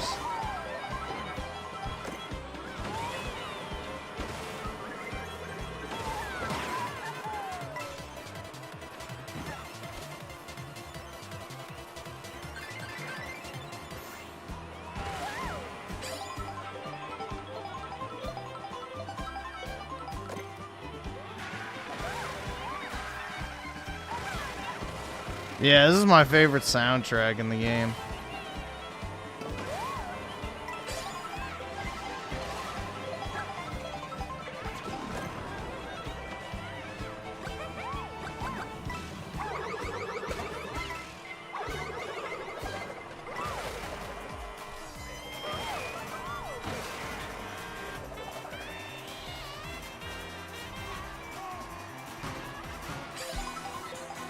Woo!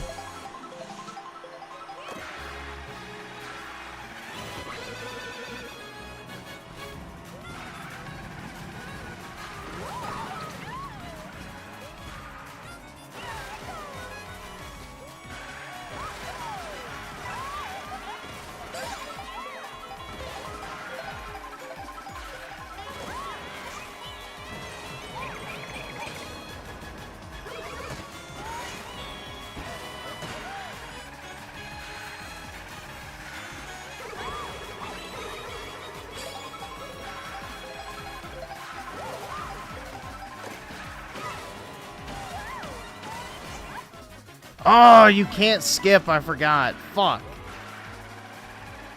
I guess it wouldn't matter anyway. I would have been off. Never mind. I fucked that up.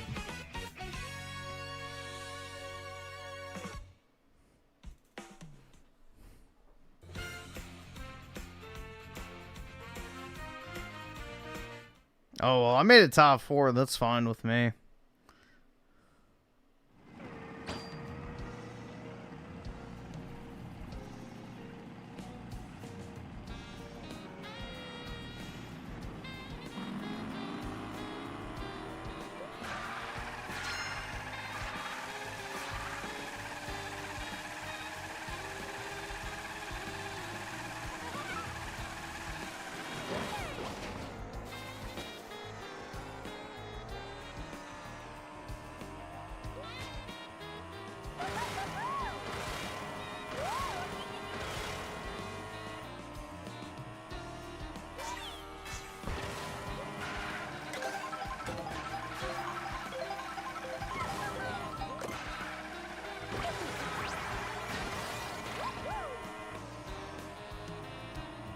Ew.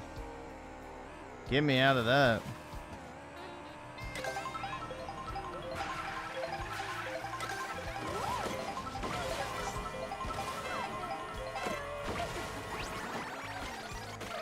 Much better.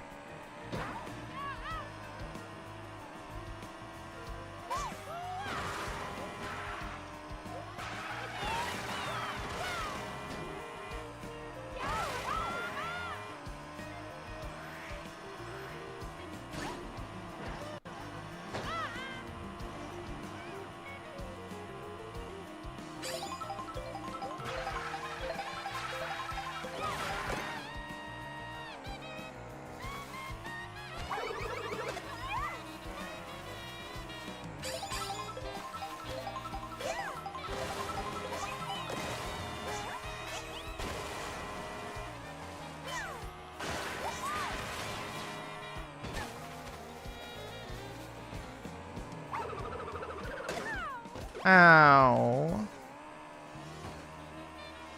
Reddit's mad at Nintendo for replacing the actor for Peach. I didn't even know they swapped the actor.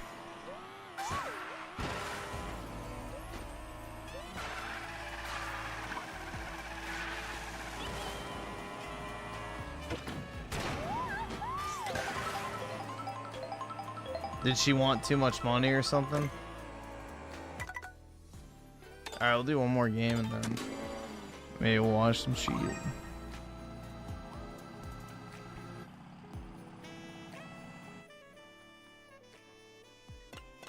Yeah, she should start an OnlyFans where she does Princess Peach NTR roleplay. The Nintendo fans would love that.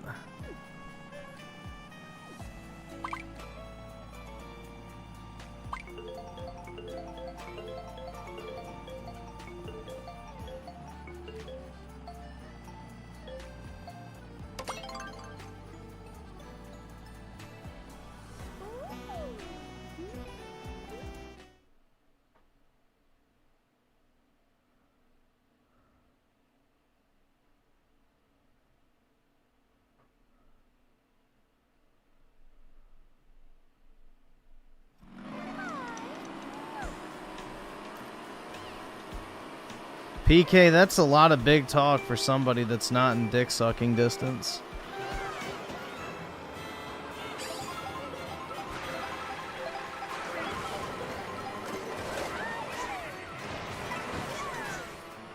Oh shit.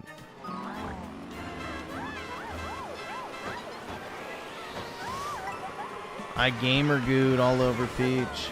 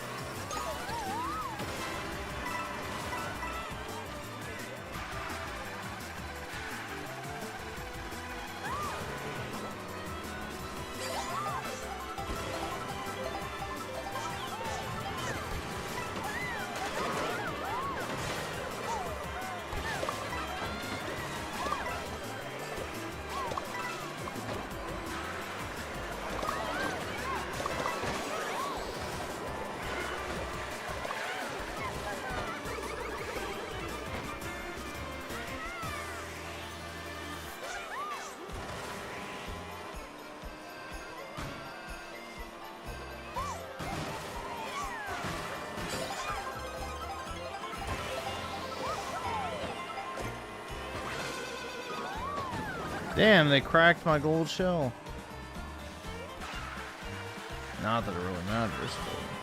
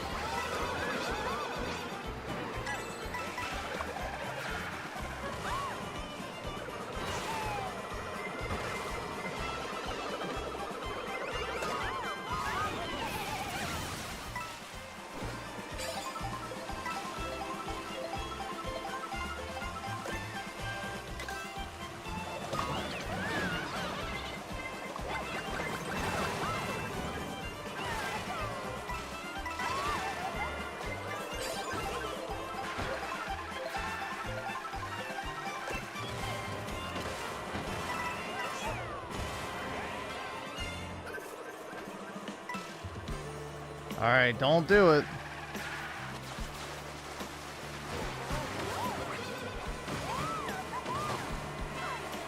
I did it! Hooray!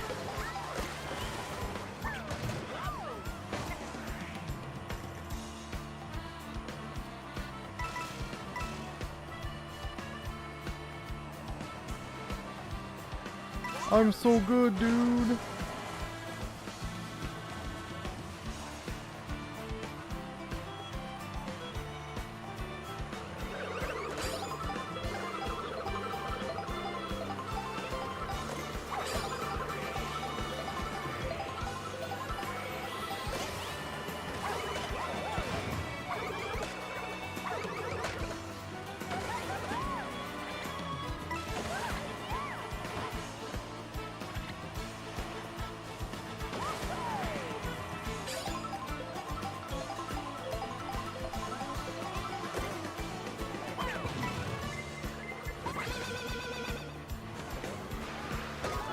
Ah, shit.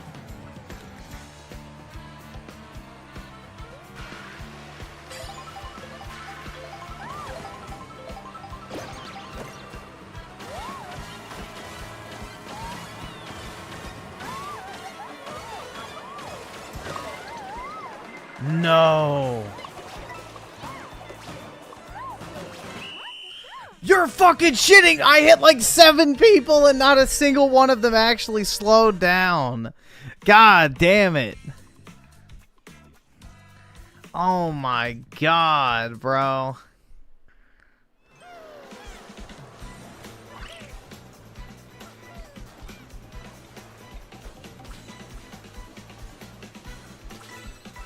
I hit like the 7 people in front of me, and not a single one of them stopped. Jeez. Absolute demoralization.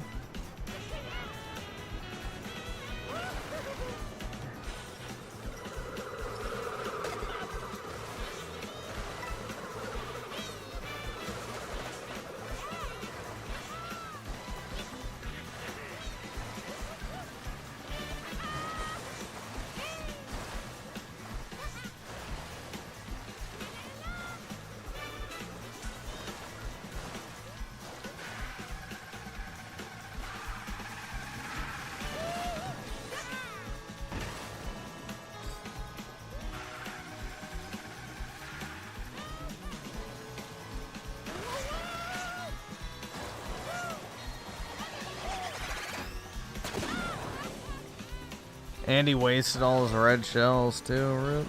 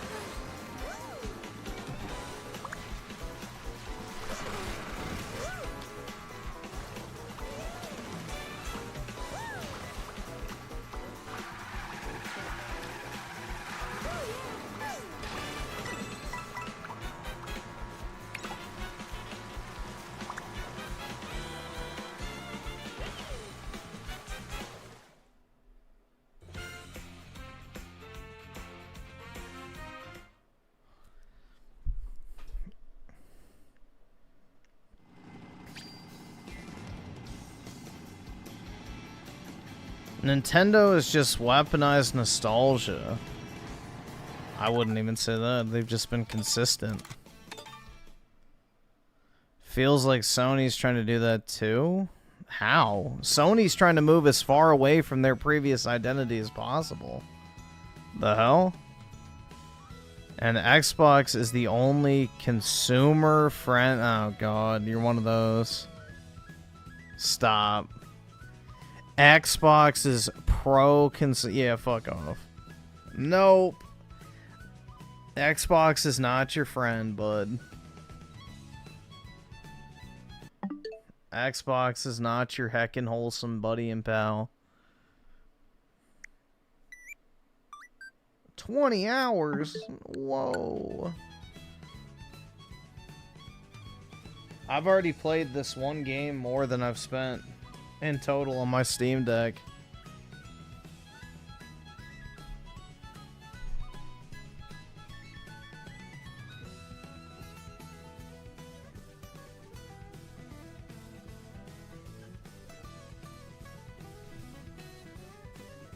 I don't know, bro. When I buy a Nintendo game, I own the game and I don't have to spend any more money on it. You can't say the same thing about Xbox games. They nickel and dime you on fucking everything. You have to pay $30 extra just to play the game on the release day. Or else they make you wait, like, what, 3 to 5 days extra? On top of that, they have microtransactions, season passes, pre-sold DLC. Nintendo, you just buy the game and you're good to go.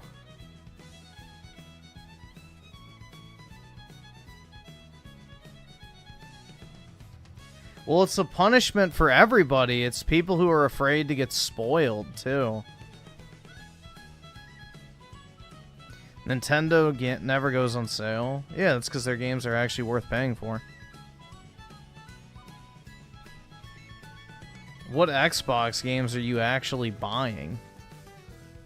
Maybe the Oblivion remaster and Doom. That's like it. But even then, I wouldn't say Doom's worth $70. I'd wait.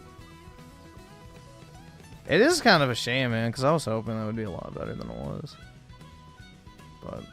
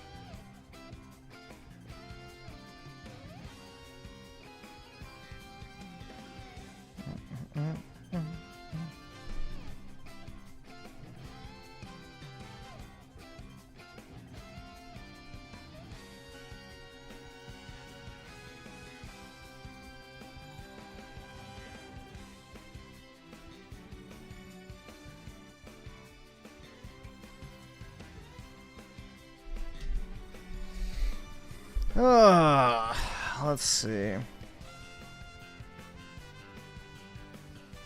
Yeah, I agree. Exclusivity is good overall. Usually exclusives are like the best quality games that particular generation.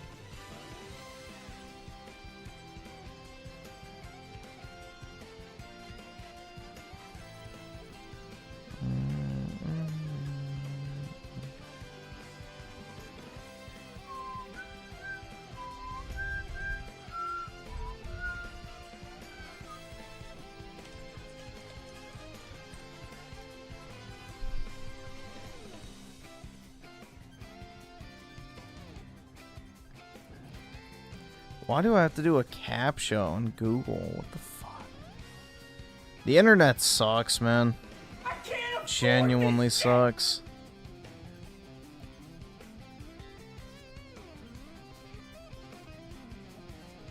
It just keeps getting worse and worse by the moment.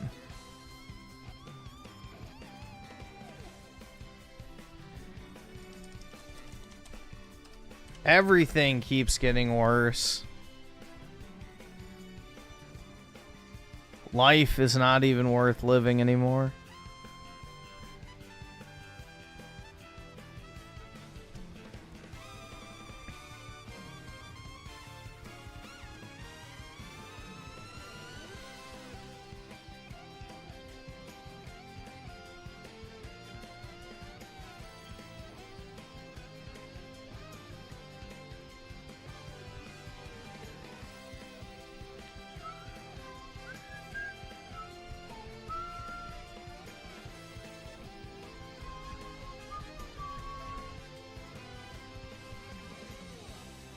Hold on, I'm just pulling some stuff up. Give me a second. And I'm not just listening to the song, dude.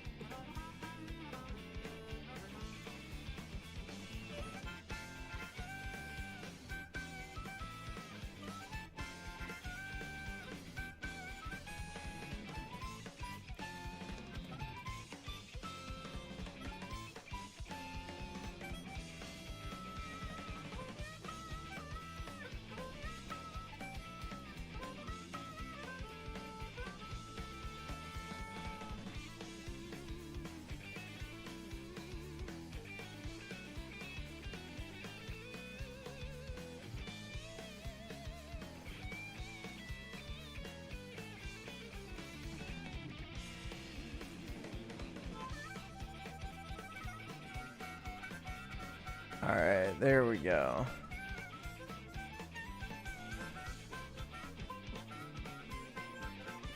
Alright, I think that's everything.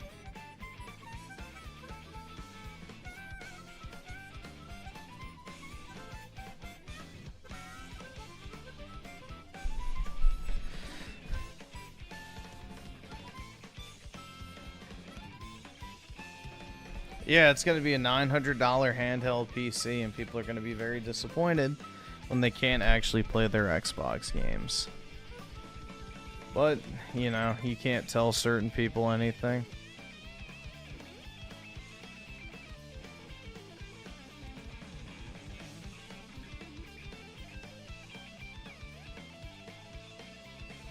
Alright, so we'll watch this first, and then we'll get to the stuff I have.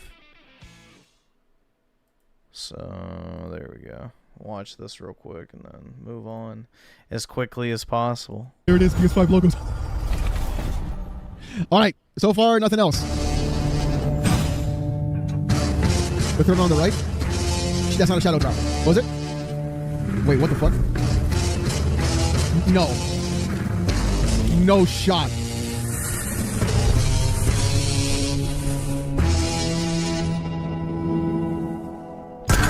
Bro. No shot, dude.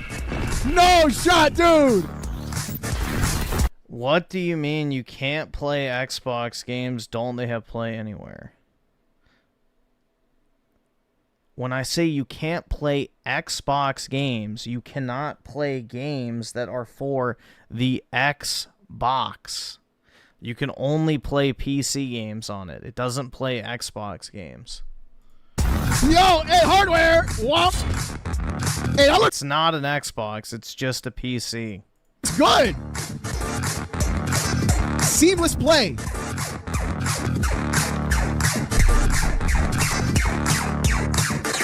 Wait, is that the Xbox UI? Oh my god! I'm literally soying out, dude! Wait! That looks clean as fuck. Say $4.99. Say $4.99. Bro, Is he like retarded? Bro, the current one costs $900. You think it's gonna be $500? I thought $500 was too much for the Switch too. $4.99. Come on. Say $4.99. Say $4.99. We got the black and the white. Say $4.99. Come on. Holiday 2025. At Xbox, we strive to put the player first. And that's what you've seen from us over the years. We've led the industry with backward compatibility. We championed crossplay and cross-progression. We deliver Game Pass, first on console, then on PC, and with cloud gaming. So what's next? How can we give you even more freedom, more ways to play? Our next step is to unify your gaming, no matter where you buy or play. So we're building an Xbox experience designed for players, not locked to a single store or tied to one device. The Xbox Ally is an Xbox you can hold in your hands, bringing together the power of Xbox and the freedom of Windows. On this Xbox, you can play games across your entire library, including all the Windows PC game stores, from Xbox and Battle.net to Steam, GOG, and Ubisoft Connect. And the highly anticipated Hollow Knight Silksong will be available at launch and in Game Pass later this year. In fact, every new game you see in today's show... Oh my god, dude! Silksong! ...will be playable on... Another fucking cartoon side-scroller. Wowie zowie. ...on the Xbox Ally. Silksong! Oh my god! We have always wanted you to have the unique Wait, did they say every game? On any screen. That's why we're investing in Xbox Play Anywhere. Whether you're playing on console, PC, smart TV, or any Windows handheld like the new Xbox Ally, the Xbox experience roams with you. Your library, progression, friends, and achievements. There are over 1,000 Xbox Play Anywhere games only Play Anywhere on Xbox titles. today. And every new game you see in today's show from our... It's a ROG Ally. What part of this is hard to grasp? This thing already leaked, like, what, 6 months ago? It's not even anything new. Partners and our studios is Xbox Play Anywhere.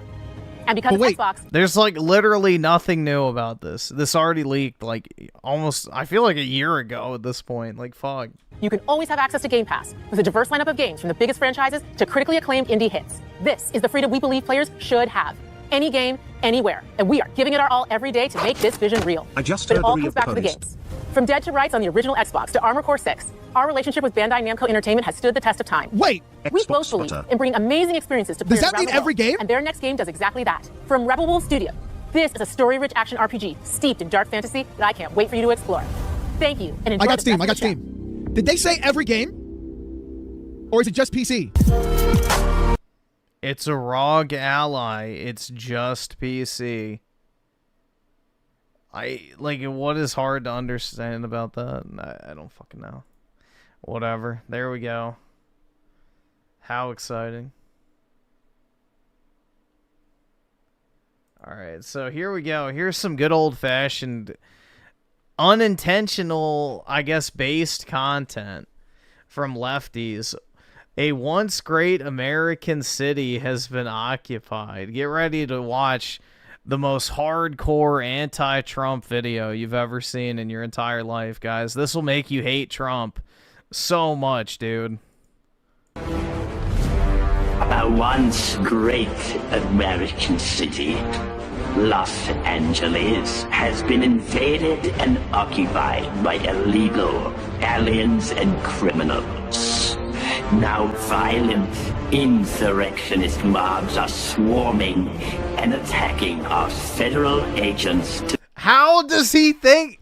Bro, how do they think this makes Trump look bad? This is based as fuck. Try and stop our deportation I don't fucking know, operations. But these lawless rights only strengthen our resolve. I am directing Secretary of Homeland Security Kristi Noem, Secretary of Defense Pete Hegseth, and Attorney General Pam Bondi in court. And they, of course, they picked like one of the best songs from the fucking prequel trilogy too. So it's like, this is literally having the exact opposite effect that they think it is. Nation with all other relevant departments and agencies to take all such action necessary to liberate Los Angeles from the migrant invasion and put an end to these migrant riots. Order will be restored, the illegals will be expelled, and Los Angeles will be set free. Thank you for your attention to this matter. This is literally put out by Gavin Newsom's, like, fucking staff. This is Gavin Newsom's, like, attempt to try and make Trump look bad. This makes him look bad. Like, bro, if this makes him look bad, it's fucking Gavin who looks bad. That's it. The only person that looks bad is Gavin Newsom now, because this makes Trump look even better. I wish we could just march the fucking military in there and start plowing through these fuckers. We'd be better off for it. But yeah, you can see, look, Governor Newsom press office. So this is his fucking, it's like, then there's more of them. There's more of them, bro. We made a great decision in sending the National Guard to deal with the violent, instigated riots in California. If we had not done so, Los Angeles would have been completely obliterated. The very incompetent governor, Gavin Newsom, and Mayor Karen Bass should be saying, "Thank you, President Trump. You are so wonderful. We would be nothing without you, sir." Instead, they choose to lie to the people of California and America by saying that we weren't needed and that these are peaceful protests. Just one look at the pictures and videos of the violence and destruction tells you all you have to know. We will always do what is needed to keep our citizens safe, so we can together make America great again. I mean, are they like trying to rally the troops? You know, get the MAGA people out in the streets ready to fucking deport all these fuckers ourselves? Like, this is like a hype up video. I don't think these fucking dipshits understand that this is gonna make Trump look even cooler to people. I don't understand how the fuck you can make this and think, yeah, bro, this is really gonna show Trump in a bad light, dude. Oh, he's the villain. It's like, yeah, everybody likes the Sith more than the fucking Jedi in Star Wars, dumbass. Emperor Palpatine is easily one of, if not the coolest character across the entire, 6 movies altogether. I really wonder what goes through their mind. They're like, oh, he's the bad guy in a fictional movie, dude. Therefore, people will understand that he is evil. It's like literal fucking retard logic, man. It's just like actual fucking retarded shit. But yeah, I haven't watched this one, but this one has General Grievous. Our love for America is stronger than their hatred. Let's see. The insurrectionist mobs will be defeated. Our love for America is stronger than their hatred. Sovereignty will be restored. The illegals will be returned. Our way of life will prevail. Again! How is this supposed to make things... bro, it's like they're trying to hype people up, and become pro-Trump. This is literal hype up shit. Nobody is watching this and going, oh my god, bro, Trump's evil. Arr. They're gonna be like, oh, dude, that's badass. Yeah, I'm gonna go deport these fucking illegals myself and beat the shit out of some rioters. I don't understand what the effect they were going for with this was, but hey. I guess, it shows you exactly how fucking out of touch these people are. Genuinely. If we make him sound like the villain, people will think he's bad. No, you fucking idiot. You're gonna make it look cool. I don't know, but... oh, man. I really have to wonder.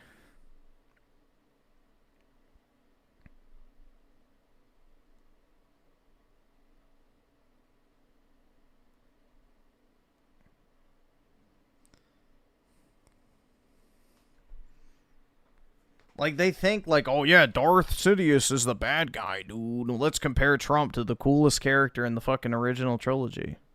Genius. Absolute genius. Yeah, you're trying to win back young men. Portray Trump as one of their favorite fictional characters. That'll really help people, come to the Democrat side. Exact. It's just insane. It's absolute insanity. That's the type of video you would play to get somebody, hyped up to go and, fucking beat the shit out of some protesters or whatever. Or, kick in some doors to go grab some illegals to deport. They should play that in the ICE facility. To hype up the troops. The Marines are listening to that as they're on their way. Same with the National Guard. Crazy.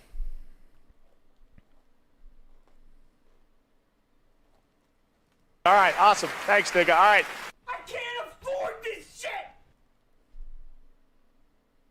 shit! I really don't think they understand, men at all.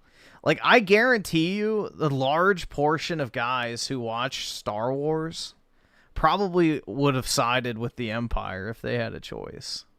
How many of y'all watched Star Wars for the first time as a kid and you were like, yeah, I would have sided with the Empire? That was my initial thought right off the bat. When I watched it as a kid, I always liked the Empire more than, the fucking good guys. So... I always associated with them more so than the rebel scum.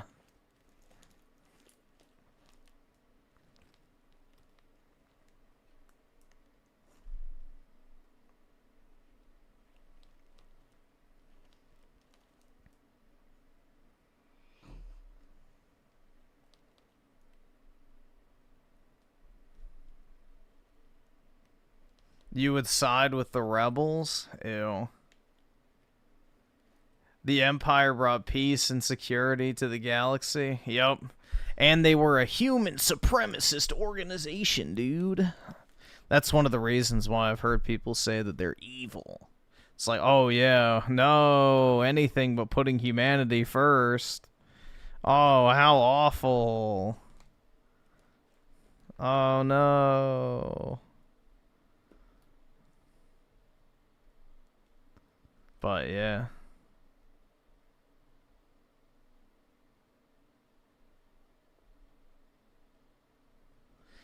There's a new line of attack. There are more troops in LA than Afghanistan. Like, that's a bad thing? Yeah, exactly. Oh no, dude. The US military's in the United States. Crazy. Wait till they find out how many people live in California that are also in the military. That'll really scare them, especially with how many bases are there.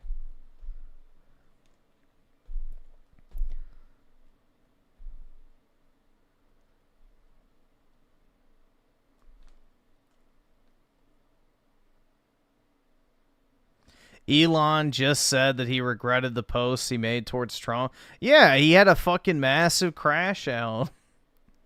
I mean, that was obvious for anybody to see. It was retarded as fuck. He probably had a drug-fueled meltdown. So apparently he uses ketamine, which is not uncommon. A lot of people use ketamine to stay skinny. So a lot of women use ketamine to stay skinny. And then also coke, but yeah. Ketamine and coke are like the two California drugs of choice to stay skinny.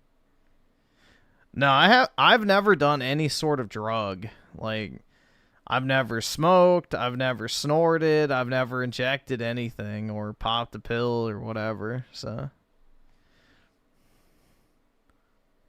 I have not done any sort of drugs at all.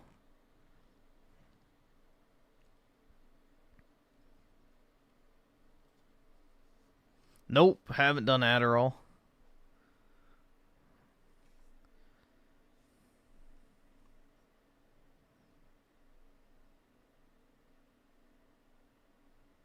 Here's Elon's tweet. Let's pull it up real quick.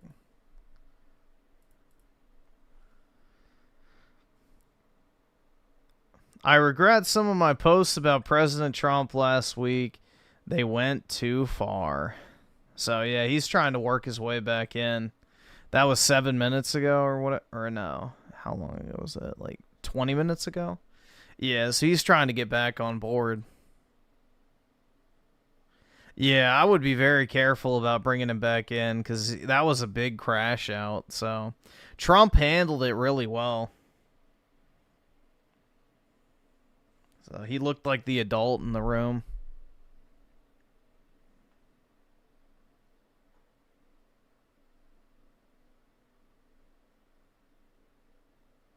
Yeah, exactly. Like, you know, sure, in theory, it'd be nice if we could decrease the deficit, but the reality is Trump has no actual power to do that. It's up to Congress to appropriate money. So, you know, Elon put his rage in the wrong place. Trump got the best bill that he could get that accomplishes the most stuff that he wants done possible. And Elon tried to tank the entire fucking thing out of principle when it's not realistic. You're not going to get what you want from fucking Congress. Congress is an incompetent body that will never get anything done. So, that's just the name of the game.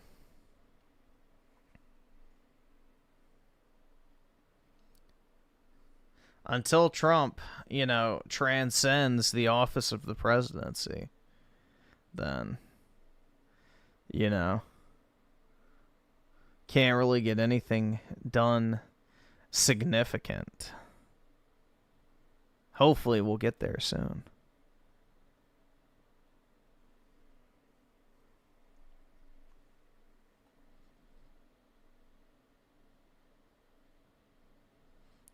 Let's see, where am I on Super Chats?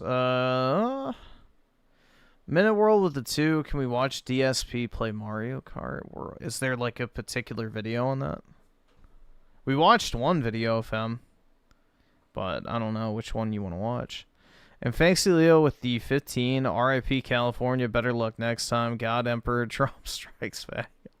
Yeah, we need to deploy the AT-ATs to Los Angeles. Go full Iron Fist and make Cali great again.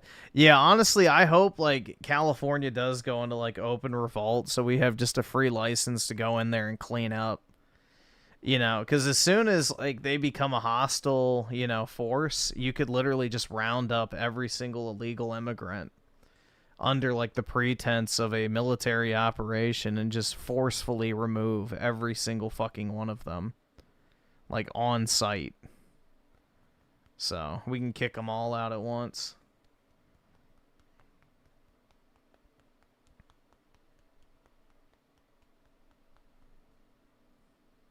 But we'll see.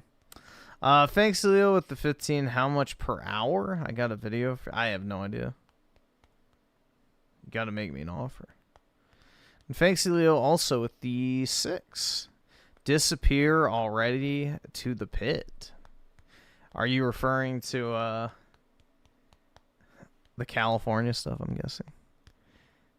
Raging Boar with the 5. Bro, that AI is hype as fuck. I know, like... The Emperor Palpatine over March on the Jedi Temple music, like, that's a hype-up video. That is not a negative Trump video. And thanks to Leo with the 15, countries are either peaceful or free. In a completely free society, there is no peace. In a completely peaceful country, there is no freedom. I don't agree with that. I think if you want a peaceful country, you can have freedom, but you need strict punishment. Very, very strict punishment for people that get in the way of that peace. Like if people steal, commit crimes, things like that, they should be punished to the full extent of the law without any sort of discrimination whatsoever. Like, start killing fuckers who step out of line.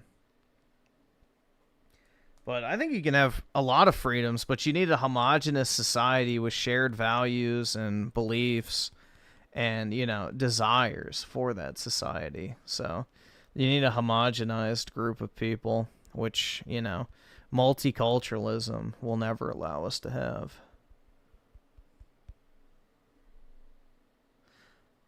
Yeah, I would say Japan's a pretty peaceful society. But yeah, they're a homogenous group. That's why. And they have a decent amount of freedoms over there. I mean, it's not like the same as the U.S., but it's not like you're in a North Korean work camp.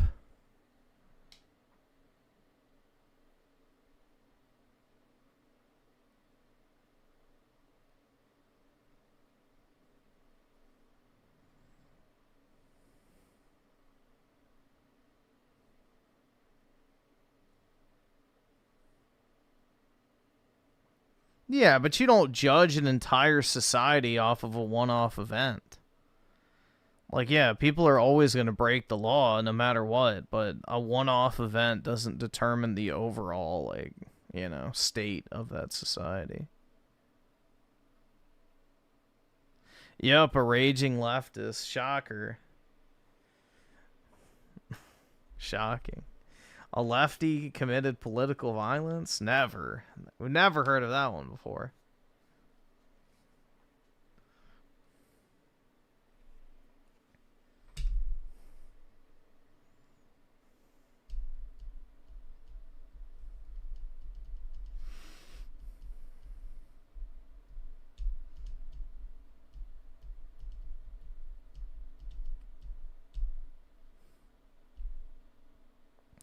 Some lady's baby got maced in its eyes, acting like they targeted her baby.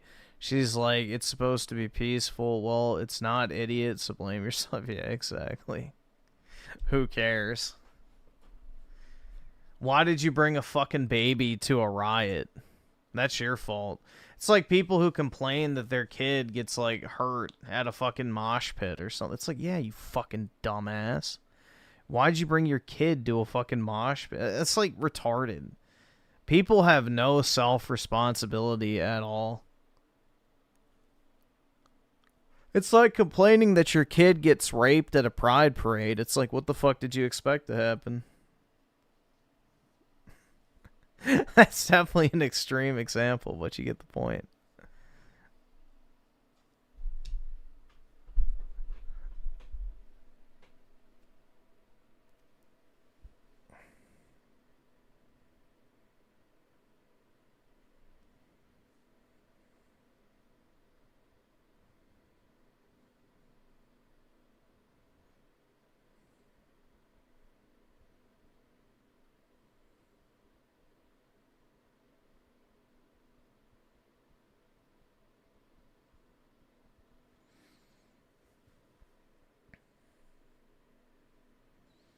Where it could have got shot by riot police. Yeah. What a loss that would have been. I guess we'll go ahead and do this. So this is funny. The African wells built by Mr. Beast have not been maintained and no longer operating. Wow. Shocker.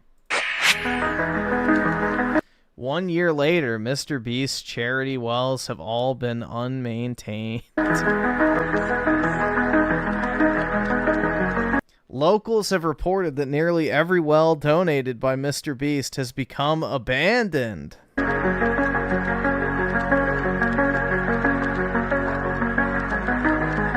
Mr. Beast provided both the wells and maintenance training to the locals. Yeah, but it requires work, so good luck with that.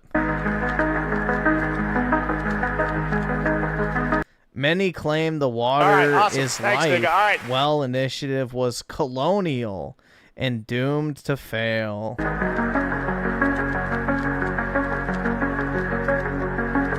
If Mr. Beast genuinely wanted or wants to help Africa, he could redirect his enormous resources and influence towards enabling African solutions rather than importing Western ones. What African solution is there? I don't think a well is an African or a Western solution. It's a fucking hole in the ground that gives you water. That's not a Western solution. That's just a solution. So what are these Western versus African solutions being referred to? Yeah, dirt cookies. Exactly.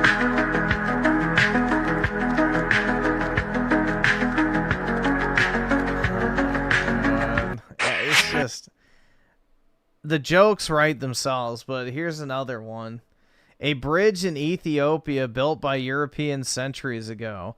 Africans never rebuilt the bridge, so they cross it via ropes. And this literally just sums up almost every single decolonized country in the world. I'm like, honestly, this is exactly what happens in India, the Caribbean, Africa, the Middle East.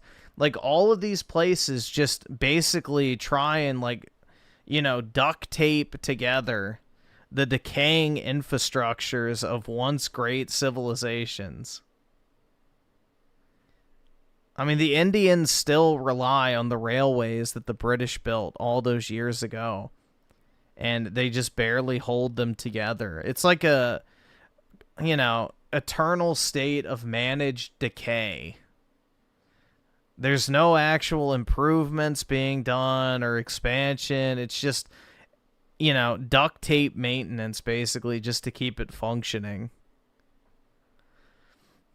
It's crazy, bro.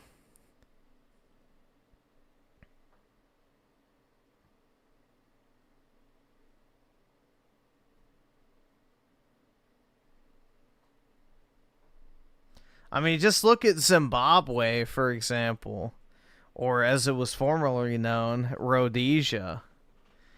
You know, a once decent African nation fell into complete disrepair the second that, you know, them pesky white people were kicked out. So, yeah, the Kangs, I guess, couldn't rule over their own lands. So, yeah, it's pretty pathetic, man. The whole colonization bad narrative is fucking retarded.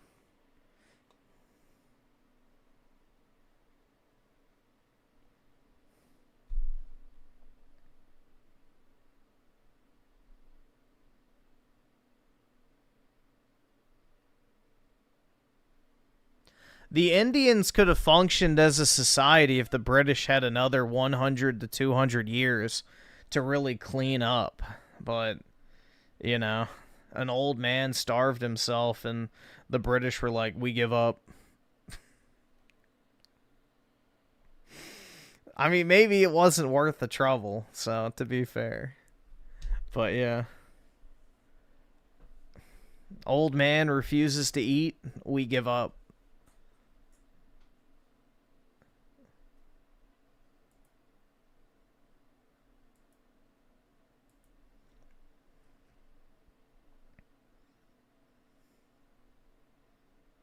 I think this thumbnail turned out pretty good.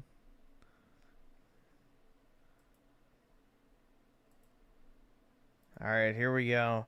Mind's Eye is pure trash. Well, I played Mind's Eye. This is by far the worst game I've played thus far in 2025. This game is so incredibly terrible. It runs bad. It crashes constantly. The gunplay makes no sense. I'm just looking at the fucking bullet animations. It looks funny as fuck. Cutscenes are ridiculously long and are so poorly acted. I am actually shocked this is even allowed to be sold. They just released this game on Steam, on Xbox, and on PlayStation 5. And on every platform, it is a literally broken mess. It is getting literally 1 out of 10 reviews all over the place because people that were dumb enough to buy it, myself included, are basically like, why the hell is this even allowed? In fact, on Xbox, this game requires a massive day one update. Currently, you can buy this game on Xbox. That platform does not have the day one update, meaning this game is literally unplayable on Xbox. But let's talk about it. I want to break down the tons of bads and the... It doesn't matter because it's not in Game Pass, so nobody's playing it anyway. Little sliver of good because I did pay for this. I did actually have an at least open mind that this could be an interesting project. Mind's Eye is by Leslie Bennies. This is the former head of Rockstar North, and he's actually the guy that was sort of originally in charge of Grand Theft Auto 3. So when I saw a lot of the trailers about this idea of like a futuristic city and driving around in sandstorms and fighting off all sorts of people. Another from the creator of X game that turned out to be shit. Oh, fuck. Oops. Oh, God. Well, I played Mind's Eye. This Grand Theft Auto, the guy that was sort of originally in charge of Grand Theft Auto 3. So when I saw a lot of the trailers about this idea of like a futuristic city and driving around in sandstorms and fighting off all sorts of people in streets and stuff, I thought, okay, so it's futuristic GTA. I'm curious. I'm willing to put my money where my mouth is. I want to check this out. But there have been a lot of warning signs that this game was going to be trash. Even before release, a ton of the executives at the studio mass quit last week. They didn't let any reviewers have early access to it because they were like, oh, the day one patch is so important. It wouldn't make sense without that day one patch. But even when you start to sit down and play it, this game feels like, honestly, an unfinished cash grab. But let me talk. Hi, hope you're having a great day. I am Dreamcast Guy. If you could please give this video a like. I mean, honestly, this thing cost me $70 to make this video. I appreciate it. See if we can get this to 2,000 likes. Also, subscribe if you haven't already. So, what is Mind's Eye? This is a new... Dude, what in the racially ambiguous thing is that? It looks like a mix of a white guy, a black guy, an Indian guy, and just whatever else you can think of. Game that I feel like it does have potential. I kind of like the setting. What the fuck is that thing? And I kind of like an absolute mongoloid graphics, but beyond that visual yeah, that's the Gollum race that's being bred into existence. Presentation, a lot of this just doesn't make sense. So we're playing as this guy named Jacob Diaz. He's a dude that's freshly out of the military. He was in the service for a very, very long time. And during the course of his military service and doing all these top secret missions, they installed a microchip into his brain called the Mind's Eye. Now, he got vexed. Most people don't have that. Even though this is the cybernetic future, even though people do have like cell phone contact lenses that automatically show you GPSs on the street and stuff, most people do not have implants. You are very much a diamond in the rough. But when you left the military, something happened. Don't fully spell it out. I've only played about 30% of the game because honestly, it's so garbage I can't keep playing it. But people have alluded to the fact that when you left the service, they removed all your memories of it. So you have like basically 5 years of a blank space. So now you're trying to rebuild your life, figure things out, and get some answers because the people that put that chip in your head is a company called Silva. So now you have taken a... Dude, imagine you forget your gay experience and then all of a sudden it just comes rushing back to you. What a shame, man. You know what they say, what happens in the service stays in the service. Then that Thai ladyboy over in Vietnam is calling your name. A security job at Silva. And while you're here, you immediately are doing corporate espionage. You're immediately killing other groups, doing all sorts of missions, murder missions, killing targets and whistleblowers and stuff. Y'all haven't heard about that shit?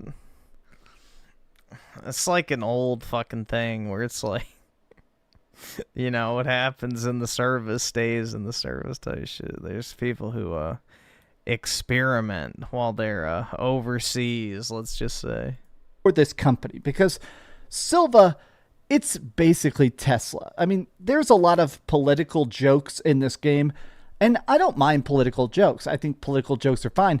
This entire game feels like one big Elon Musk joke, which again is fine if it was funny. I feel like I don't mind political satire. All the other Grand Theft Autos have political satire in it. I mean, GTA 5 has a lot of stuff about torture and stuff because at the time the American government was talking a lot about how valuable torture is, so they wanted to parody that in their game. This has a lot of parody, a lot of what the fuck? Political parody, but my problem is that it's just too on the nose. I'm lost on, but whatever. That it's not funny. I'm pretty sure they tortured people in GTA because they're fucking criminals, Dreamcast guy. They're not good people. Like Silva is an electric car company that has basically taken over the world, and now they built a bunch of rockets, and so now they've built a robot police force, and they basically run the entire United States. And the main guy, you meet him and talk with him, Marco Silva, is basically Elon Musk. But I guess my thing about that is that it's just so blatant.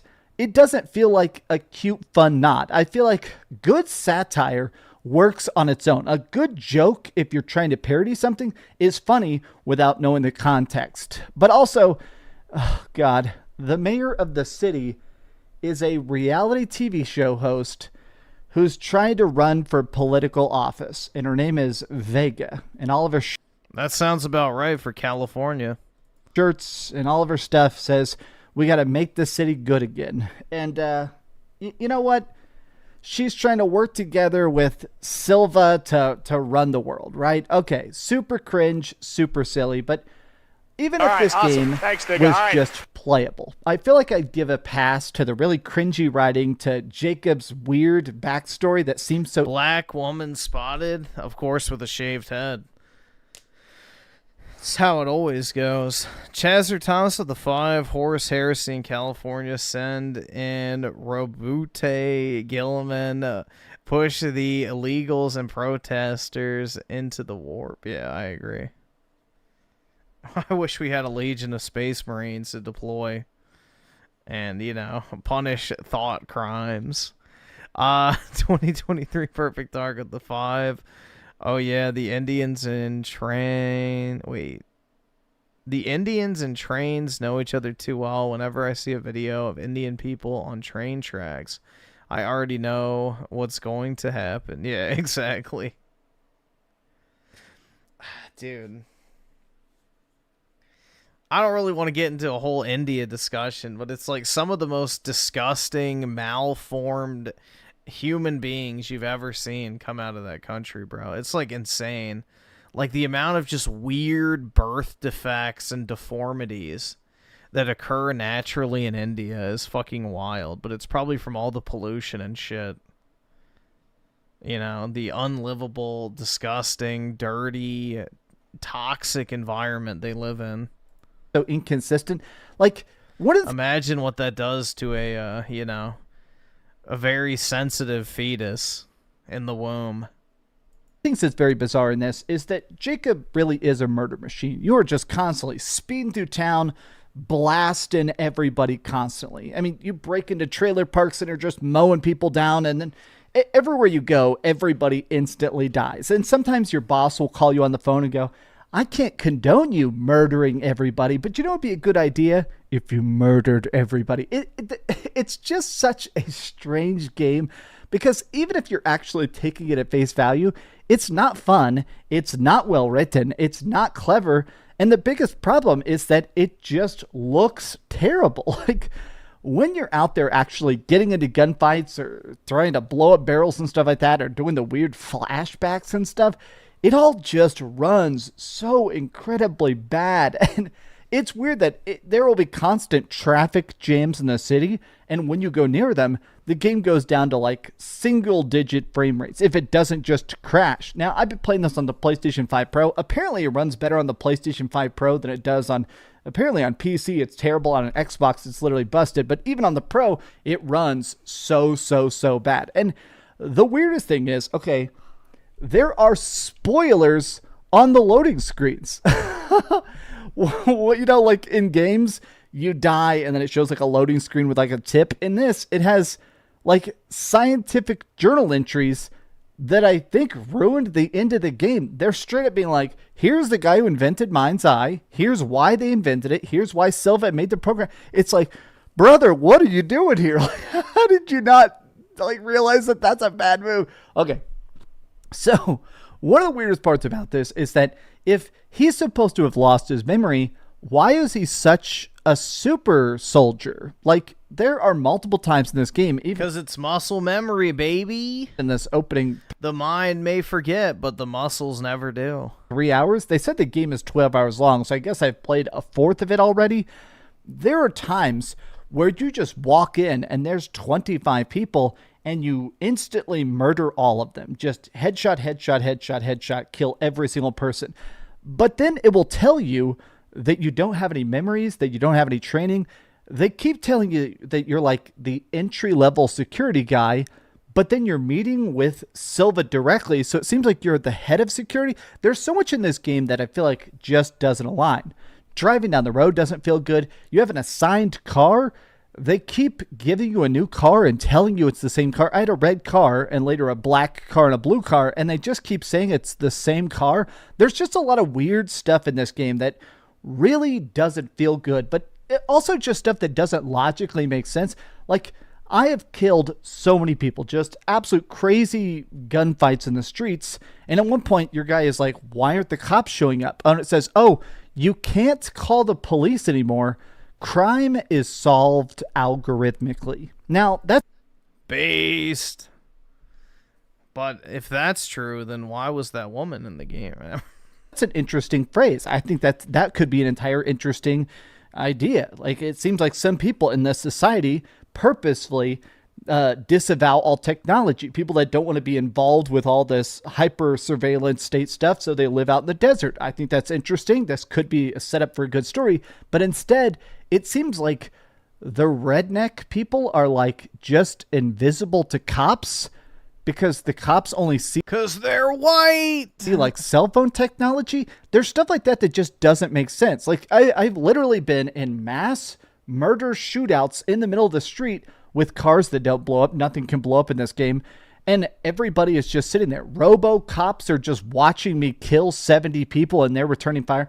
There's so much stuff in this game that actually doesn't make sense, from just how the guns work to how the aiming works to just the... Yeah, but why would the cops stop you if you work for the company that's like, you know, employing, I don't know. The fact that you instantly heal, like even on hard difficulty, this game is way too easy. It looks like it's easy. Open world. It's not.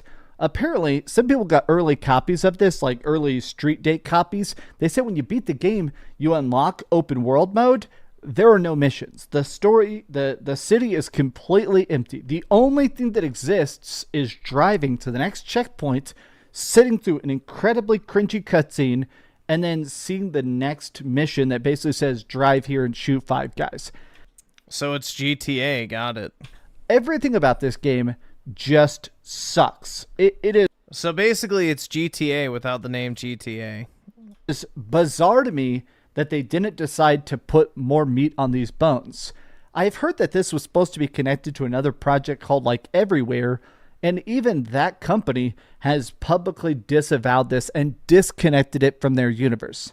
I genuinely have no idea what the hell happened to Mind's Eye, what happened in development that let it end up like this. But the short and sweet of it is, it runs bad, it looks bad, it is bad.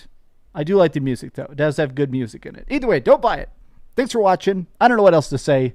This game is so bad, it's boiled my damn brain. No, GTA is ass, so it is just GTA.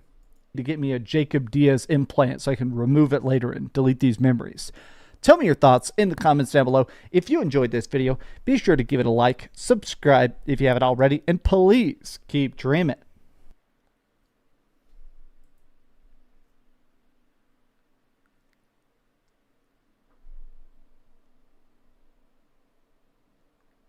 Oh my science! The first Xbox handheld.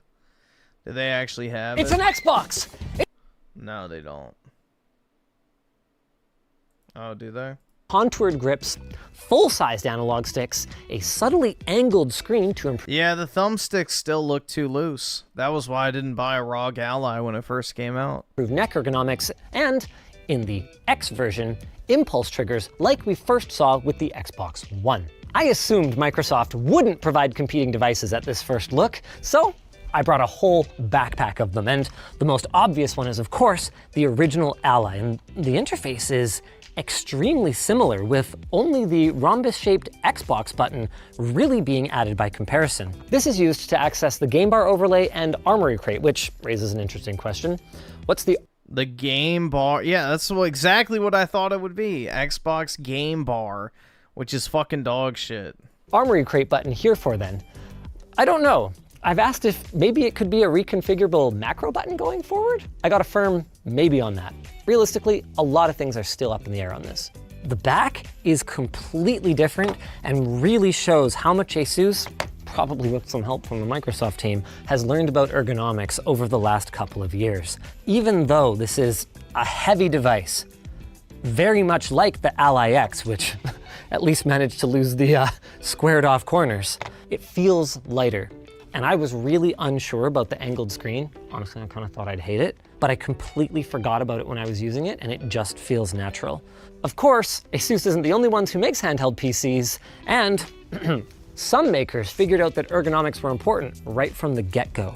So how's it compare to the Steam Deck? Obviously, the middle section is way thicker, and it's noticeably heavier.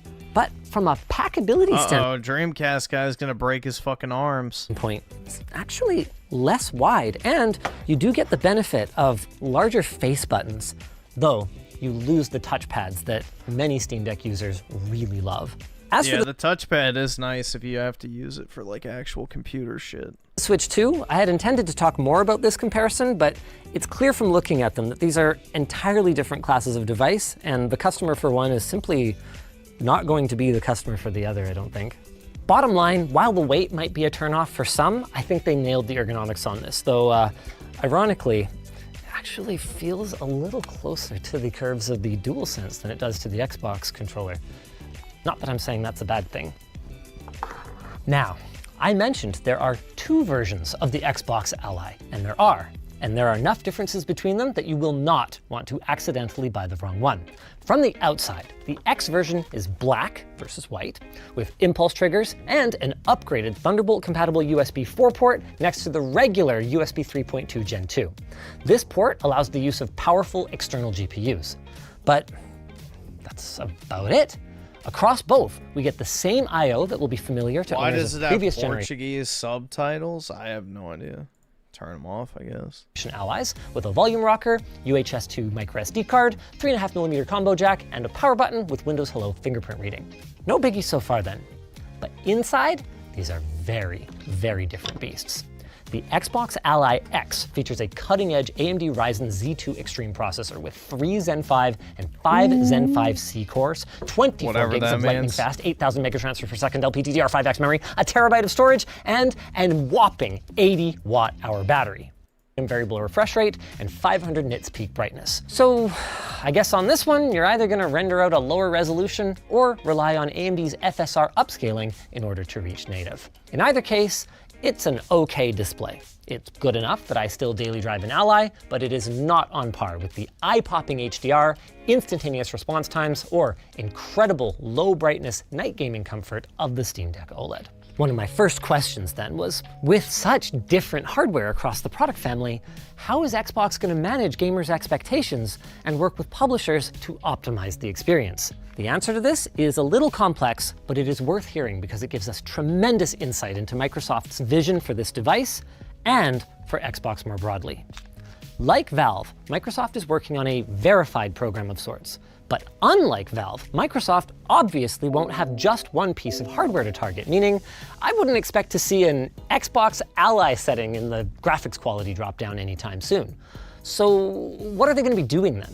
Well, for one thing, they're going to be validating the usability elements, just like Valve does.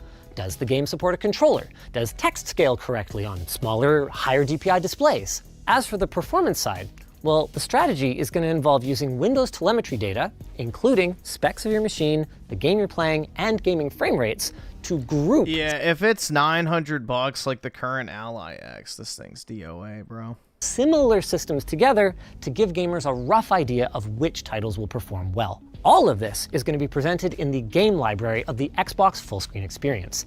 And I'm going to come back to the game library in a second, because first, I gotta say, the UI looks slick. And more importantly, it's the first thing you'll see when you boot up your handheld or wake it up from sleep. They've done so much here.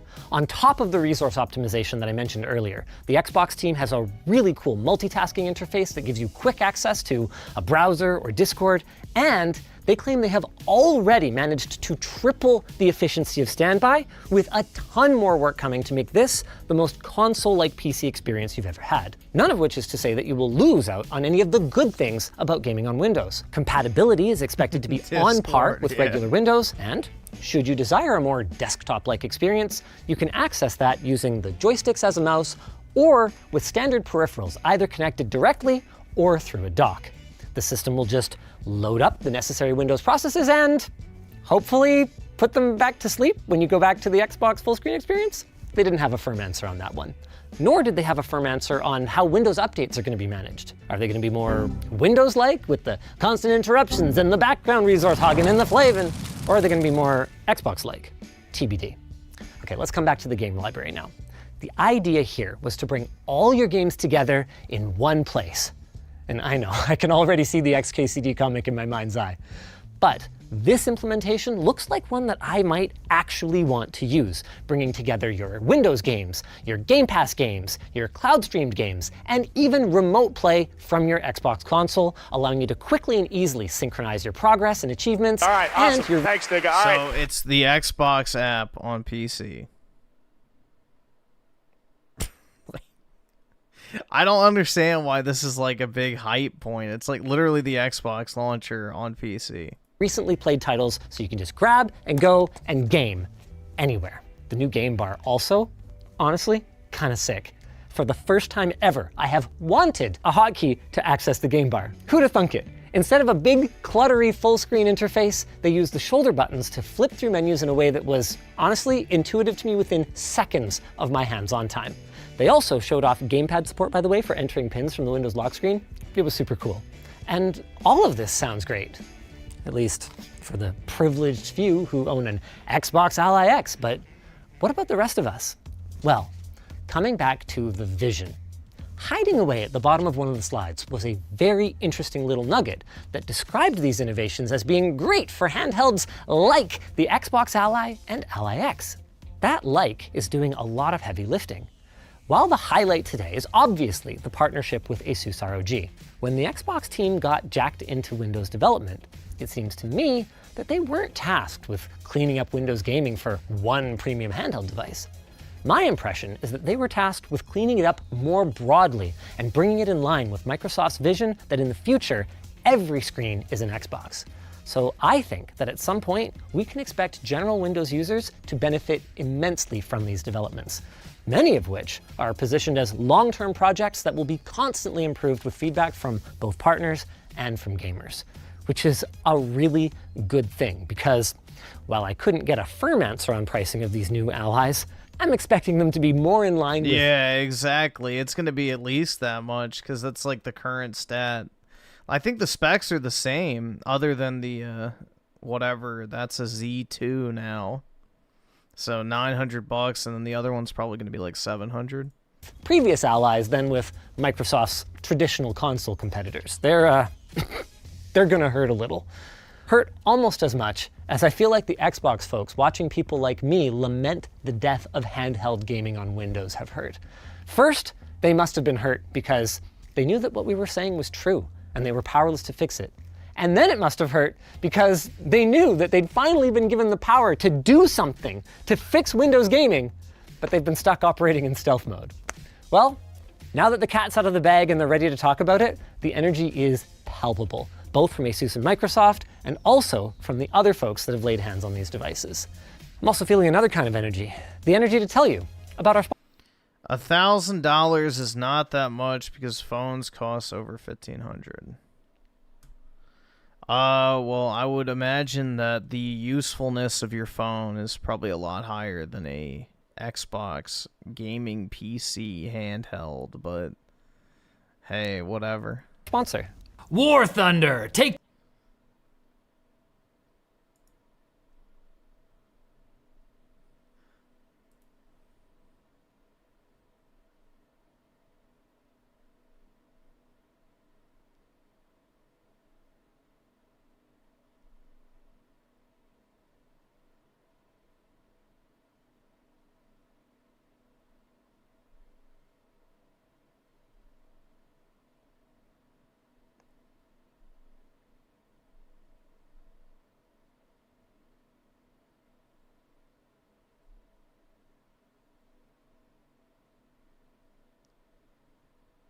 Isn't Linus's wife? Yeah, he's the typical nerdy, skinny white dude with the Asian wife.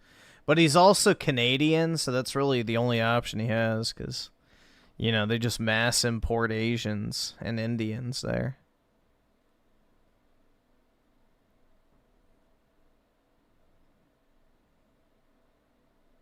My favorite streamer, Hassan. Yeah. Looting is good. But a lot of people worry about property damage for the sake of property damage. You know? Why is it so hard to just say that setting a car on fire is bad? What do you think he would post on Twitter if he came back to his Porsche on fire? Exactly. This is the core of most of the luxury beliefs that fuel these protests. These people never have to live with the consequences of their own suicidal empathy. There's good stuff happening on the protest side always. You only see the looting of Target. You don't see the redistribution of the goods that they took from Target back to the community. Even if someone were to... The redistribution of goods back to the community. Yeah. I'm sure all those people stealing them Jordans were out there giving them to the homeless. Just like the people who stole iPads and fucking, you know, jewelry and clothes and TVs. They really just wanted to help feed them kids, man. Yeah, bullshit. Burn my fucking leased car. What happens every time dude, this is all the proof you need. What happens to all this money that people dump into aid for Africa, for example? It gets resold. Like, all these people will send over, like, supplies and all this other stuff to Africa. The locals will take that shit and sell it.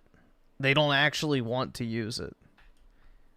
Like, it's the same thing. It's all about money. That's it. They just want money. Like, I still have insurance. It's okay because it's not my car and somebody else has to pay for it. Well, I mean, look, at least he's being honest, right? That's a far more preferable outcome. That's what I'm saying. If somebody was at Hassan's house or on Hassan's property and Hassan didn't want him there, Hassan would be calling the police to have them get removed. For whatever reason, obviously this isn't something that a country can do. Damn, bro, we have the same duffel bag. Shit, do I need to buy a new one? Only Hassan can do this. It's okay if his car gets burned down because it's not his car, he's only leasing it, and also he has insurance that's going to pay for it anyway. And this is the reason why it's okay to set cars for their livelihoods. Yeah, that's the exact duffel bag I have. Yeah, it's time for a new one. It's time for a new one.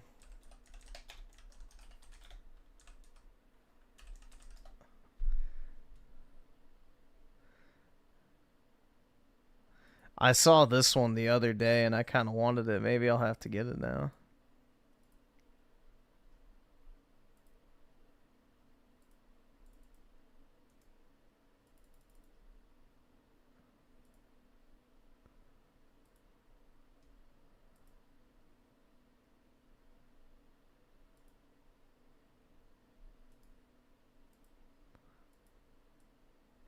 Maybe I'll have to buy this one now. What do you guys think?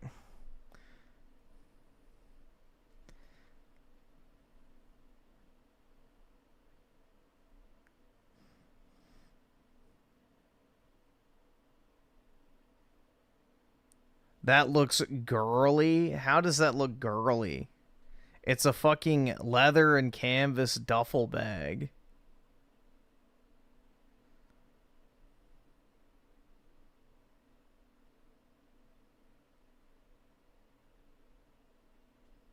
If y'all think a duffel bag looks like a purse, I don't know what to tell you.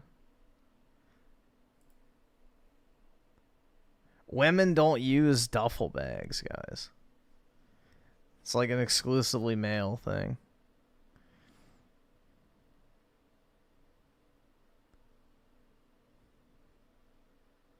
You're buying because it's expensive. Nah, Balenciaga shit's trash, bro.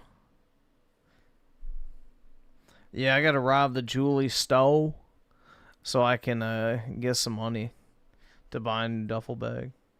Actually, I'm gonna just steal that shit too.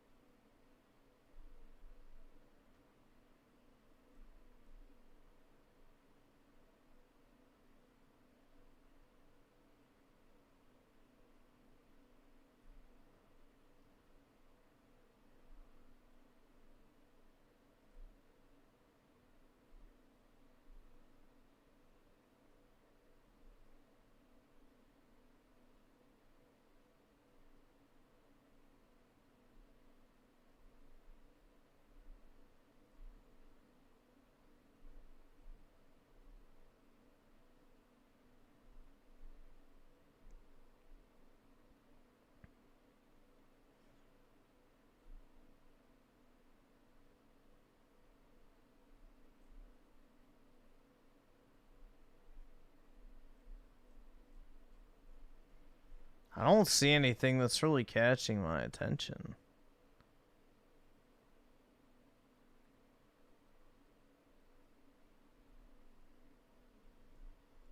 YouTube is dead. I mean, there's not really anything going on.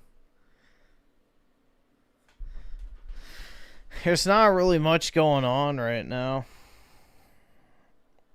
Oh, look, Rich tomorrow. I guess we can watch this. So Xbox is coming out with... It's just incredible that he went back to making the exact same type of content he stopped making. The portable console bird. Just look at it as I stretch it. So Microsoft just a couple days ago announced their Xbox Ally consoles, which they're working with alongside Asus, and they're going to look familiar minus the two hand grips. I've been calling them something else. If you watch my live streams, which you should. Let me guess. Cox.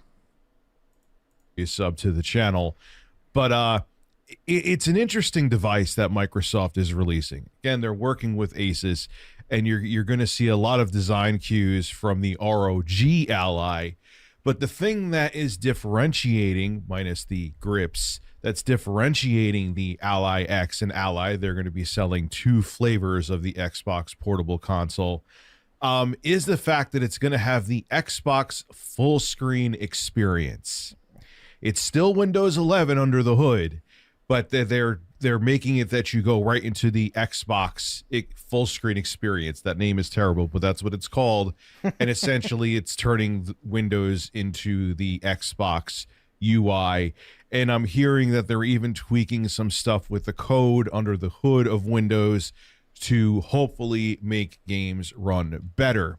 Now, another interesting thing about the Ally consoles, the Xbox Ally consoles, I should say, is they're releasing them in 2 flavors. And one of the specs should sound familiar to you. Anyway, here are the 2 different models. The base one, which does not have the X at the end of it, is just the Xbox Ally.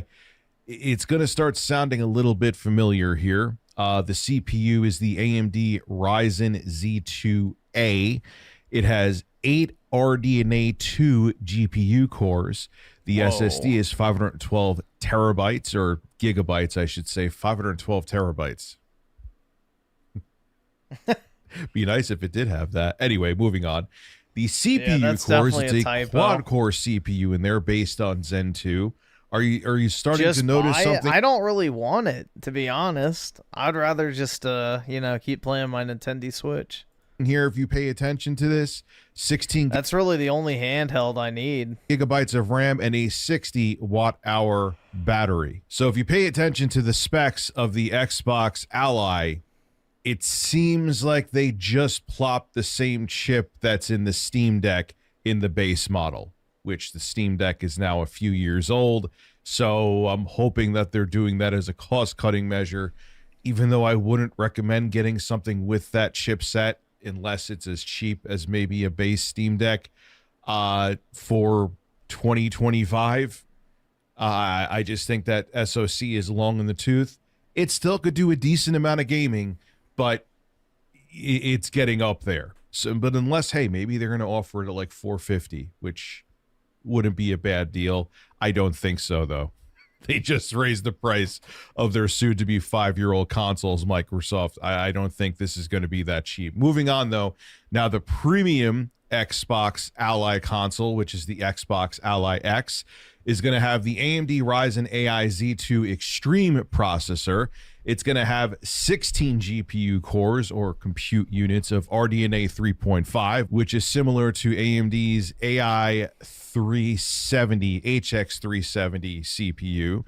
1 terabyte of storage, which is still nothing in 2025. I wish it had 1 terabyte's probably fine, but yeah. 512 terabytes of storage. Like I said, for the Xbox Ally, again, 512 gigabytes is what it actually has. This is going to have an 8-core, 16-thread processor, and it's based on Zen 5 architecture, whereas the base Ally is based on Zen 2. Because it's using the Steam Deck SoC. You can't convince me otherwise. This model is going to have 24 gigabytes of RAM. It should have been 32, but 24 is okay. And it's going to have a bigger battery, which is 80 watt hours. So you should get a longer gameplay experience, so long as it's not just there to offset the more power-hungry CPU, which could very well be the case. All right, so many of you think I'm going to have a negative take on this. I don't. I'm actually curious and a bit excited for the Xbox Ally consoles. I have been very critical of Microsoft recently. I don't really know how you can have more than 2 brain cells and not be. For many. Uh-oh. Be careful, Rich. You'll be called a PlayStation fanboy, dude. Be careful. How dare you? Of the choices that they've made. But if they make this work on these Xbox consoles, it's a very good thing, because it means that, one, they've streamlined the PC gaming experience, which I think Austin Evans said this too, and I think he had a very good point, and I think he's right. I think this is what Microsoft is looking to do. They see that SteamOS is being brought to other devices. They see that people love SteamOS. Shout out to the Steam Deck for making SteamOS so. Yeah, and I mean, what you could do too is buy the ROG Ally X and then just slap the SteamOS on there and then ignore the entire Xbox slop aspect of it. Relevant, and they're like, wait a second, we can't let Windows go to the wayside of SteamOS, because if you saw recently, people are putting SteamOS on other devices, and SteamOS, these are games running through a Proton layers because these games are made for Windows to run on SteamOS, which is based on Linux, and they're outperforming Windows, which the games are supposed to run on natively. Let that sink in. So I think Microsoft sees this and they're like, wait a second, man, we got a problem here. We're still the main experience that people go to, or the main operating system people go to play games on. But if we don't do something now, that could change. And I think that's what they're doing with these Xbox handhelds, because if you remember, they're still running it on Windows 11. Okay, it's essentially a skin, a well-integrated skin, the Xbox full screen experience. They got to change that name. That's on top of Windows 11. And Austin Evans said this as well. They actually had people from the Xbox team working on Windows 11 code, allegedly. We'll just keep it as a rumor. Just buy the console you like the games on the most, minus Xbox. You don't need to buy an Xbox in order to play Xbox games. So there's only one console you need to buy, and that is the PlayStation if you're a console gamer. If you want to play handheld games, get a Switch 2. There's zero reason to own an Xbox at all. Go buy an Xbox One X if you care about backwards compatibility for like $150 on eBay. That'll give you all the enhanced versions of the 360 games that you can play at your leisure. And then just go buy a PS5. And then you will get all Xbox games. So there is no reason to buy an Xbox, even if you like Xbox games.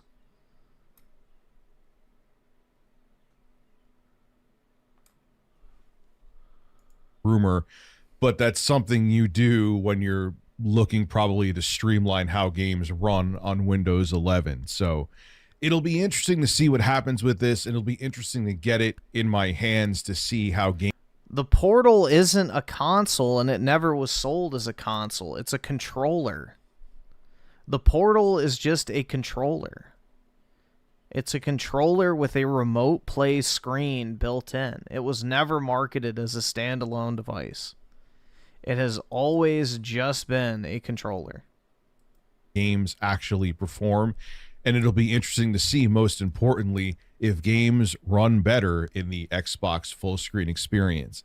Now, how this could all fall apart is if this is released by Asus and Microsoft and the full screen experience sucks. If you get the Xbox Ally or Ally X and games run just the same as they would on a Windows-based handheld with similar processors, this whole concept is cooked. But if they get games to run even somewhat better, I think this could be a good thing. And one thing I like about the Ally X, all jokes aside about the handles, it may not be pretty, but man. Oh yeah, dude, Gears E-Day is definitely coming to PS5. That's why they're releasing the remaster of the remaster on PS5 as well, is to get that audience acquainted with the Gears franchise so they care about the prequel. Yeah, 100%.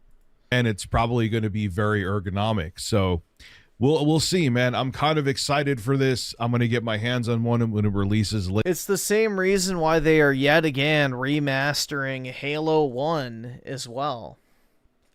So it's so they can sell it on PS5. And that way they can get PS5 people interested in Halo. Later this year. And hopefully Microsoft does do a 180 with how Windows 11 handles. Daryl's one of the 5 black ROG allies better than white ROG ally, if you know what I mean. Yeah, dude. Black excellence. Duh.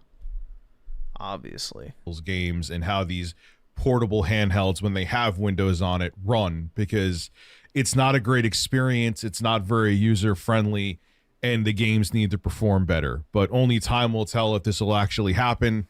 Hopefully Microsoft has learned from their mistakes and they prove it with the Xbox Ally portable hardware. This is Rich Tomorrow signing out. Have a good one. Hey, if you watched the whole video, what the hell are you doing? You're not subbed yet? Click that. This is some real bad news for Switch 2 owners. Uh-oh. Do you understand? Do you understand? Do you understand that there's going to be Nintendo Switch 2 Joy-Con drift just like the original? Oh, God. Who fucking cares? Every single controller has alleged drift. I've never had Joy-Con drift. I've never had controller drift. I don't know what the fuck people are doing to their thumbsticks that, you know, this is happening to them.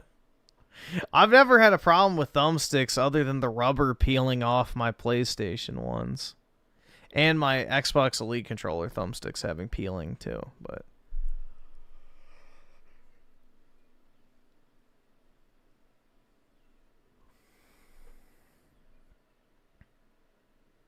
yeah, they fix them for free, so I don't know why it even matters. It's not a big deal.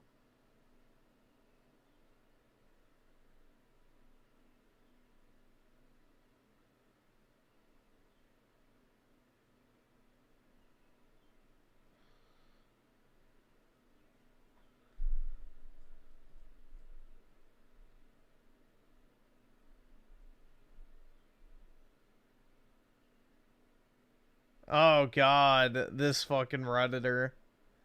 How to fight $80 video game? Oh, hello. Oh, my God. This guy. Yeah, don't buy them. Shocking.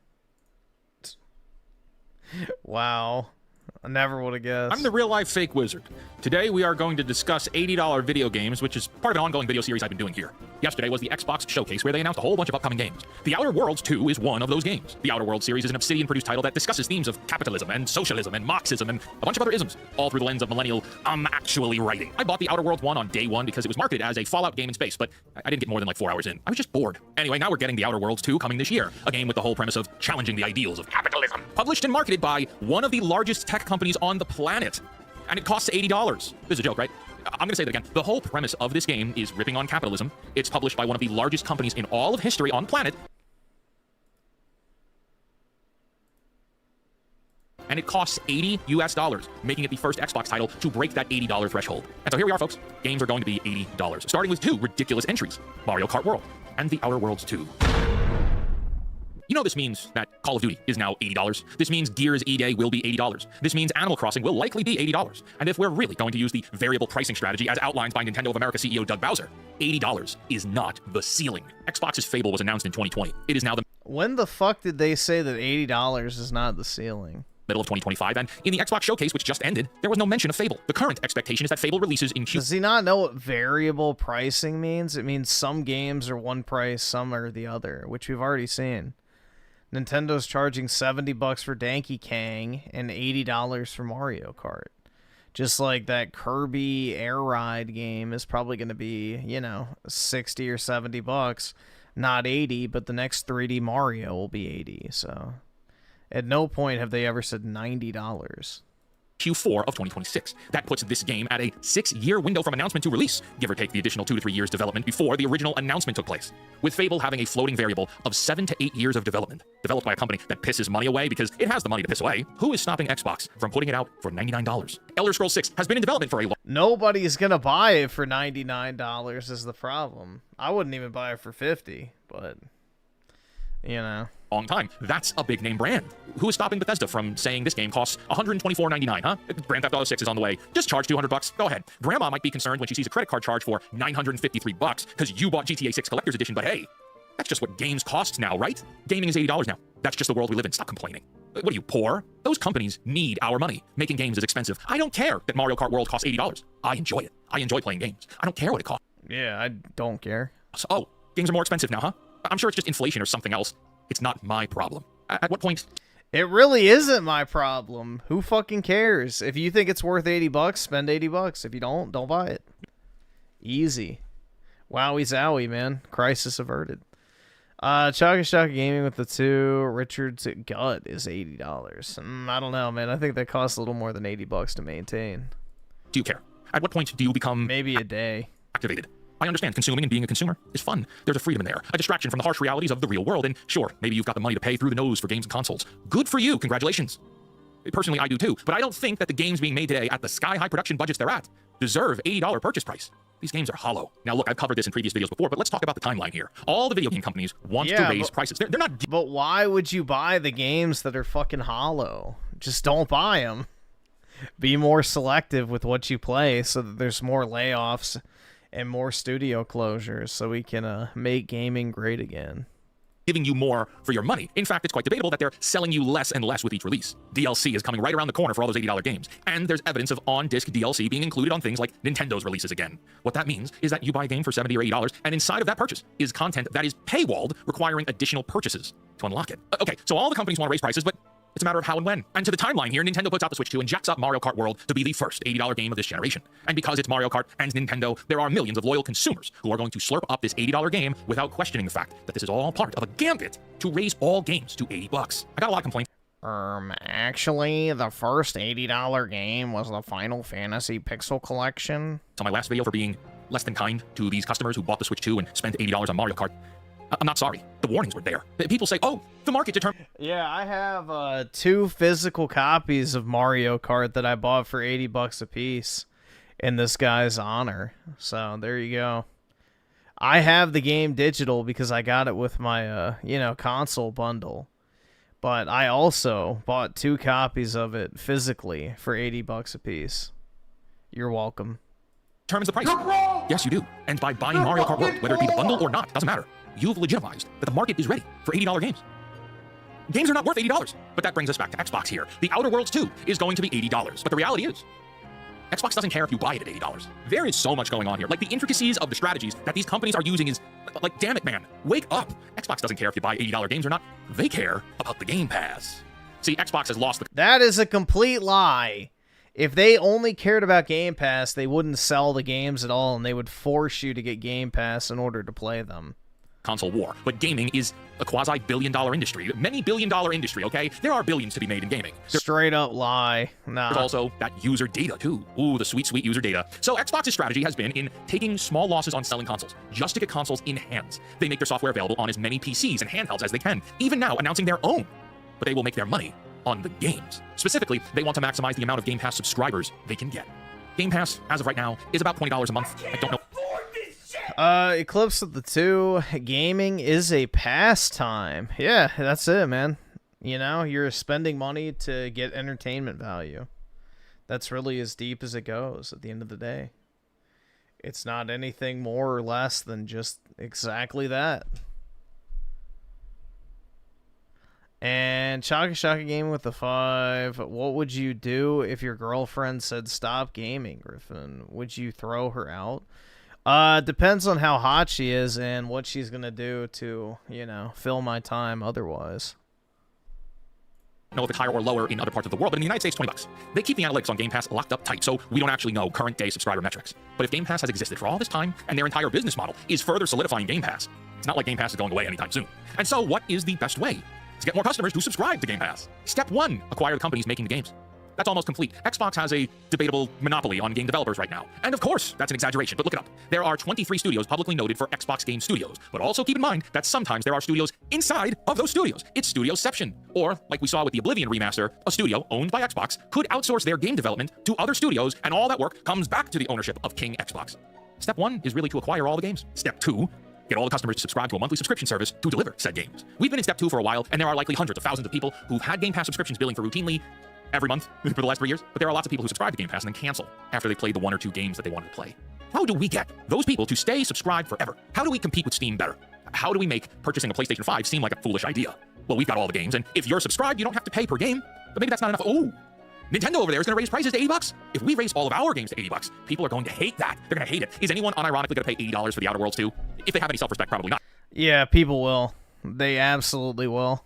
No, they'll sign up. I mean, I don't really think people like the Outer Worlds that much, but there will definitely be people who pay $80 for it. for Game Pass then. If Xbox's game prices increase, it will incentivize long-term subscriptions to Game Pass. And I'm not saying that that's going to work, but that's the strategy they're playing. Griffin is an unk. Why is he still playing video games? Because I'm a childless unk. And Eclipse of the 2, the studios won't last long. Fingers crossed, man. I hope so. And if Game Pass continues to grow, and let's say it succeeds, and you're all reliant on being subscribed to Game Pass, what's stopping them from raising the price? See, like, that's it, man.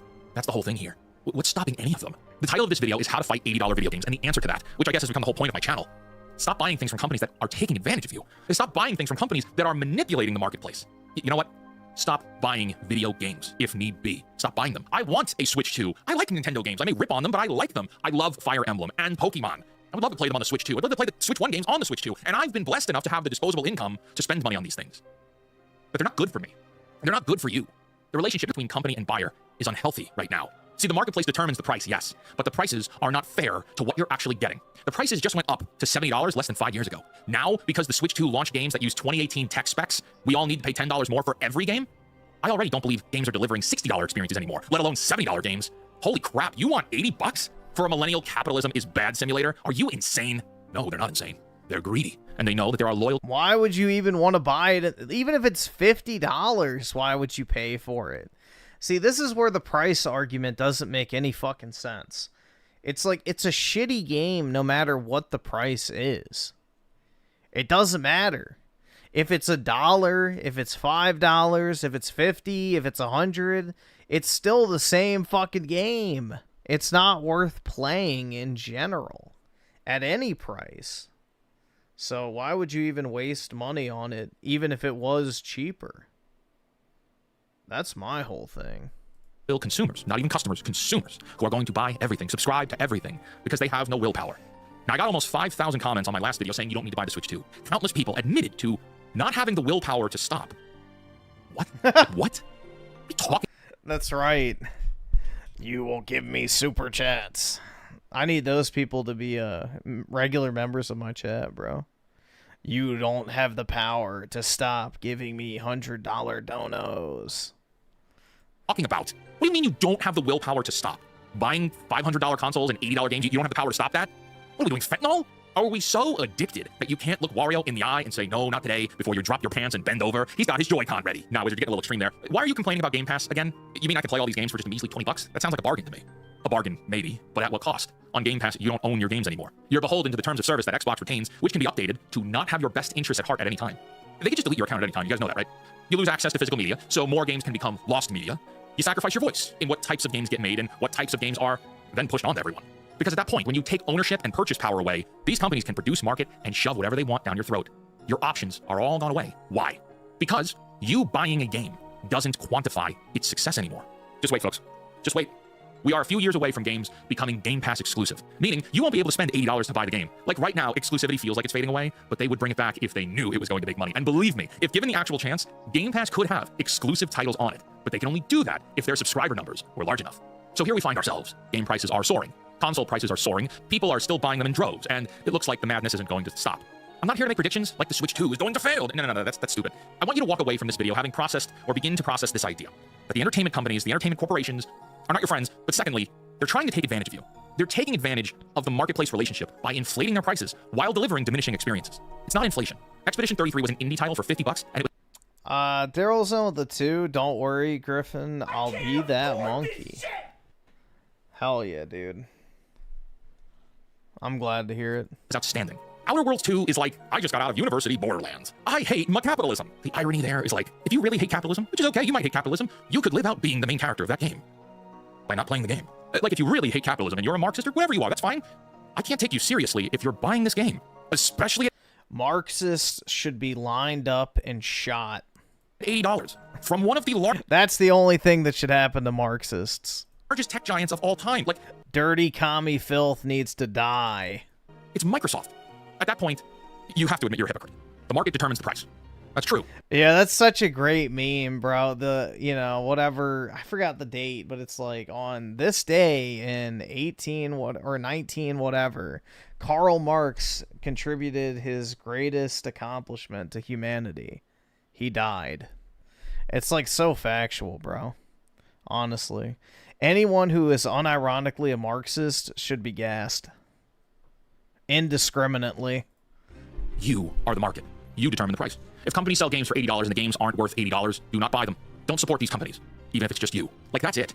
That's the reality. There doesn't need to be a movement with hashtags and protests and we march on Microsoft HQ. We don't need a union strike. You yourself need to take a stand for something. Alone, even. If you agree with me, and there are hundreds of talking points I couldn't fit in this video, but if you agree with them, as I've shown in other videos, take a stand. Stand up. For you. Sleep better at night. If you believe in something, even when it's... Oh, yeah. Marxism is the single most deadly, destructive, and evil mentality and political ideology to ever arise, probably in the history of humanity. Hands down. Hard, you fight for it. You fight for your integrity. When you do something wrong, and you know it's wrong, don't you feel a little hollow? Like you feel a little uneasy about it. That's your integrity speaking. But integrity is like a muscle. You can train it. You can get better with it. Some days are good, some aren't, but each day you can actively choose to pursue believing more in yourself. You can start off by standing up for what you believe in. You, yourself. Doesn't matter what other people think. Doesn't matter what other people say. But maybe, you see all the points that I make and I bring up, and maybe you don't really care. You're dedicated to playing games. Play them all, fine, okay? If you care more about comfort than meaning in your life, cool. Own it. Admit it. And that's not me saying admit it, loser, or anything condescending like that. I'm asking you to have self-awareness. If you were to look at everything happening, and you recognize that there are bad things, and then you contribute to the growth of those bad things, but you feel comfortable in your contributions, take pride in your choices. Own it. Don't dance around. Don't play defense for multi-billion-dollar corporations. Nintendo is the 8th largest company in Japan. Microsoft is the holy shit! The largest company? Is it the largest company in America? In the world? Donnie, can we get an update on this? Can we get a fact check? Fact check this, please? Microsoft, largest company in the world right now? But it is. It is. Okay. $3 trillion market cap, huh? Game Pass is not a steal here. It's not a deal. It's a long-winded, long-term strategy that ends with you no longer owning games, but Microsoft owns you. But if you're okay participating in the system, God bless you. But you should own it and do it with pride. And if you're not okay with this, and you agree that this free market is not balanced right now, perhaps it never was, it's not a fair game, then the only solution you have is to stop playing. It's their table. It's time to take your chips, cash in, and go home. Leave everyone else to keep gambling with their engagement rings. Just remember, you probably got work in the morning anyway. This is a tough issue. Lots of high emotions, but it's very important. I think it's the most important thing we could be talking about right now as far as entertainment is concerned. Until next time, create, innovate, inspire others to do so as well. Stop buying, and for the love of God, cancel Disney+. Goodbye. Yeah, they're bigger than Apple because of the cloud computing side of things. So, cloud computing is Microsoft's big money maker. Azure is their money maker.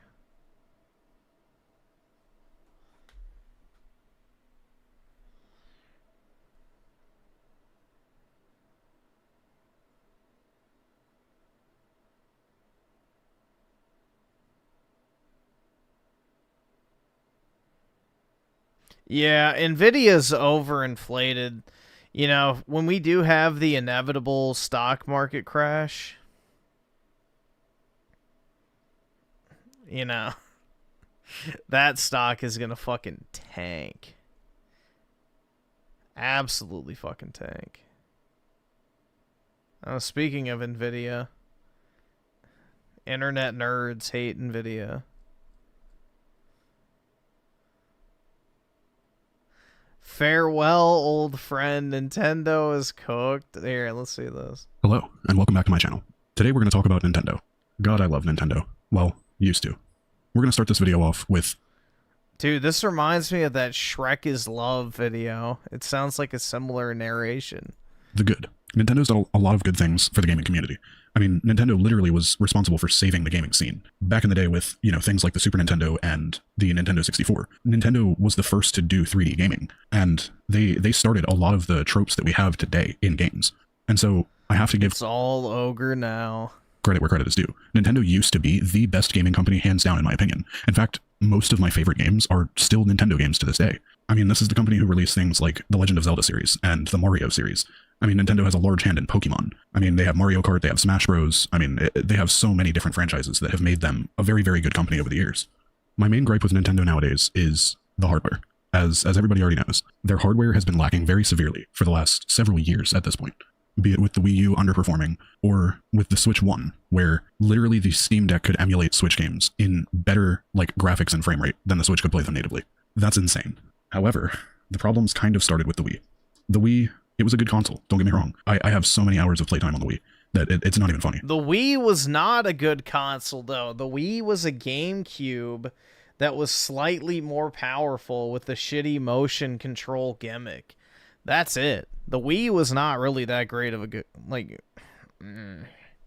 it was not that good of a console. Like, the motion controls genuinely hurt a lot of the games that otherwise would have been great on the Wii.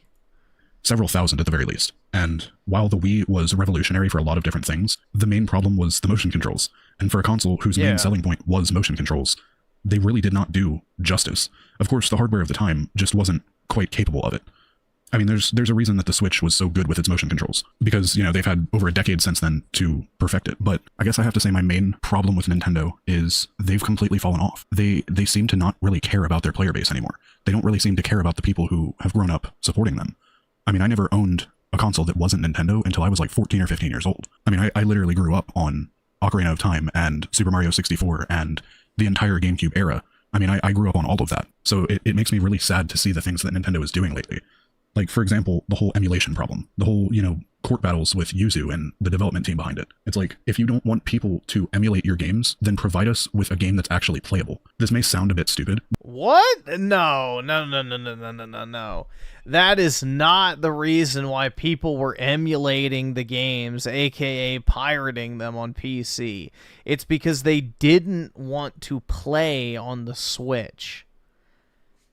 That is not the case for why people were using fucking Yuzu and shit. It's because they didn't want to buy a Switch and they didn't want to buy the game. But bringing us a game like Breath of the Wild that was such a revolutionary title for the entire Zelda series. But the fact of the matter is that everything is outshadowed by the game only being playable in 30 FPS. And especially when it was moved onto the Switch, like, it was still in 30 FPS. And same with Tears of the Kingdom. It's like, I'm sorry, but I can't get past that. My first experience of Tears of the Kingdom was on a Steam Deck, emulating it on a Steam Deck at 45 FPS. Like, that's insane. How is it possible that a company that is that big can be so easily outdone by their direct competitors? It doesn't make sense to me. It just goes to show that they don't really care anymore about actually innovating in the field. And that's a problem that I can't really look past anymore. Because if it was just, you know, the Wii U and then the Switch was very successful. The Switch was a good console, don't get me wrong. I'm not trying to say it wasn't. I'm just saying that it was underpowered for what it was priced at the time. And especially now with the Switch 2, where we still don't currently know exactly what the specs are. And until people get their hands on the console, we won't know. And that brings me into the future of the company. Like, I'm very concerned for where Nintendo is going to go from here. I mean, the Switch 2 has already had its fair share of drama surrounding it. I mean, with the whole brick drama, it's like, yes, it's not a brick when you buy it, but the fact that they can brick it remotely, and I mean, anybody with a brain can see where that kind of thing would lead into. It's like, yeah, they're most likely not going to just start bricking people's consoles just because they disagree with them. But the fact of the matter is, they're not going to do it at all unless you're hacking. is that if you purchase something, you should have the rights to that physical item. If I want to mod my console, then I should be allowed to do that. If I'm paying $500-$600 for a console, then I own that version of the console. I own that physical console. Nobody's arguing that, you know, we own the Switch itself. We're arguing that we own our... Yeah, but this is exactly what Microsoft used to do back in the day. If you fucking, you know, used a JTAG 360, they would fucking hardware ban your console to prevent you from going on games and fucking hacking. Our physical copy that we have purchased, and therefore modding it is something that we should be allowed to do without fear of Nintendo literally bricking the entire console. Yeah, but what do you mean by modding it? That's the thing. You know, people say, oh, I can't, you know, do it. Like, what do you mean by mod your console? Like, that's absolutely ridiculous. And the fact that nobody really seems to be talking about it is something that kind of bothers me. Like, what are you... This is what I mean. It's like, what are you modding? What exactly are the changes you're making to the console that you're being prevented from doing? And I don't really think anyone has any real answer to that question other than, you know, jailbreaking it. It's the only reason you would mod your Nintendo Switch 2. It's like, when did we become okay with not owning the things that we purchase? Why are people okay with their console potentially being taken away from them because of a glitch? What if a glitch happens and consoles start coming up flagged as being modded, and then they just brick the entire console, and then because of an error in the system, hundreds or potentially thousands of people end up with a console that is completely useless now, and it can't be undone. So again, it leads into all of these what-if scenarios that could easily just be avoided by just not doing that in the first place. Like, just allow people to own the console that they fucking paid for. Like, I don't understand. And I mean, it's a much bigger problem within the gaming industry, as evidenced by the latest Ubisoft drama, or Ubisoft, however you pronounce that. I don't really care. But back to Nintendo. One of the things that pisses me off the absolute most is that we do finally get 1080p 60 FPS games for, you know, games like Breath of the Wild and Tears of the Kingdom, but it's locked behind a paywall. Are you kidding me? So if I purchase Tears of the Kingdom for my Switch that I had to purchase for, you know, $300 to $400, if I then purchase Tears of the Kingdom for that console for $70, and then I purchase another Switch, the Switch 2, for another $500, you're telling me on top of that, I also have to pay a fee to play the games that I already paid for? No, you don't have to pay a fee to play the games that you already paid for. You have to pay a fee for the upgrade, which is what pretty much every other company does. I'm sorry, but obviously the answer is I'm going to keep emulating them. There is no point to that. Plain and simple, there is no reason for that, outside of we just want to gouge people for as much money as we can possibly take them for. That's what that says to me. That says that... Welcome to the real world. I don't know what to say. To me, that they don't care about us anymore. Welcome to every single company on planet Earth, gouging you for as much money as humanly possible. All they care about is pleasing their shareholders. And as the consumers, it's our job to not feed into that. We are actively being screwed by Nintendo, and nobody's talking about it. Or, hear me out. If every company... This is what I don't understand. This is what I don't understand. Okay. All these guys talk about, like, oh, they're screwing over us. They only care about the shareholder, blah, blah, blah. Why have none of these channels ever, like, organized and said, hey, if they only care about shareholders, why don't we become the shareholders? Instead of buying the next fucking Mario game, everybody should buy $100 worth of Nintendo shares. So that way, not only do we get a seat at the table of how the companies run, but we also can start reaping the benefits of their business decisions. But, you know, people are too dumb to do that shit. They'd rather just go, the big evil corporation. It's like, yeah, well, if all of y'all stopped spending money on Nintendo shit, you could probably get enough money to actually, like, get a large chunk of shares in the actual company itself. And then you would be granted some decision-making authority. But, yeah, people are too dumb to organize and way too lazy, too. Instead, they'd rather bitch about shit in the internet and be like, herder, big company bed. About it. Like, it's insane. But anyway, this is just the ramblings of somebody who used to like Nintendo. If you like Nintendo is not a large company in the sense, like, it would be unimaginably large to purchase. Like, you know, obviously you're not going to buy enough stocks of Microsoft to have any sort of influence over their gaming division, because the gaming division is such an insignificant portion that it would be insane to think you could do that. But Nintendo is a gaming company. Square Enix is a gaming company. Ubisoft is a gaming company. EA is a gaming company. All of these companies, you could actually get people together and buy a pretty substantial stake in these companies if you actually had, like, a mass, you know, organized campaign of people getting together and doing this shit. I mean, look at what people did with, like, the GameStop stock and all that type of shit. You could easily do the same thing with video game companies. So, they're around the same size, market cap wise. But, you know, that takes actual work. Like this kind of content, consider liking and subscribing. Leave a comment if I got...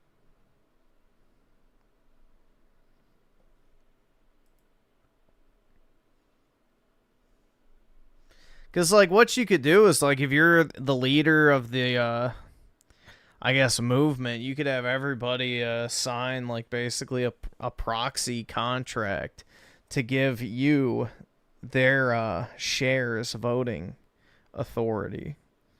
So they can sign over, basically, the votes of their shares to you. And you can consolidate your, you know, voting power within one person, within the company. Let's see. So, Nintendo market cap. Nintendo's market cap is... Here, let me do it in dollars. Fuck. So 15.15 trillion yen to USD. I don't know the exchange rate right now. So Nintendo is a $100 billion corporation. So, yeah, if people like took all their money that they would have spent on Nintendee products for like the next 2 to 3 years, you could easily consolidate enough money to get a seat at the table, or at least like a seat on the board or something. So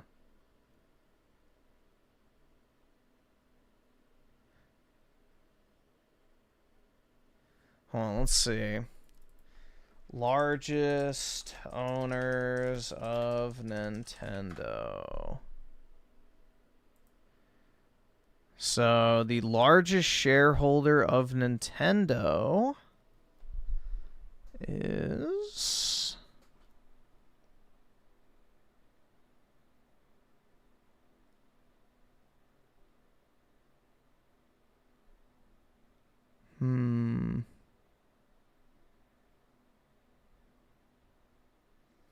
that's funny. Nintendo themselves. Oh wait, no, those are holdings. Oh yeah, Nintendo themselves own 10.35% of their own company. That's interesting. I didn't know that they owned that much of themselves. Let's see. So, Public Investment Fund owns 4%. Namura Asset Management owns 4%. Kyoto Financial Group owns 3.75%. To see like who the largest like individual is. BlackRock owns 2.7%. BlackRock Japan owns 2%. But yeah, that's just general index funds probably. Why is it blurred? The fuck? Why would you blur the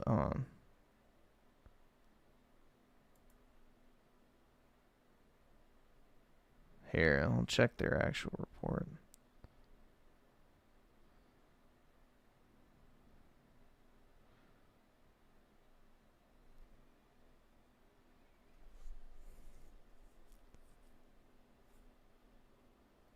JP Morgan owns 2.3%.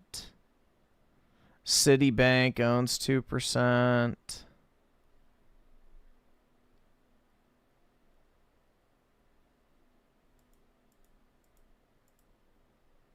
Bank of Kyoto owns 4%. Oh, JP Morgan actually owns like 6% of Nintendo.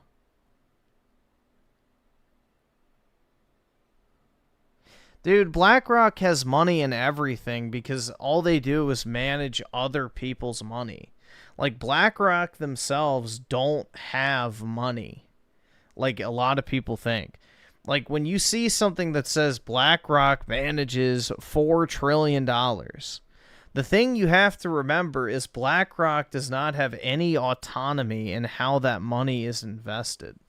When you give your money to a company like BlackRock, or if you have your 401k in a BlackRock account, they have to invest your money as you tell them to.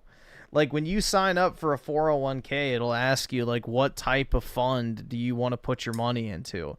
And BlackRock will have various funds where it's like an S&P 500 index fund, a tech industry, like, index fund, you know, a grouping of oil companies, a grouping of video game company. Like, there's different funds you can put your money into. And they have to maintain your money in what you choose it to be in. So, yeah, it's not like this thing where a lot of people think, like, oh, they just have $4 trillion to throw around however they want. Like, no, they can't do that. They have to put the money in what you tell them to put the money into. So, same with, like, Vanguard and a lot of these other companies. The thing you need to look at is who is putting their money into Vanguard and BlackRock. Those are the people who are actually controlling shit. not BlackRock. BlackRock is just a management company. The people who are, you know, putting the big amounts of money into BlackRock are the real decision makers. So there's your government, you know, how does BlackRock get to manage all the 401ks? Well, our government officials are the ones giving them that ability. So start looking there.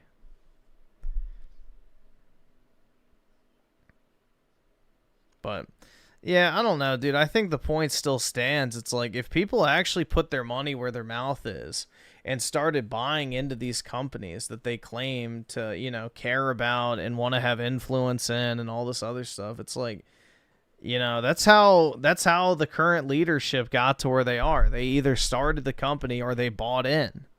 And, you know, through their buying of the stock, were able to achieve some level of influence within the company. So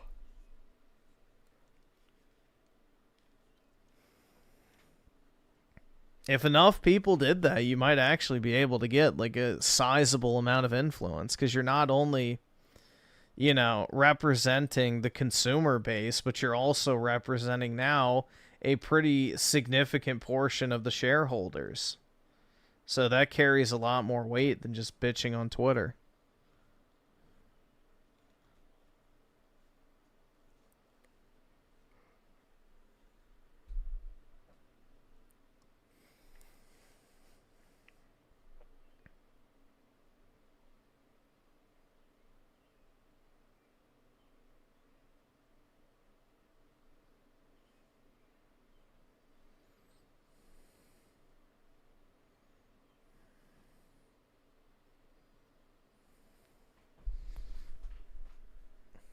No, I don't have my money in BlackRock. I think mine's in Vanguard, not BlackRock. Vanguard has lesser fees, generally speaking.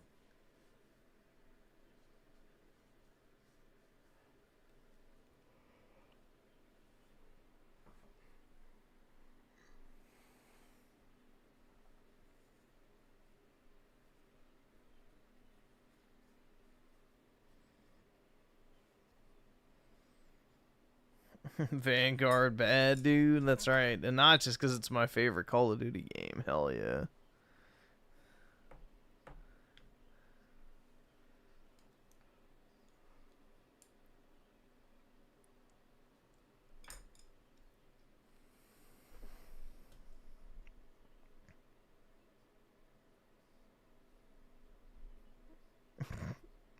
The real fans will boycott. Nope.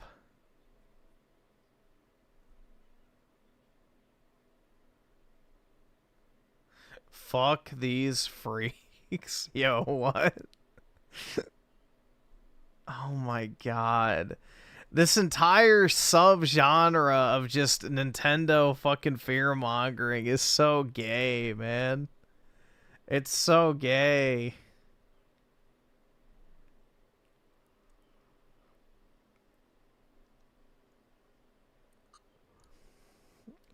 Cry some more, broke loser.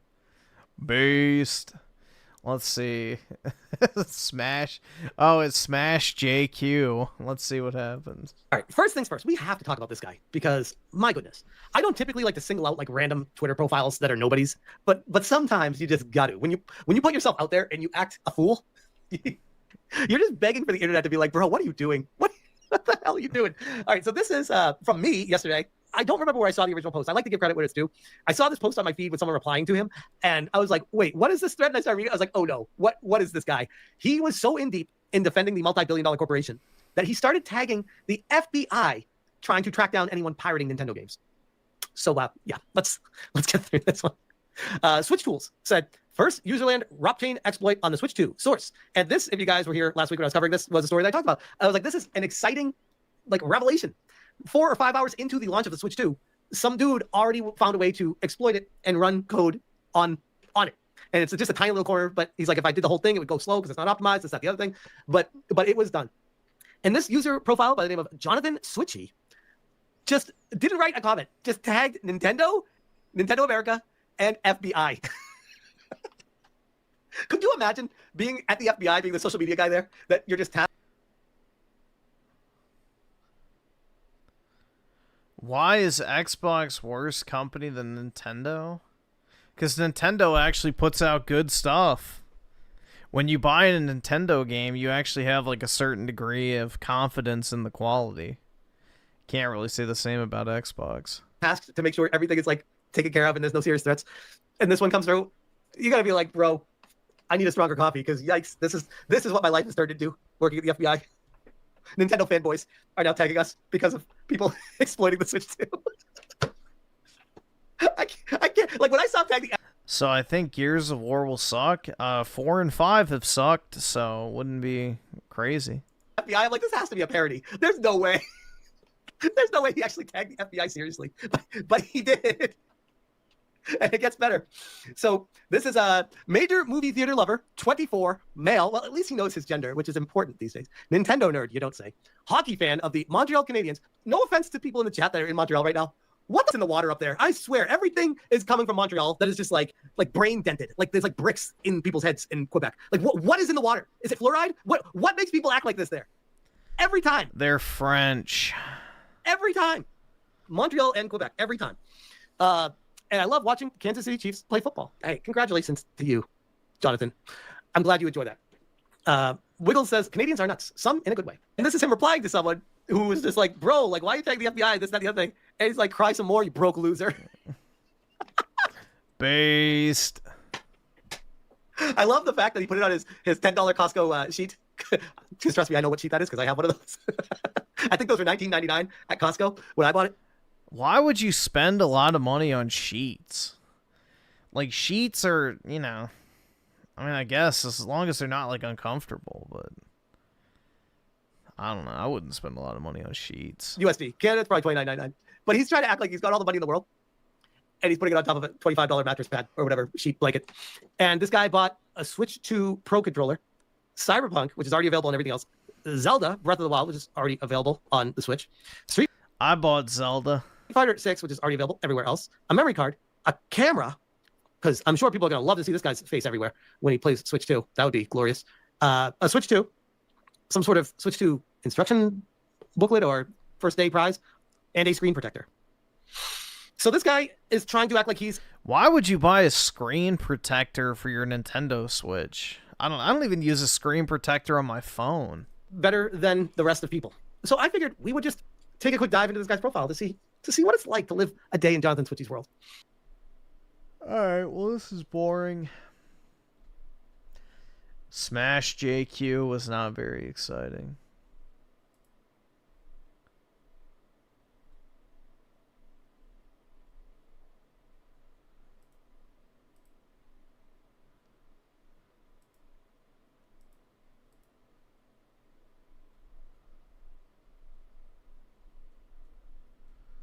Oh, ew. Gross. A Looney Tune.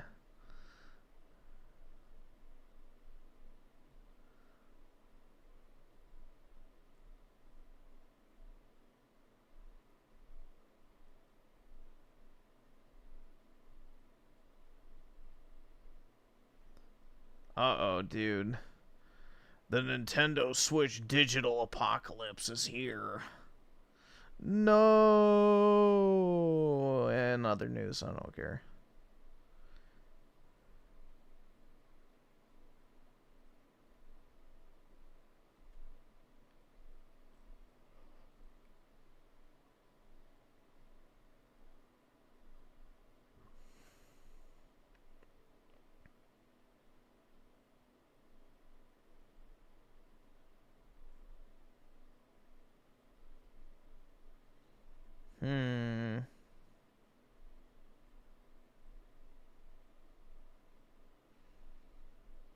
The creed of Nintendo. Bro, it's just the same video copy pasted over and over and over again.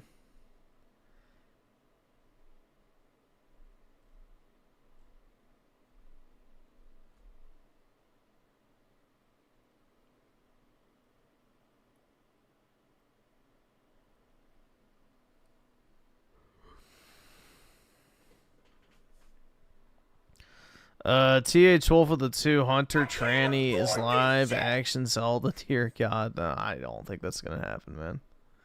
I don't think that's gonna happen.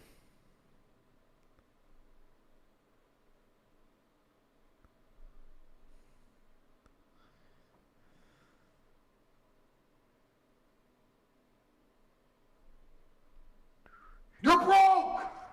You're fucking poor!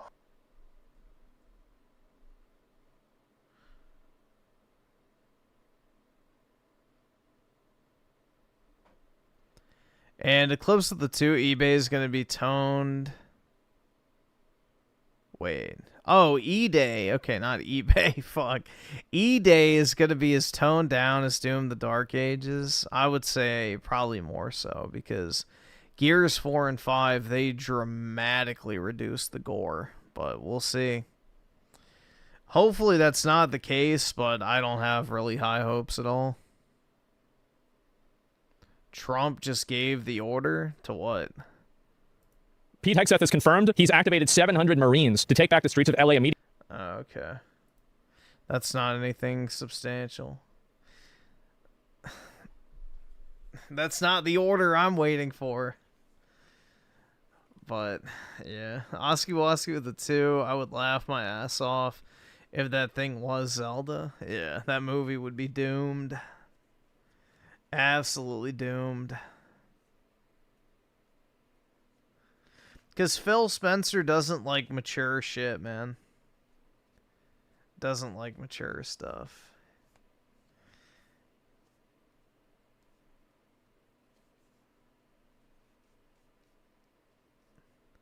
The Dark Ages is toned down. It's Perry slop. Well, yeah, it is Perry slop, but also they toned down the gore.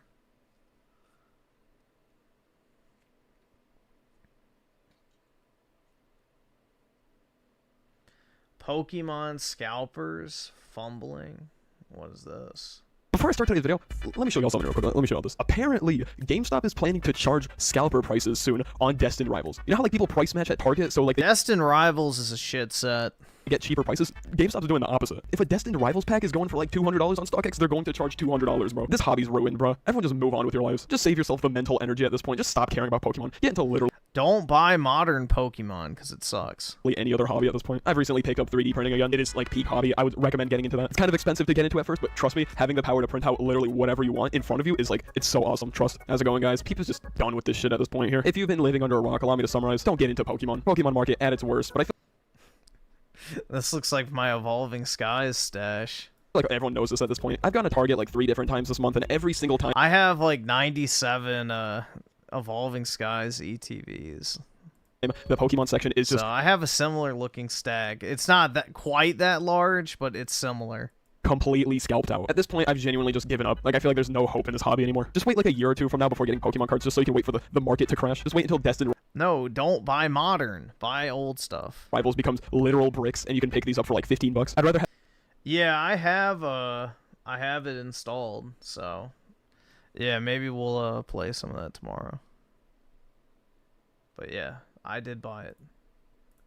Pokemon cards that are worth little to nothing, but are easily accessible, than Pokemon cards that are worth a lot, but are impossible to get. So allow me to give you guys some hope today. There's been a lot of videos of Pokemon scalpers absolutely crashing out because of an empire that they created artificially. Play stupid games, win stupid prizes. Let's get into this. Before we do that, be sure to subscribe to the channel because we are bringing back a fan favorite tradition, sub goals. So if I hit 184,000 subs by the end of this week, to express my First Amendment right, if you will.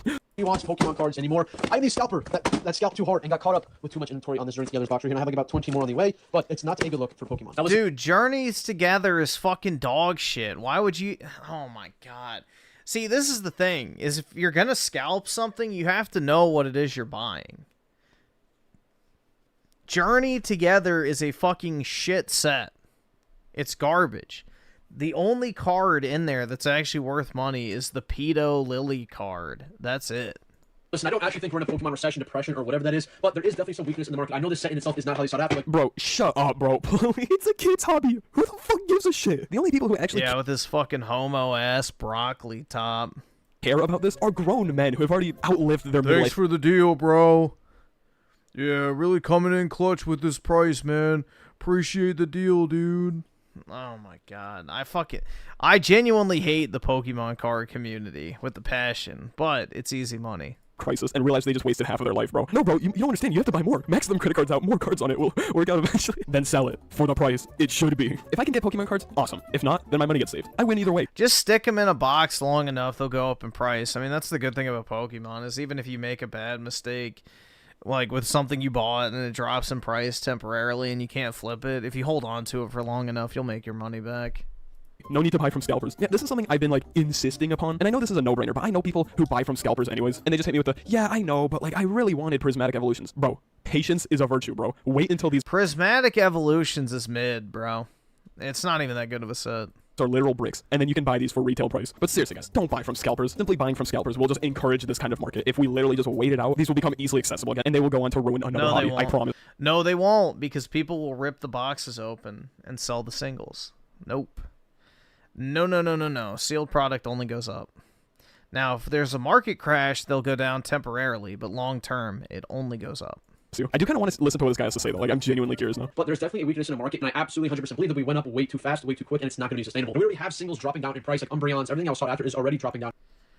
Yeah, you can get the Japanese version of this graded into 10 for like $400. Price. I think that's going to continue to happen over the next few weeks. And so yeah, if you're buying up a lot of Pokemon, I'd be a little bit cautious. Expect some dips in the market, but listen, that's when you want to buy. The biggest and most important thing that you should be learning from the previous Pokemon markets is, bro, if you talk about a hobby like this, then you should just leave, honestly. The second you start bringing graphs, demographics, and numbers into this, then you're not a Pokemon fan, bro. You literally just ruin the hobby. That's literally it. Let a kid's hobby be a kid's hobby. It should not be any more overcomplicated than that. Yeah, I'm not listening to this Yap Fest, bro. I low-key hope this dude sees nothing but reds and losses from this point on. I like how scalpers don't understand the difference between main sets and special sets. It's wonderful. Money Bros ruining this hobby. You lost me at Scalper. So happy this happened to you. Buy a box if you're... The new... Oh, for Magic? No, I'm not buying it. I mean, I bought like a few single cards, but that's it. I've bought like 3 or 4 of the Surge Foil Aeriths, because I feel like those will be good over time, but that's the only thing I've bought.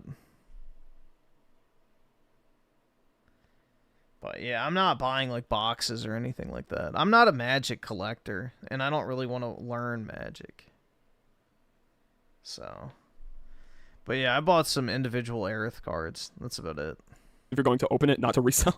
Such a W for collectors. Yeah, the vast majority of this comment section is people shit-talking this dude. What's funny is this isn't even his only video on the Pokemon market. It is. Yikes, bro. So no one was going to tell me these are absolute fucking bricks? What? So my first order of these Justin Rivals bullshit-ass Japanese releases. Dude, no one was going to tell me, no fellow scalper was going to tell me that the Japanese versions of these things are bricks, that nobody wants these. And this is just the first set of 30 of many orders that are set to come, and I paid $200. Basically, scalper got scalped. I paid resale prices for the... You paid $200... Oh my god.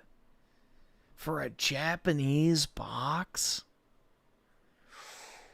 Dude, this guy's just doing this for content. This isn't real. Japanese release and now I'm cooked. So if anybody wants them for $200 or more, let me know. If anyone wants these for... There's no way this guy's... Alright, yeah. Okay. This is just for engagement. $200 or more, let me know. Nah, I think we're good, bro. I think we're good. Bro, even Terrestrial Festival didn't peak at 200. That's cap. Yeah, he's lying. Go ahead and just build a house with those bricks at that point. Another win for casual collectors. Paying resale on Japanese products to scalp. Holy job application in your future. Genuinely love this for you. Wishing you nothing but the worst. Holy shit, bro. Is the TikTok comment section always like this? I'm not gonna lie, I don't use TikTok. I think I might have said this before, but it's like my TikTok is insanely inactive. If you want to follow it, you can, but don't expect any sort of activity from here. When was my last video even uploaded, bro? 2024 February. Damn, that's crazy. But it's like, I know Instagram Reels comment section is like merciless. I'm curious to see if the TikTok comment section is like any worse, if not like on the same level as Instagram Reels. Y'all know what I'm talking about? Like every time. For the Aerith signature card? Oh, I already have that. Hold on. Let's see. I already have that, man. I have multiple of those.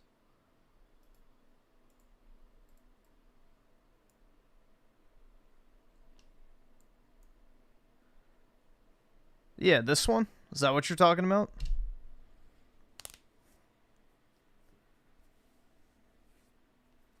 I have 5 of these.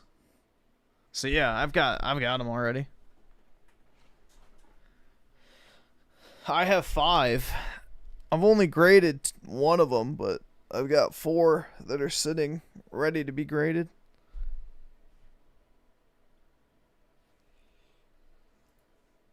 I also have 2 cases of the booster boxes of that set. every time you see something cringe on Instagram, like let's say someone posts like an anime meme that is just so unfunny, the entire comment section will just be like people tearing that person into parts, bro, shredding him into pieces. It's kind of good to know that it's no different on TikTok. God bless, the world is healing.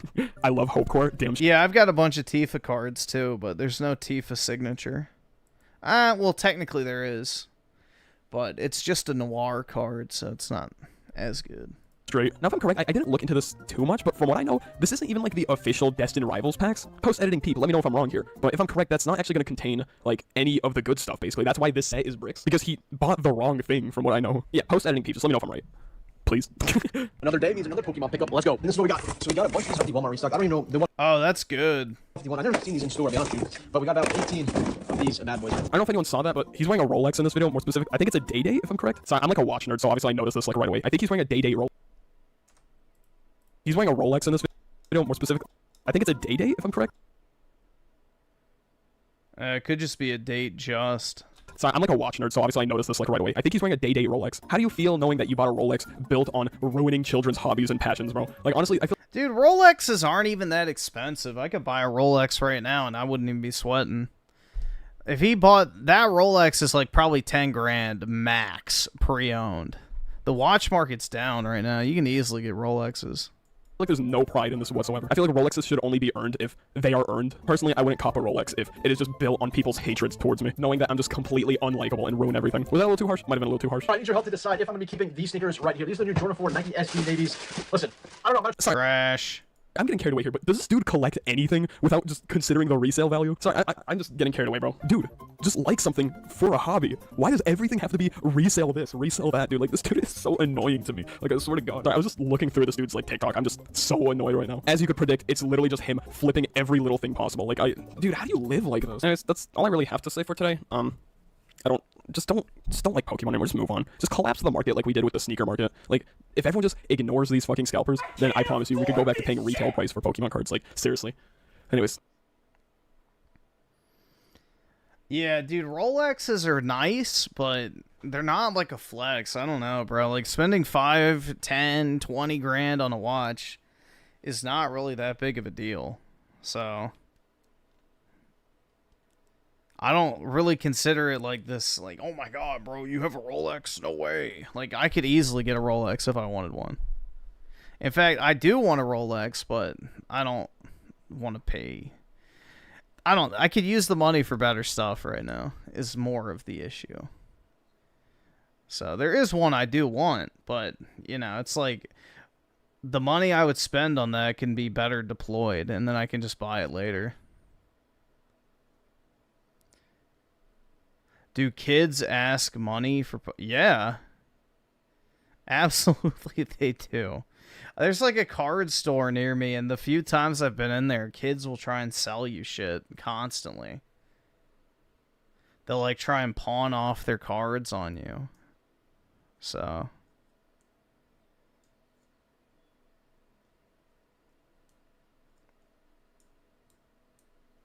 16 grand for a stainless steel watch. Yep.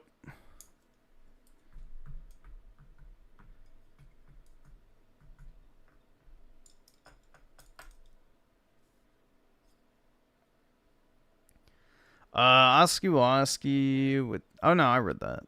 We're good. Again, that one popped twice. TH Wolf with the 10. Appreciate it, man. Freya Allen, who played Ciri in The Witcher show, should play Zelda. She was in Kingdom of the Apes, which is the same director making Zelda, so it's like, yeah, it's possible. Yep, that is possible. She wouldn't be a bad pick. And Cody Booth with the 2. Griffins, show us your Labubu collection. What the fuck is Labubu? I don't even know what the fuck that is. But what is that from? I don't know what a Labubu is. Is that like One Piece or some shit? I don't do the One Piece cards, if that's what that is. I have no fucking clue what a Labubu is. Labubu is these ugly doll collect... Yeah, no. I don't do dolls and their fucking figures or any of that type of shit.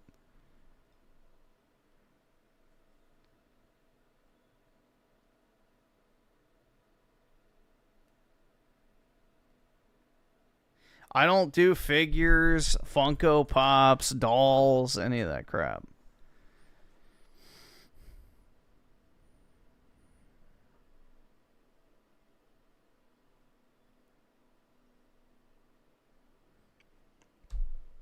The only thing I collect are cards, a few coins, and I've been buying some old like knives and stuff recently, but not really a ton of those.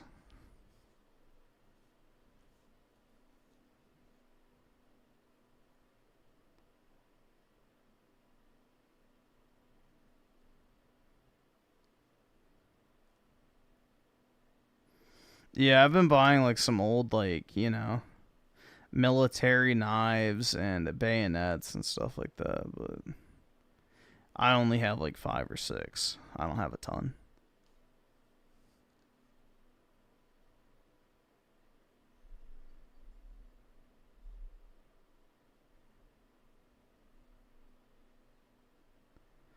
I've been investing in dates, MRE rash. What the fuck? No.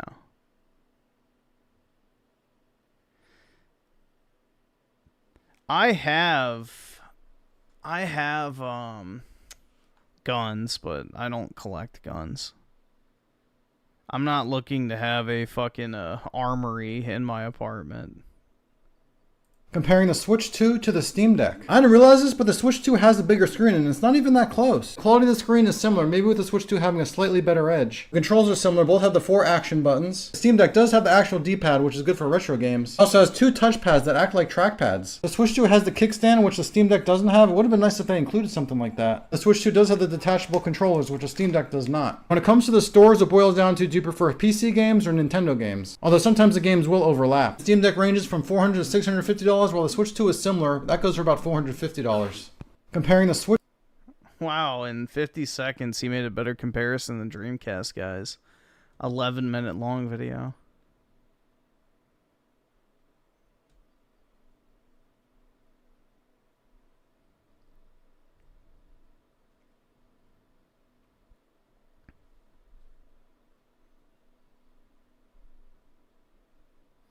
That's a direct warning to you, Boogie2988, to not show up on Griffin's porch. I don't have a porch, but yeah, if I did, be careful. Yeah, exactly.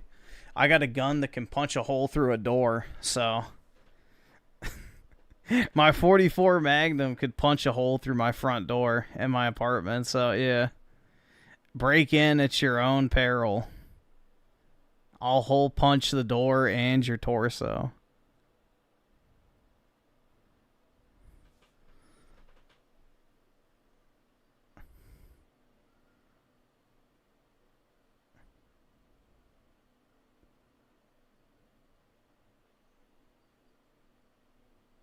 Why not a Glock? I have a Glock.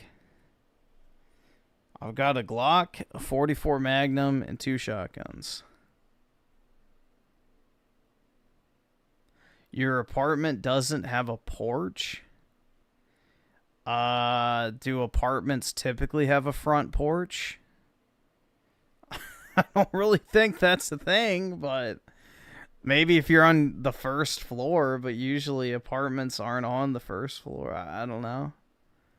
I guess some buildings do have them on the first floor, but yeah, why would I have a porch? I'm in an apartment building.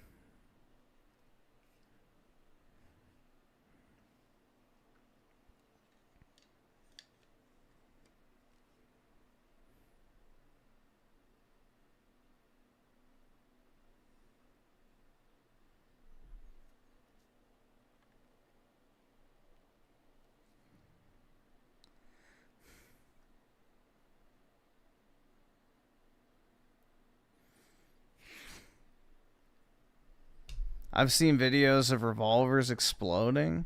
Yeah, if you buy a shitty one or you buy shitty ammo. My revolver, I forgot how much it was. It was like, I think $2,000 or something like that.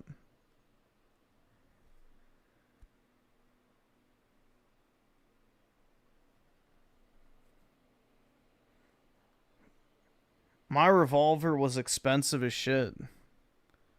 So you can look it up. It's the Smith & Wesson 629 competitor with the weighted barrel.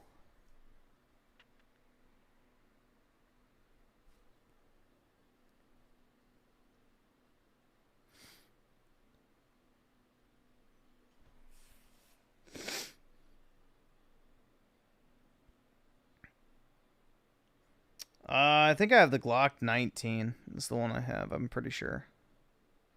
I'm not 100%.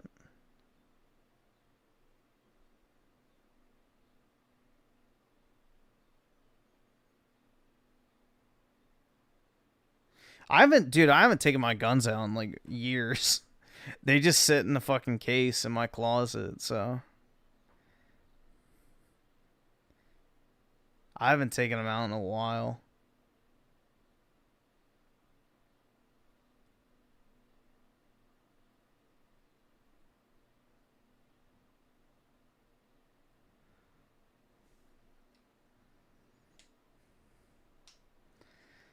A Glock is gay? How? How is a Glock gay? It's just a small concealable weapon. That's it.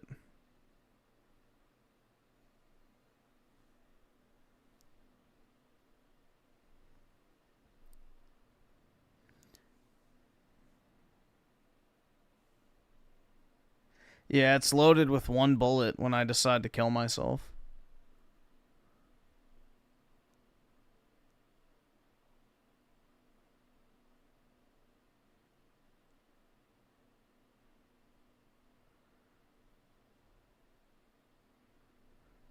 Yeah, AR-15s are legal. Yep. They are legal.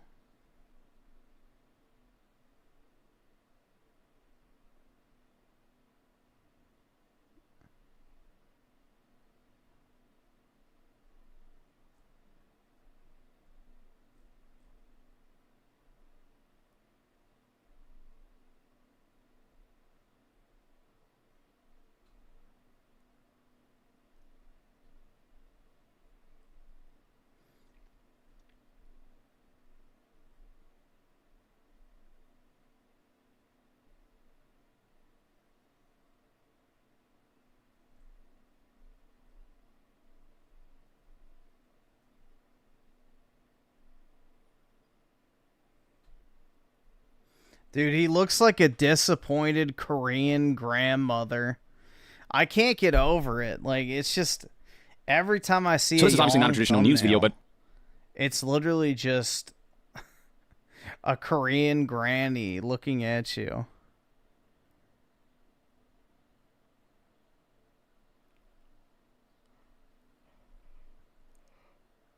so this is obviously not a traditional news video, but I don't know, every once in a while, Every once in a while, I decide to whatever. I don't fucking know.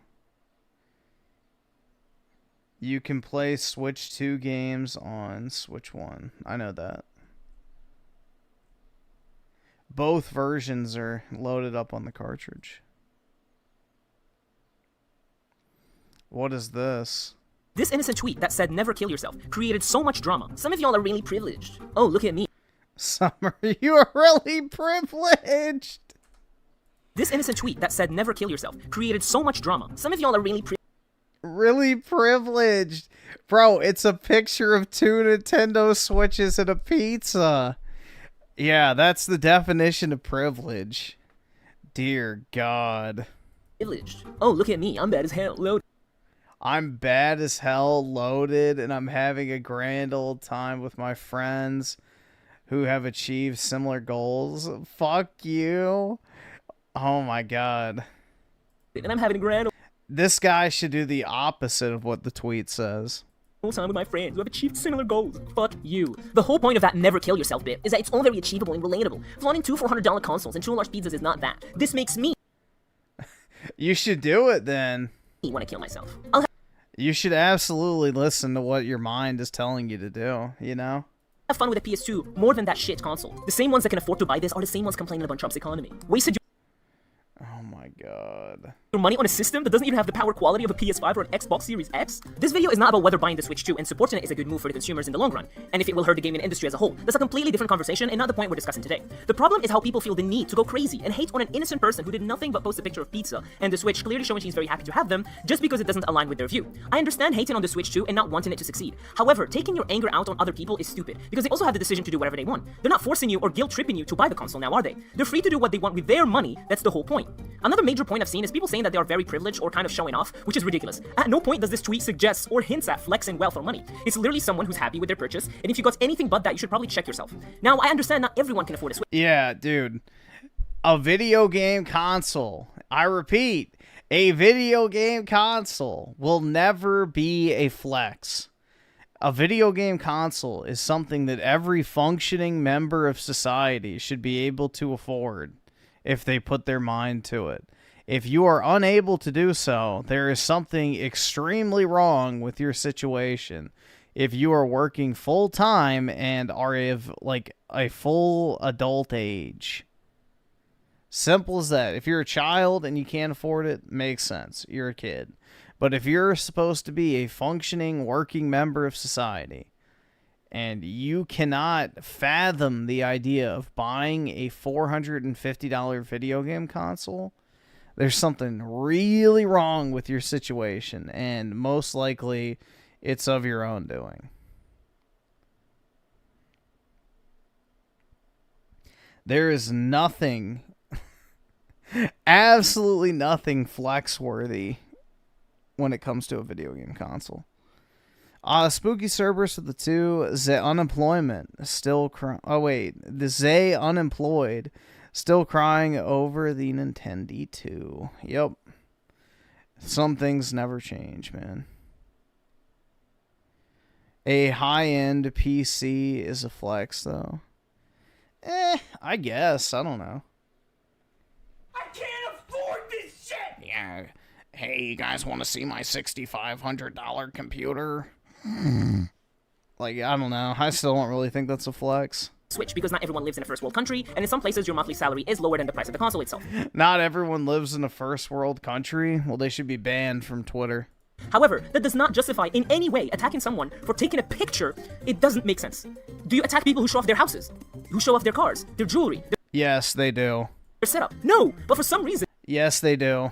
With the Switch 2, it becomes a problem. And the main obvious reasons why all this hate exists is either hatred for Nintendo, which turned into hating people who bought the console, or jealousy. That's because the tweet was harmless, and the only reason it would piss you off is because you want that for yourself. There was another tweet that surfaced as well, showing the guy buying the whole Switch 2 set with everything included, and people got angry at it as well. Remember when y'all pretended to be upset about the prices? He bought Mario Kart twice. This is clearly Nintendo's greatest soldier. Okay, this one is funny. I mean, it is true. Why the hell are you buying 2 games? The idea of voting with your wallet is literally impossible. I bought Mario Kart 3 times. I bought the bundle, and I bought 2 physical copies of the game. And people like this exist. Yes, you should vote with your wallet. Why are you pocket watching what other people are doing with their money? Plus, when did you ever see a boycott work in the gaming community? People in this community literally have the worst self-control. Even people who criticized the Switch 2 for months bought it day 1. So yeah, it's on you if you ever thought you could boycott something in this community. But yeah, this is just a tweet I saw that created so much unnecessary drama for no reason. Honestly, if you post that anywhere outside of Twitter, nothing would have happened. It just goes to show how insanely toxic that platform is, and that's why I always tell people, for your mental health and sanity, if it's too much for you, never go on that platform. Anyway, that's all I had to say. Don't forget to subscribe, and Well, at least that was short and to the point.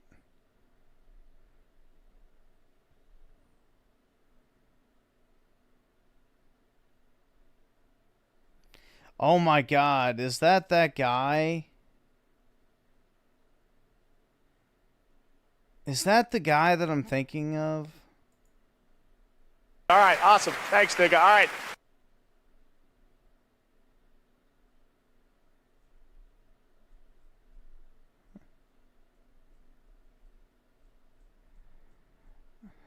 Is that the my back hurts or whatever? I don't remember what his name. I think it might be him. Or is it somebody else?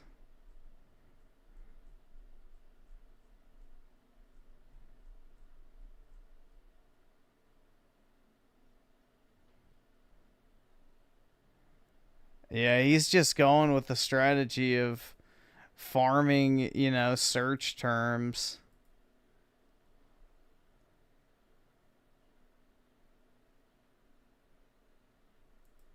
So I've been using my brand new Switch 2 for a few days now, and there's a few things about it that I haven't really been very happy about. I'm a bit disappointed with it in general. It hasn't been as exciting as I thought it was going to be. And to be honest, there's not really much difference with using this device compared to using the previous Switches. So there's not really much change here. We've got the same kind of build layout, the same kind of ideas, just slightly improved with slightly better graphics and processing speeds. But there's also some downgrades. So the screen is actually slightly better graphics. LCD and not OLED, which basically means, well, don't get me wrong, it is a nice screen and everything, but it doesn't have the vivid colors and saturations and the deep blacks like the Switch OLED had. So I don't really know why they've downgraded this screen, even though this is a very expensive device. It's about £400. And £400 and you don't even get an OLED screen is kind of a rip-off in my opinion. So you kind of get a device that has worse performance than, say, a PS5. So you can get a PS5 for less than this, and you also get a worse experience than, for example, the Steam Deck OLED, which is around the same price point as this. It has a bigger games library if you're into PC gaming, and it has an OLED screen. Yeah, the screen is a bit of a disappointment. As you can see, I have it on max brightness, and this is just not very bright. When I'm in the conservatory where the sunlight comes in, I see a lot of glare. I can't make the screen brighter because it's on max brightness. The conservatory. Alright, there we go.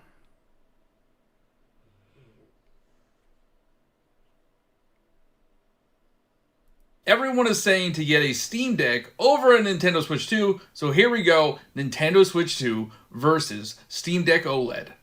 The feel goes to the Steam Deck. Now, that's not to say that the Nintendo Switch 2 doesn't feel good to use. It actually feels yeah, the Steam Deck has the grips, which is nice. really good and a lot better than the original Nintendo Switch. However, I've never been a fan of the Joy-Con controllers, so the grips on the back of the Steam Deck, yeah, that's obvious, gives it the edge. The screen is tricky because the OLED screen of the Steam Deck is better than the LCD screen of the Nintendo Switch 2. The Nintendo Switch 2 screen still looks amazing, but it's hard to compare an LCD screen to an OLED screen. However, the Nintendo Switch 2 can do 120 FPS, so I'm going to call this one a tie. Ease of use goes to the Nintendo Switch 2. It's so easy to use right out of the box. Now, the Steam Deck you can use right out of the box, but if you want to get more out of it, it's a little bit more complicated to use, Griffin and sometimes Pro controller beats Steam Deck. I can use my Pro controller on a Steam Deck, though. An external controller is kind of irrelevant. That's not what's being discussed. I can use a Pro controller on the Steam Deck right now if I wanted to. If my Steam Deck was charged, I could plug my Pro controller into the Steam Deck and use it. you just don't know if a game is going to work on the Steam Deck. Games. Now, the Steam Deck has access to the Steam library and emulation. However, it doesn't have Mario Kart World, so this goes to Nintendo Switch 2. Look, they're both great for different reasons. If you're a big Nintendo fan, the Nintendo Switch 2 is fantastic. If you don't really like Nintendo games, then the Steam Deck is for you. Everyone is saying to get a Steam Deck over a Nintendo. Yeah, get Mario Kart World. Well worth.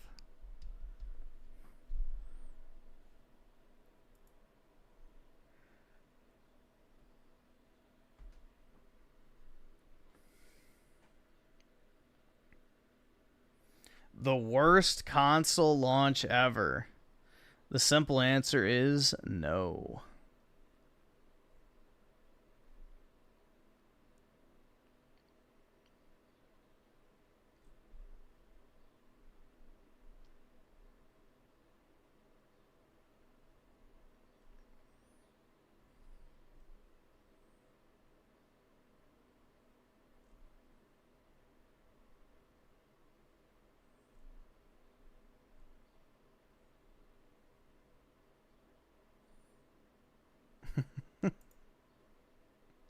Well, let me tell you something, brother.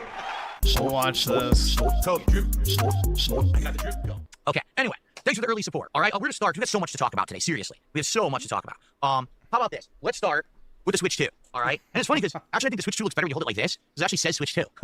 That's kind of, oh, that looks like, I'm going to show you the Switch 2. I'll show you the logo of the Switch 2, okay? So, folks, the Switch 2 launch is over, all right? And I mean it, officially. It's actually completely done. And what do I mean by that? I mean, there was a hype for about 2 days for the Switch 2, okay? Everyone ran out and got their Switch 2s, and their Switch 2s got delivered. They installed Mario Kart World. They played it for a day or two. And then, over this weekend, everyone sobered up. All that buzz that everyone had, that No, I've been playing it still. Day 1 hype Switch 2 excitement fizzled out. And then people realized, oh, this is Switch 2. Let me take a look at it. Kind of looks like the Switch. Really? It kind of feels like the Switch. Oh, you don't say. Well, I play Mario Kart. Let me see what else I can play on there. All my Switch 1 games? What? Where are all the games? Where are all the games? They're going to come out over this year. No, but, dude, I don't know. Philip. Kind of feels and looks like a Switch. No shit, exactly. Bravely Default, yeah. I love it. How about the Phil's doesn't not going to play that, though. even matter to me, right? One game. I don't know why. I bought a Switch 2 with no games to buy. That's it. There's nothing on here. There's literally nothing to do with your Switch 2. Once you've bought... There's literally nothing to do with it. He can play Xenoblade. Isn't that one of the games he's like always resisted playing? Xenoblade? And it's like one of the games his audience keeps recommending him to play. I'm pretty sure it's Phil. I don't know. It might be somebody else, but yeah, I'm pretty sure like Xenoblade is one of those games like he absolutely refuses to play, even though he claims he likes JRPGs. Yeah, I think he's scared to play 2 because of the boobs, but I'm not sure. Here, let's look it up real quick. I mean, it's easy to tell if DSP's played it.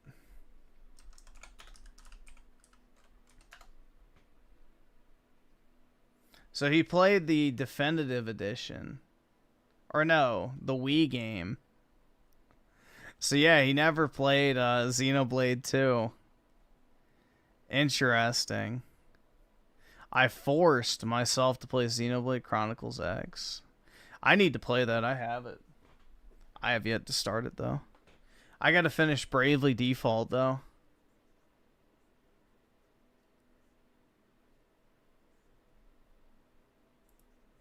bought it and you've played Mario Kart, you're done. There's nothing else. It's a paperweight. The Switch 2 is literally a $450 paperweight. There's nothing to do with this console at all right now. Now, give it a few... There's nothing. Literally nothing. I mean, I've got like, what, 25 hours or 20 hours in Mario Kart so far? I've been playing probably like 5 or 6 hours, I think, so far. Bravely Default. You have the entire Switch 1 library. We're about to get Donkey Kong Bonanza next month. Then Metroid Prime 4 later this year.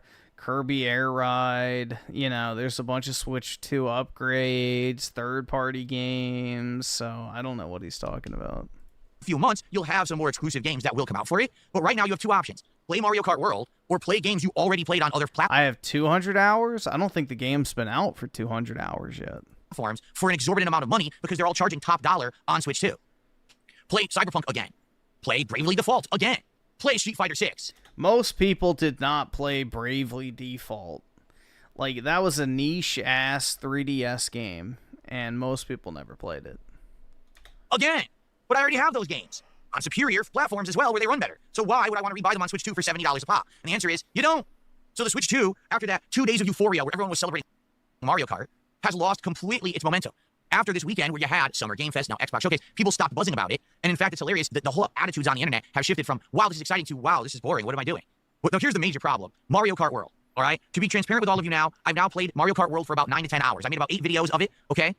Each video about an hour long, some a little bit longer than that. So what's the deal with Mario Kart World, okay? In a nutshell, better graphics, okay? Nostalgia bait. Yeah, for sure. Absolute nostalgia bait. If you're a nostalgia bait fan of previous Mario Kart games or just Nintendo as a you know, creative company and all their IPs and everything. But outside of the graphics and then what? So they're baiting nostalgia by making a new entry in a series? That's not nostalgia baiting, Phil. That's just making a sequel. Nostalgia bait. Mario Kart World literally has absolutely nothing of substance. Yeah, absolutely nothing, guys. Literally nothing. And you might say, I don't get it, but it's a new Mario Kart. And we haven't had a new Mario Kart in over a decade. You're right. And Mario Kart World did absolutely nothing. Zero substance. That's why for the past few nights, we've been just playing it for like 4 to 5 hours. Nothing to do. Nothing to innovate or add anything new whatsoever to the franchise. It's exactly the same.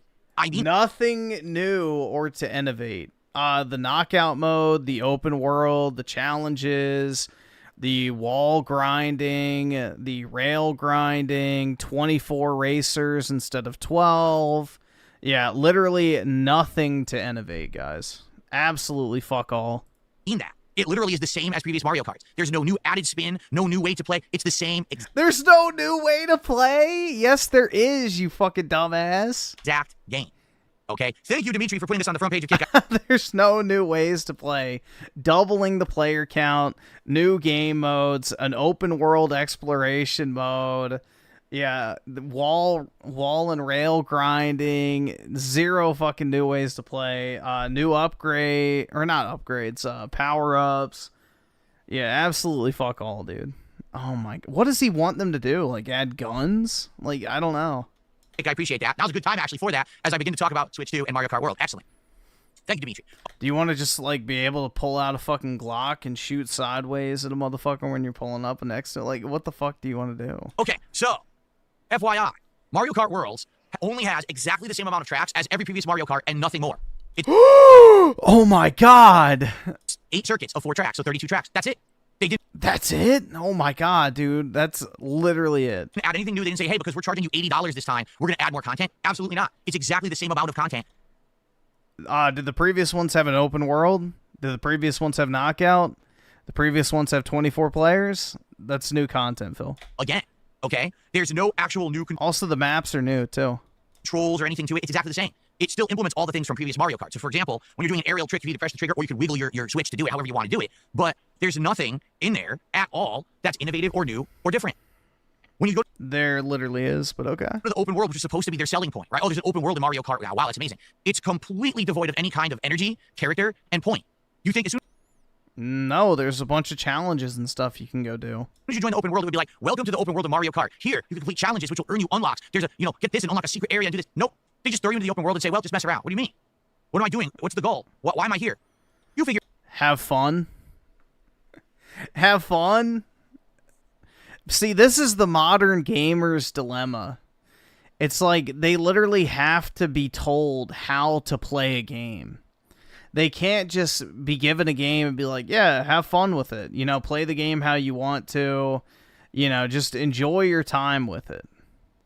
No. He needs like this rigid structure, handhold, I want to play the game for as little time as possible experience so that I can check every box and never have to touch it again. I mean, it's sad. Figure it out. Well, I bought your game. You tell me what I'm doing. No, you figure it out. Oh, okay. So as you start to explore the open world, you actually realize there's nothing in it. It's just a bunch of pointless challenges where you do, grind on this rail and collect coins. Okay, complete the challenge. What did I get that for? Nothing. You get a sticker. Oh, look, there's 5 hidden question mark things to drive. You're not doing the challenges to unlock stuff, though. You're doing them because they're fun. It's fun to, learn the mechanics and master the mechanics in order to clear the challenge. So then you can use that skill when you go into the next race online. Drive over. What do you get when you find them all? I don't know. So why would I do it? If you can't spend 5 seconds to explain to me why I need to explore your open world, why would I care about it? Nintendo couldn't even bother to do that. Don't even tell me what's fun about this new feature. Thanks, Nintendo. So it ends up. But remember, what's fun about this new feature? Remember when he said there's literally nothing new? Now it's a new feature. Interesting. Happening is it just becomes a hub. While you're doing the online play, the open world is a hub that you just endlessly drive around while it's matchmaking you for online matches. And you'll What's wrong with that? It's better than staring at a menu. Occasionally find things, and maybe you'll do a thing here or there, but it's just not special. It's boring. It's literally incredibly boring. And that's their new thing that they added for Mario Kart World. When you talk about the online play, they've completely ruined the races. How? Because there's no more circuit or even set of races. It's just individual one-off races. So no race feels like it's actually important. There's no ranking system in the online play of the game, which is hilarious. Yes, there is. You literally have a score next to your name. Hold on, this one. Yeah, it's still on. Hold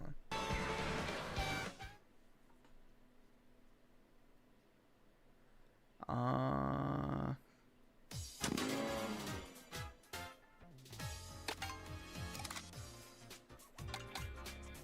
I literally have a number next to my game mode, the knockout tour, 4216. So I don't know. Again, maybe that's not what he's referring to, but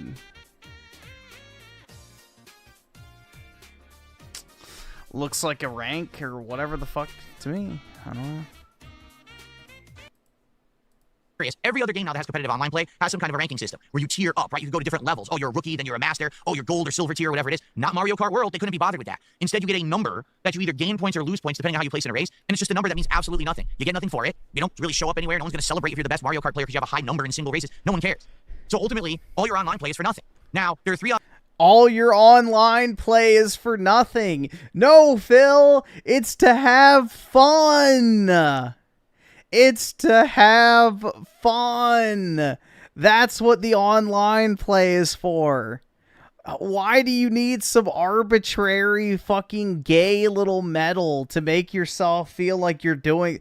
No, it's to have fun. It's a video game. You don't need a rank in order to enjoy a video game. Dear fucking Lord, man. Online modes. Single race, which is literally you drive around in the open world waiting for it to matchmake, then you get in a race and you race, and then it's done, and you get points or lose points, and you're back to the open world sitting around waiting again for the next race, and then it just endlessly does that. So you get points or lose points. So you just ranked. Got it. Like I said, there's no circuit, there's no overall winner, there's no pedestal, no one's awarded a trophy, nothing. You just do it for literally no reason. Like, there's no point to it. It's stupid. The way that they... It's for fun, Phil. It's fun.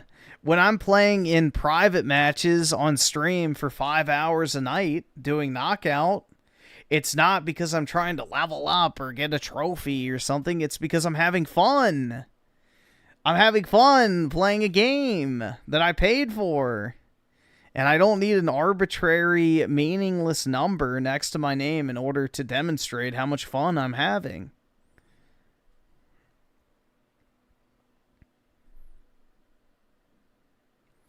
Let's see. So, Wajime, hopefully I said that right, with the 5. I suppose after lust and gluttony, social media now has come to milking envy. Twitter breeds. Yeah. And that, and there's porn everywhere too, so. Yup. Lust, gluttony, envy. Wrath. Definitely.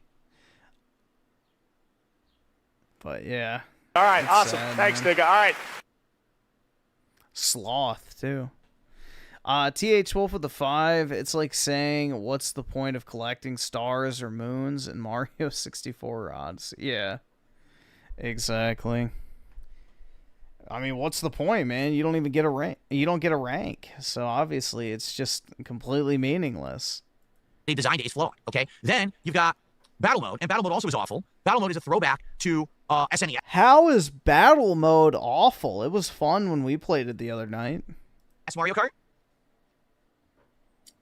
We're in a very small arena. My hair's all screwed up today. You're in a very small arena, and in that arena, with all these other players, you have balloons and you have items. And all you do is you drive in a circle, grabbing items and hitting other players with them until their balloons are gone. Done. Now, this was cool during the era of SNES because it meant multiplayer on your SNES, and it gave another spin to the game. Today, Mario Kart's about racing. The battle mode is boring as hell. Like, I played it a couple matches. I was so bored to tears, I never booted it again. The one... Were you actually playing with other people, or were you playing with CPUs? Because when we played it, it was pretty fun. But we had like real people playing. One hidden gem in Mario Kart World is Knockout Tour mode, which actually is the one new thing that's in the game. So what is Knockout Tour? No, it's not the one new thing that's in the game. It's not the one new thing. You already talked about several new things in the game. It is an elimination-style race of 24 players. At first, there's all 24 racing through a map to a goal. When the first 20 qualify, 4 get knocked out. Now only 20 get to continue to drive. And the good thing about Mario Kart World is they made all the courses connect. So now you can keep driving and connect all these different courses together, keep eliminating 4 more at each checkpoint. And it's actually quite exciting. It's invigorating, and it's very, very fun. It took me a while, but I finally won one of these matches, and it was super cool. It's probably the only mode I would ever go back to in Mario Kart World, because listen to this. I beat the entirety of the game, all 32 courses, at the highest difficulty of 150cc in one sitting of 3 hours. I unlocked all of that in 3 hours. Done. Okay, let me go online. Well, single race mode sucks. Battle mode sucks. Ooh, Knockout Tour is fun. So I ended up playing a couple hours of Knockout Tour. So overall, I made 8 videos, like I said, around 9 hours of Mario Kart World. And there's literally no reason for me to ever boot it up on here ever again unless they... You just said it was fun. You just said you had fun with it. That's the reason to boot it up, Phil. You had fun, allegedly. That's the point of Mario Kart. It's not to make progress or rank up or get achievements or whatever. It's to play the game and have a good time in a casual, fun racing setting. Why don't you open up the lobby to your viewers? Why don't you have a community Mario Kart night where everybody gets on their Switch 2s and y'all all play Knockout Tour together. It's very fucking easy to do. We've done it like 4 times so far. They add more content, or if I feel like I want to play the Knockout Tour mode for an hour or two for some fun online play, but outside of that, the game's done already. And that's the flagship launch title they put on Switch 2. They didn't give you a 20 to 30... What do you mean it's done? Bro, you're not supposed to look at Mario Kart from the stance of, I beat the game. You don't beat Mario Kart. You just keep playing it to have fun. It's not a game where you're like, all right, I checked this box, this box, this box, this box, this box. It's not a Ubisoft game. You're just supposed to play it casually and have a good time with it. It's not a game to be beaten. 3-hour Mario Odyssey. They didn't give you a 40-hour Zelda. Hell, they didn't even give you a fun 10 to 15-hour Donkey Kong. They gave you a 3-hour Mario Kart, and they sold it for $80, telling you that was the system seller for this $450 paperweight. This console is a joke. It does not innovate whatsoever. Taking this controller off magnetically... Oh, and I just want to see what the comments say.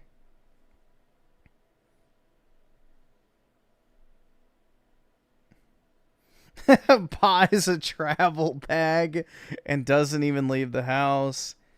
You know, his ass showed us the backside, so the trolls didn't see a reflection of his disaster area of an office. Phil is the most worthless opinions on literally everything.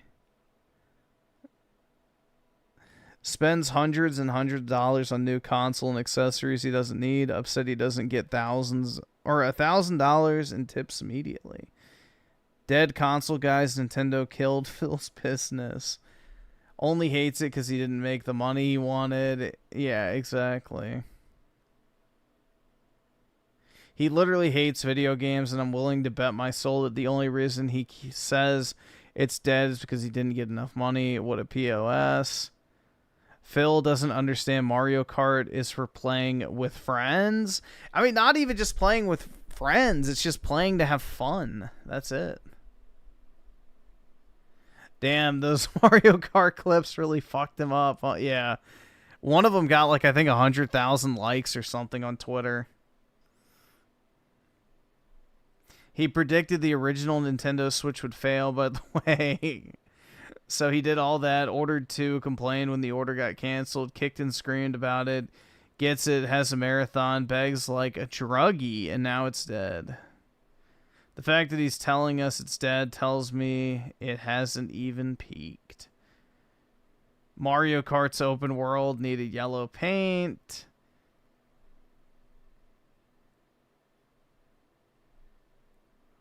Let's see.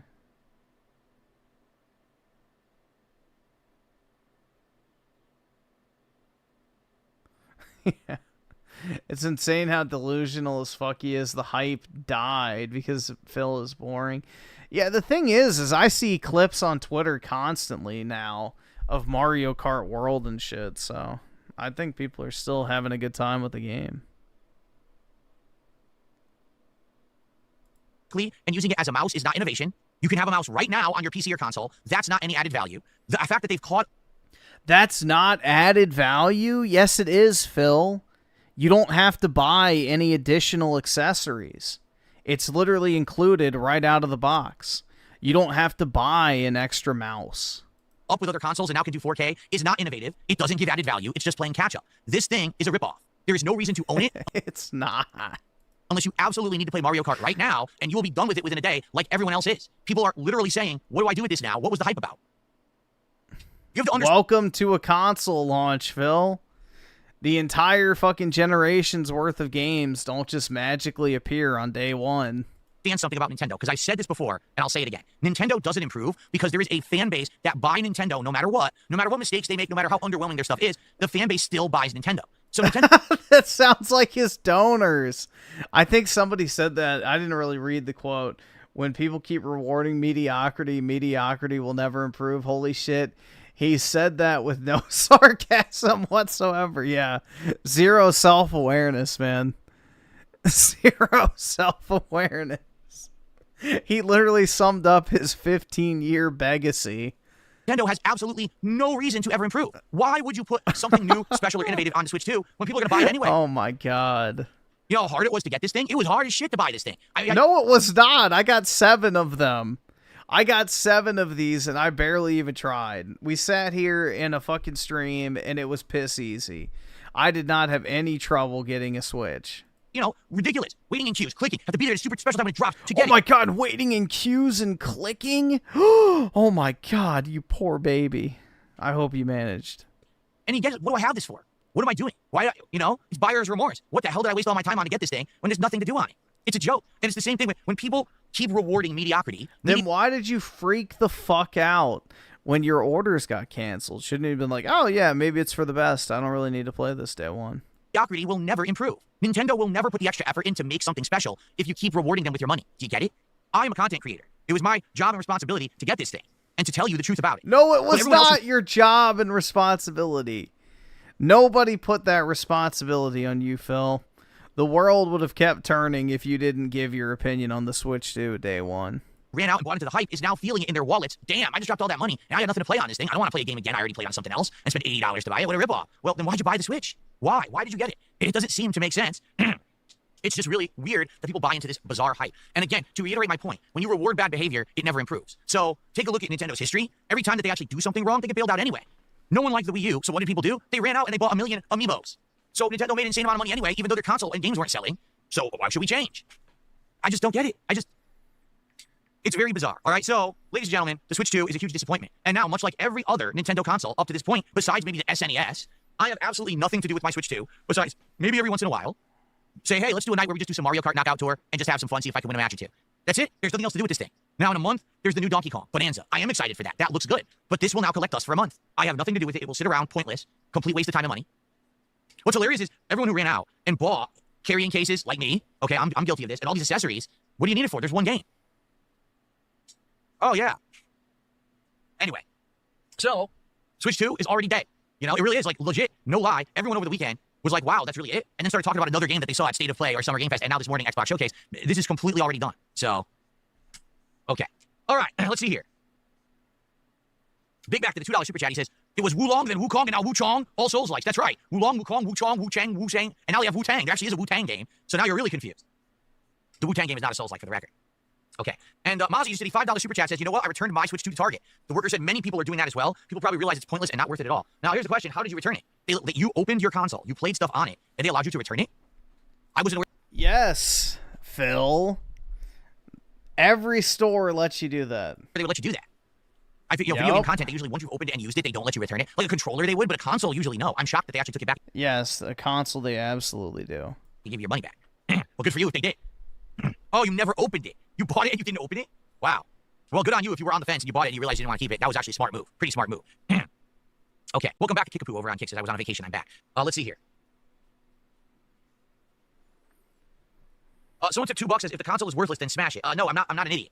Hey, look at me. Do I look that stupid? No, like I said, in a month, there'll be a new Donkey Kong game. Do I want to play Donkey Kong Bonanza? Yes, I do. Looks good. Looks like a good original outing that probably will be more content and better than Mario Kart World. I'm excited for that. Later down the line, there'll be a new Metroid Prime game. I'm sure there'll be a new Mario game. All this stuff will happen. Isn't there this new Pokemon this year? I will get use out of my Switch 2, just not now. It's literally a $450 paperweight because Mario Kart World is basically a non-game. It's pretty sad what a non-game it is. Quite frankly, you would think, oh, this is their system seller day one release. It's going to be great and innovative and tons of content, and it's literally the opposite. It's devoid of content. It's the same 32 tracks that you expect from any Mario Kart game and nothing added. Again, shameless nostalgia bait. Has remixed music from all these Nintendo franchises, and it has, you know, redone tracks from previous games. Yeah, dude, the remixed music is really good in this game. I actually really like the remixed music. That's one of my favorite aspects. And that's it. It's this. I was very happy they had Puzzle Plank Galaxy in there too. That was a nice touch. Nostalgia bait 101. The tech of the Switch could not run the games and was old. They needed an upgrade, but it should have ditched the dumb features and sold it as Switch Pro for a bit cheaper. No, here's the weirdest part. Anytime in my entire history as a creator that I've gotten a new console, right? I started off with Xbox 360, then I got a PS3. I had a Wii. Then, if you remember, we went to the next console gen, so I got the Xbox One and the PlayStation 4, and then the Wii U. And then we went to PlayStation 5, Xbox Series X, and the Switch. And now here we are, you know, continuing on, once again, with Switch 2. Every single console that I have covered as a content creator and YouTuber, I've had tons of stuff to do with that console at launch. I can think to everyone, remember... The Switch 1, you had a ton of stuff to do at launch. You had one game. You had one game. PS4, how many games it had at launch? The Xbox with Game Pass, the PS4? You had Knack and Killzone, Phil. That's it. Games to play. This is the only, literally, the only console in history I've covered. There is nothing to play on it. Nothing. What about the Xbox Series X? The only thing that came out around the time of the Series X was like your typical sports slop, Call of Duty, and Assassin's Creed. It didn't have a single first-party game. The only thing I can do is just continuously play Mario Kart. I've already played everything else. There's nothing to do. It's the most... Okay, well, what did you do with the Switch 1? Continuously played Breath of the Wild. But Mario Kart has way more replayability than Breath of the Wild. You can literally spend hundreds, if not thousands of hours on Mario Kart. But, you know, Phil doesn't want to do that unless there's, like, a clear sense of progression. Because he doesn't play video games for fun. He plays video games like they're his fucking job. So he needs to feel like he's accomplishing something constantly. Or else it doesn't feel like work to him. And therefore, it's not justifiable. Most boring console launch in history I've ever covered. That's even the Wii U, which sucked, by the way, had brand new games on it. Remember Zombie U and how bad it was and all that? But there was a ton. You could buy a ton of brand new offerings for Wii U at launch. They weren't good, but at least they existed. They literally don't exist on the Switch 2. They just didn't try at all. Nintendo has stopped trying and has realized our fan base is so dumb. They will just shamelessly and very oddly, like it's almost like a cult following. They will just buy anything we offer. And they'll be happy to open their wallets and empty them. Even Nah, Xbox didn't have Halo. Halo Infinite came out. Nice. When did it come out? In 2021. So it got delayed a year. It was supposed to come out in 2020, but it took them, you know, longer to release it. So it was supposed to be a launch game, but it was not. The Series X had 0 launch games.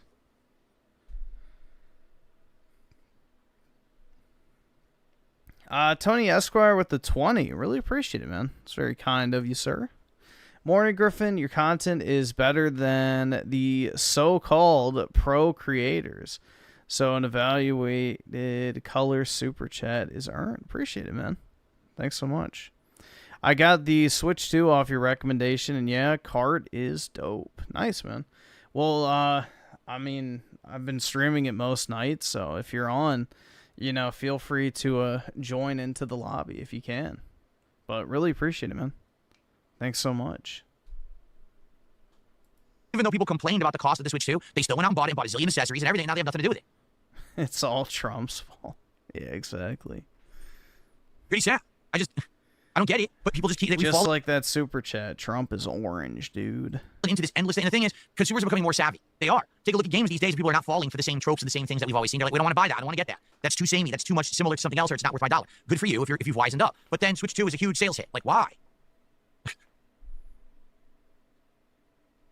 I just don't get it.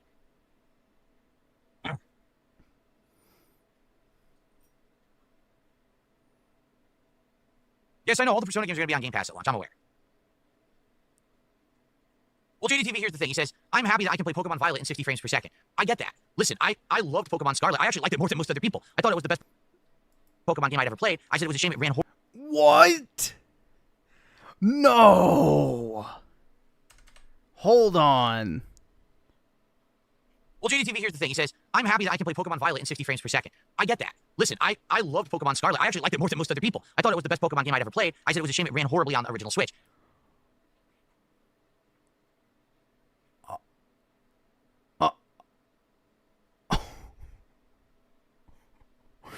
Oh my god.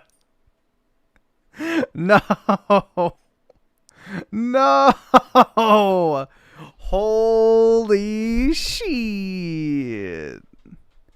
The best Pokemon game is Pokemon Scarlet? Nigga, you ain't funny. That's not true. Maybe you're just boring as fuck and lame as hell. Cause only lame niggas say that shit. Oh my god. Yeah. I'm at a loss, guys. I'm absolutely at a loss. I guess DSP could relate to being bullied. Maybe that's what made it the best for him. You know, the story was about the kids that get bullied and how bullying is bad, so maybe he could relate. I already played it. I don't want to go back and replay that game on Switch 2 now. You know what I mean? Like, I get it if you're a huge Pokemon fan, you were so disappointed. Why? It's your favorite one, dude. You should want to go replay it. When did you want to, basically enjoy it how it should have been? Okay, but should you have to pay $450 to enjoy a game from 4 years ago that should have been good at launch? Don't you feel like maybe that's kind of a disingenuous thing? That Nintendo was saying, hey, one of the advantages of Switch 2 Well, is... Phil, you said it was good at launch. In fact, you said it was the best Pokemon game at launch. So, I don't know. This seems contradictory. You can play the games that sucked ass on the original console at what they should have been at. Just give us more money. No. How about you fucking make the game good at launch and you don't make us buy another console for it? You know what I mean? It's insane. But again, it's Nintendo, so they get away with it. Nintendo, they get the pass. Why? Can you imagine? Okay, Xbox Series X comes out, Halo Infinite comes out, runs like complete fucking dog shit. Choppy as fuck, doesn't play well online, piece of garbage, huge sales flop. 3 years later, they come out with the Xbox Series X2, and now Halo runs well. Would people be saying, oh, thank God, buy it so we can finally play Halo? No. They'd be destroying Microsoft. They'd be burning them down. Fuck those greedy fucks. What a bunch of shitbags. But Nintendo, oh, great, finally we can play Pokemon. I'm so excited. I don't get it. I got the drip go. I got the drip go. I got the drip go. I got the drip go. Oh my god. You're playing Pokemon Silver? Nice. My favorite Pokemon is probably either Pokemon Platinum or Omega Ruby. Those are my two personal favorites. I would probably have to go with either one of those two. And then third after that would probably be...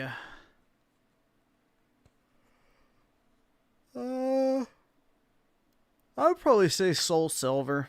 That'd probably be my next one. Nah, Omega Ruby's better than Base Ruby. Omega Ruby has so many fucking legendaries to catch. That was always my favorite part of Pokemon games, was the grind to hunt down all the legendaries and catch them.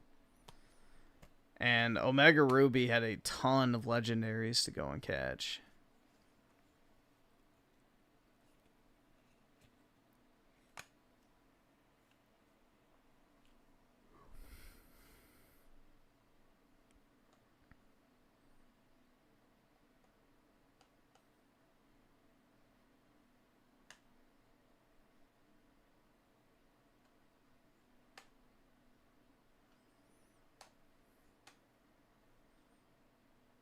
Pokemon Emerald is the GOAT. Yeah, I mean, I understand why. So, for me, Gen 4 is just the most nostalgic. For whatever reason. I have a very special connection to Gen 4. I just genuinely love Diamond, Pearl, and Platinum. But, if I'm speaking purely objectively, yeah, Gen 3 was the best gen. In general. Gen 3 Pokemon was probably the best generation. All things considered.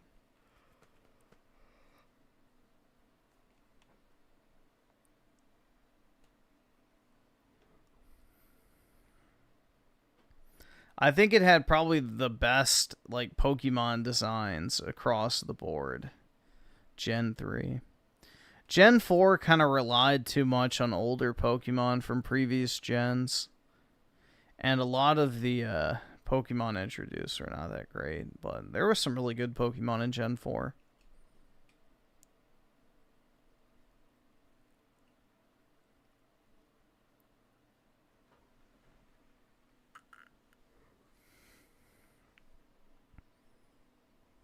Alright, it's 6:15 for me, guys. I may go ahead and hop off. Go ahead and get my shit started for the day. But, yeah, I hope y'all have a great... What is today, even? Wednesday.